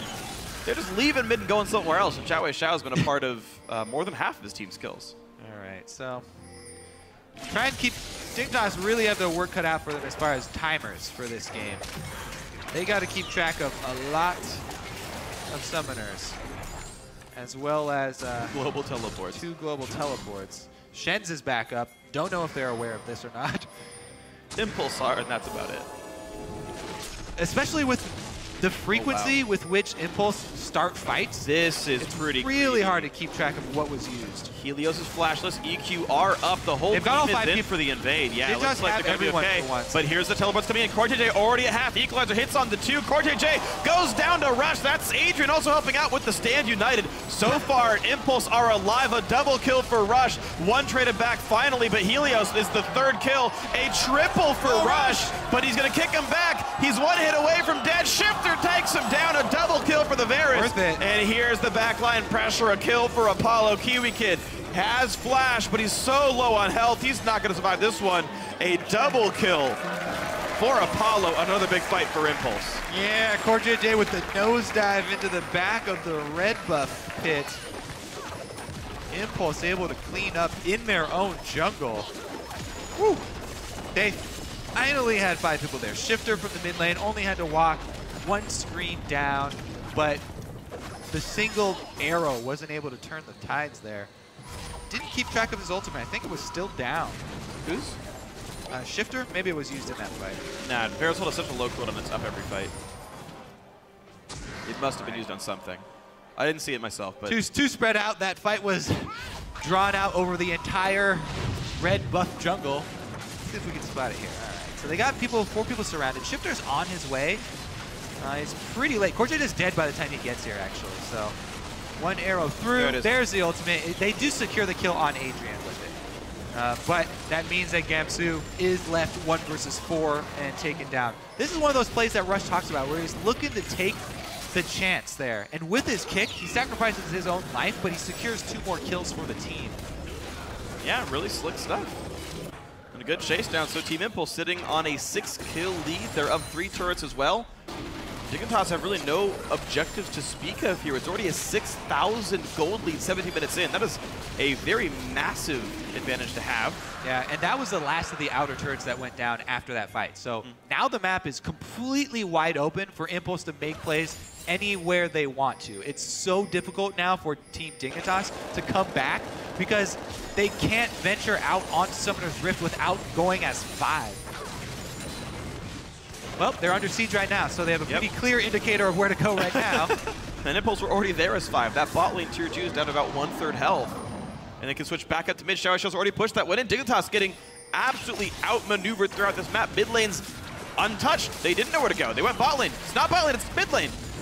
And lose more turret health there. A little bit chunk taken out of mid. Now a little bit of a chunk taken out of bottom as Apollo's still over on that side. Dignitas being drawn back and forth.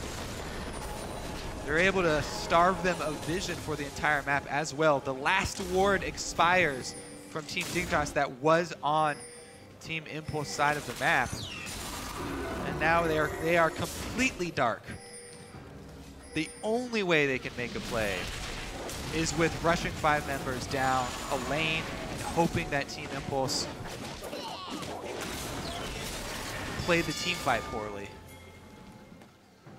Otherwise, it's up to Impulse. They can pick and choose every single engage.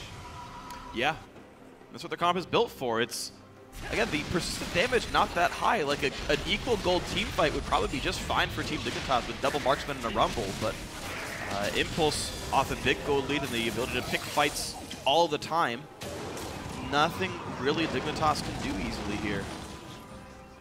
Impulse keep all the waves pushed up. Xiao able to fluidly switch lanes as well, right? They have a teleport as well as a global TP from Xiao. Like, they can be anywhere they want. They can pick whatever lane assignments they want and still contest all the objectives. In case you ever want to match resistances or lane types. You have to be careful as Team Dignitas trying to pick any one member off. Even if Xiao is split pushing, you got to worry about the Shen ultimate as well as Gnar teleport coming off cooldown very quickly here. Even Apollo has been using Sivir ultimate just to get to fights. Sure. Why wouldn't you? Sister Nice, he's got 4 of them. The kill leader, probably properly so, is Rush here with 6. Still 100% kill participation. I don't know if we're going to be back in the days of Lee Sin being a must-ban against this team, but no one else really plays him. Rush showing that he's still quite good. See how Impulse actually trying to finish this one out, because they do have superb control of neutral objectives, and they have the dragon stacking already going in their favor. So they can play it more cautiously now, and a dive is pretty much the only thing they want to avoid right now. Should probably just continue to try and split at least 2 lanes and draw Dignitas apart from each other. The only thing Impulse want to avoid is the Wombo combo of Varus and Rumble ultimates, with Jarvan Cataclysm. Up, they're going to do the 1-4 split push and take down this bottom turret. Is done? Global gold earned for themselves as they spread Dignitas thin. Impulse doing a very good job of continuing to keep the pressure on. It's very controlled, though. They haven't really overstepped their bounds in a very long time. The fights they do take have been quite clean, and they've Even though Rush said we'd rather fight them than take their Nexus, well, they're taking the turrets pretty cleanly. I think it's fight them and then take their Nexus. Yeah. That's how you play League of Legends. I like Team Dignitas, though, they have to be, careful. Sometimes you get really frustrated when you're trapped inside your base like this. Yeah. And you end up going for a super high risk play without everyone on the same page. They need that type of play. They need Kiwi Kid to pull out a crazy combo and, Shifter and Gemsu to be able to capitalize on top of it. But if they make one more misstep, Impulse are going to rush straight into the base. Good move right here, though. They're able to push up and grab some global gold for themselves. The first turret of the game for Team Dignitas taken down. Some much needed gold for the coffers. So Dignitas finally showing a couple signs of life, with they do still sit down 7,000 gold here. We've seen them, though. They've had so many games like this where Team Dignitas are slowly losing the game, and then one big misstep and Dig takes the game completely over. Their win against Team Solo Mid in the first half of the slate was just like that. One big misstep meant the game ended. Team Impulse going for a slightly risky play of this Baron. And Dignitas have an idea here. They've used their teleport already. Rumble's headed over. Only Helios around. His presence going to stop the engage, but here comes the TF ulti in towards Helios. A hard engage for the jungler. He's going to be able to EQ out, and there's the big Varus ulti. A little poke on Adrian, but not enough to really knock him down. Mega Gnar is there. Kiwi Kid forced to pop his own ulti as well. A couple of cooldowns burned, but nothing gained. Kiwi Kid burning that ultimate and taking half his life and harass. Impulse could actually revisit the Baron bait right now. Yeah, they haven't taken any damage, you're right. They're actually shoving up mid instead. I feel like they should revisit the bait. Well, this is the kind of situation Dignitas maybe lives for, is if they misstep, maybe something good comes through. More poke on an impact. He's got no health regen. Well, there goes your window for Impulse. Can't revisit the bait now. They have to give up map control. Way too much poke landed. Yeah. There's no magic resist on Impact either, so, well, aside from Merc Treads. So the Core JJ Rockets are really doing a lot of work. And yeah, this is huge as well. 6% more attack damage for Shifter. Team Dignitas off of a too aggressive Baron call. The poke landing, a sign of life coming through for the red team. You see, my problem is not even with that Baron call. My problem is with the reaction. The follow-up after. Yeah, exactly. Yeah, after fair. they chased him off of it. I mean, they had complete vision control. Yes, you used your TF ultimate, but they gave up so much for nothing mid. By going mid and taking that poke, they lose Dragon and, well, that was double pink warded at Baron, so they didn't have time to clear both of them. There, a reason a bit too pink wards down. 10 auto attacks, a little bit too many here for these guys, but mid lane once again cleared first. Kiwi Kid flash engages, goes for impact, the root is on, they're gonna knock down Gnar as fast as they can, but a big kickback buys some more time. Impact is almost mega, and a lot of damage to the back line. Rush in the front, they get the kill on Kiwi Kid, who is still ultless. 2 kills come through for Impulse, Helios is the third. Rush flashing under the turret to make this happen. Apollo, maybe a bit too far forward, but still a fight won by Impulse 3-0. Holy moly.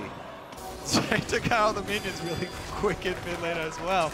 All right, well, that fight, jeez, out of nowhere. Let's take that replay again, because Kiwi Kid with the initiation, I don't think Gemsu was immediately in range for the ultimate, because that's the combo they really want. If you get someone locked down in AoE like that, they want the Rumbles immediately on top of them. Xiao Xiao flashed out, though, as soon as he regained control of his character. Yeah. He just ulted for a Valkyrie from the Corki, so nothing gained this one. All right. But how far away is Rumble? Gemsu's right there. That's in range. Yeah, he just didn't want to do it until Varus ultimate landed, I guess. It was still decent because he got Adrian and Rush, but everybody else was able to pull out. Apollo comes in and speed boosting the entire team. They're all running away here. Yeah. Except Shifter. All of Dignitas in evacuation mode. There's actually what I think is a big misplay by Helios. As full tank Jarvan tried to chase Impact, like put the ult on him, threw the EQ at him, threw a bunch of auto attacks at him, and it's like, you're not going to kill tank Gnar who's stacking armor. Yeah. And they needed a there for the rest of the team. They needed a front line to allow the double marksman full uptime on auto attacks. Yeah, they could have got the kill on Adrian probably with that. If you run double AD champions like that, you have to have a good front line that's able to buy them 100% uptime for DPS. Otherwise, you get nothing but squishy targets running away towards the turret, and they got taken out. Chased down by Silver Speed. Whoop! Over the wall impact, not part of this fight. Rush pauses. Then resumes with the ding. Round 2. Yep. Only round 2? I feel like there have been a lot of rounds so far with Lisa and Safeguards. Round 75. Rush looking for his next victim. Still 100% kill participation. 7, 2, and 8 on this Warrior Enchant Lee Sin. Randuin's in Locket to keep the team safe.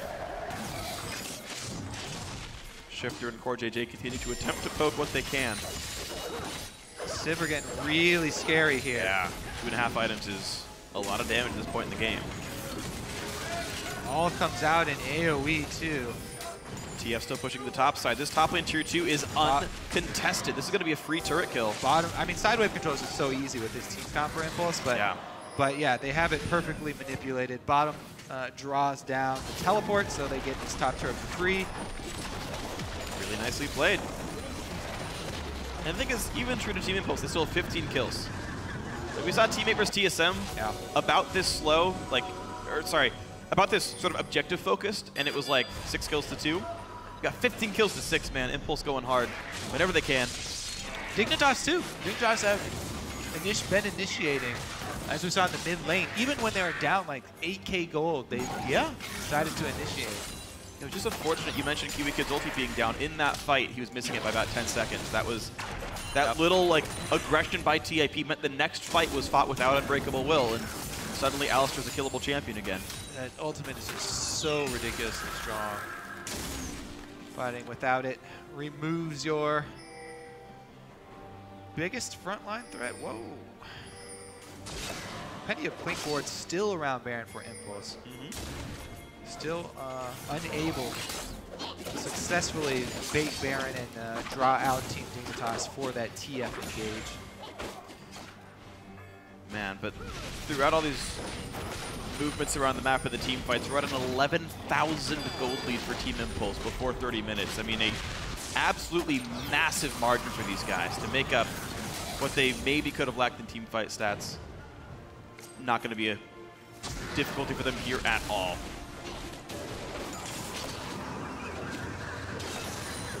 See Dragon in 1 minute. This would be the movement speed buff for them. That's not about and a half for Team Impulse. Bot lane got pushed in all the way. Top lane tier 2 already dead. Maybe now is the time for they're looking for the dive. Impact is going to run out of Meganar real soon though. But it's scary enough that Dignitas give away mid lane tier 2 and the gold lead balloons even further. Now it's 12,500 gold. Yep. TF Ultimate buys them another secondary turret. Well played. Apollo going to be able to go over back to Baron and try and clear out some points. I feel like it's time to do a... never mind, they're just going to go for the flank. Right away, they switch targets though. Gamsu gets locked up enough that he's going to flash away. Doesn't equalizer until just now, but he's still going to go down. Whiffs the equalizer on the wrong side of the fight, and here comes the dive. A beautiful kickback on Shifter. Rush trying to get away. He will survive this. Core JJ on the run out. Team Impulse go for the push. Gigantic damage from Lichbane Gold card with stacked deck on it. You're going to see mid lane falling very fast. All right, that should definitely be an inhibitor. Then retreat back to grab the Baron. There's no time to push on any Nexus turrets, and you do not want to overextend for Nexus turrets, by the way. They are worth very little gold and experience now, and are pretty much just a trap for allowing the other team to come back. So Impulse, correct decision here. Run straight over to Baron. They still have plenty of wards up. They can take it pretty easily. Rumble does have teleport though, so Gamsu might be able to come in and get one of those miracle equalizers. And Helios has flash as well as a sight stone, so he might be able to ward and make this with the flag he sees. That looks like his sight stone is out of charges, so he can only use the flag to spot this. Rush gets the secure on Baron. Goodbye, Helios. Another kill for Apollo here. TF ulti burned, and they're going to go for maybe some more picks, or at least the mid lane being pressured out. Impulse even farther in control. All right, well, with Baron buff, they should have no trouble pushing over to finish this one.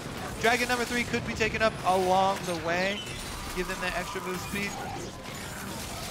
But a very, very easy end game here for Team Impulse. Yeah. A giant lead as well as Baron buff to work with. So many lanes they can push with Baron powered minions. They're just going to poke around with an objective they have no business taking. Yeah, I'm okay with them looking and seeing if Impulse misplays it, but I mean, they rightly back up. yeah, Nara's got teleport. You get caught in that jungle, you are toast. Very true. All right, so Dignitas did sneak the one dragon earlier in the game, so they have at least some combat stats for that one, but otherwise a very large deficit for these people. Void Staff from Gamsu is 400 gold away. That will actually be a sizable damage increase for him with the Leandry's already done.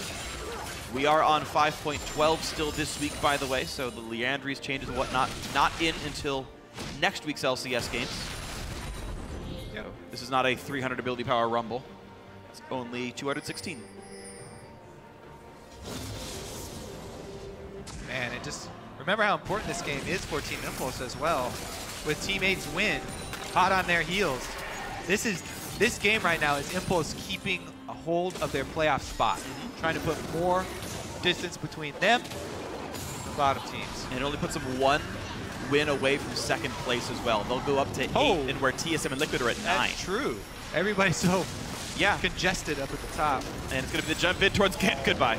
Goodbye, Gamsu. Goodbye. Ryan Pack's going to kill you. The jump back on a Xiaowei Xiao, but the taunt. Going to buy some time from Adrian. Still a shutdown goes to Core JJ, and Xiaowei Xiao maybe a little bit overextended. A kill for Kiwi Kid. Adrian still taunting up, and here comes the rest of the team. Apollo is here for his second kill. Can't quite find his third. Kiwi Kid buys some time, and actually kills keep trading back and forth, but it still ends up being, I believe, a triple kill for Apollo. The minions are here. The game is going to end. The 2 versus 1. Helios will not defend this, and Team Impulse knocked down another playoff team. Their 4th win in a row. They have not lost a game in the last half of the split. And Team Impulse will win a 33-minute win with a final ace with Rush, securing his 8th kill of the game. Fighting Helios down. 8-2-13 for that Rush Lee Sin with the Tiamat by the end. Oh, man. All right. That's just style. If you're getting that far ahead, then you can do more damage.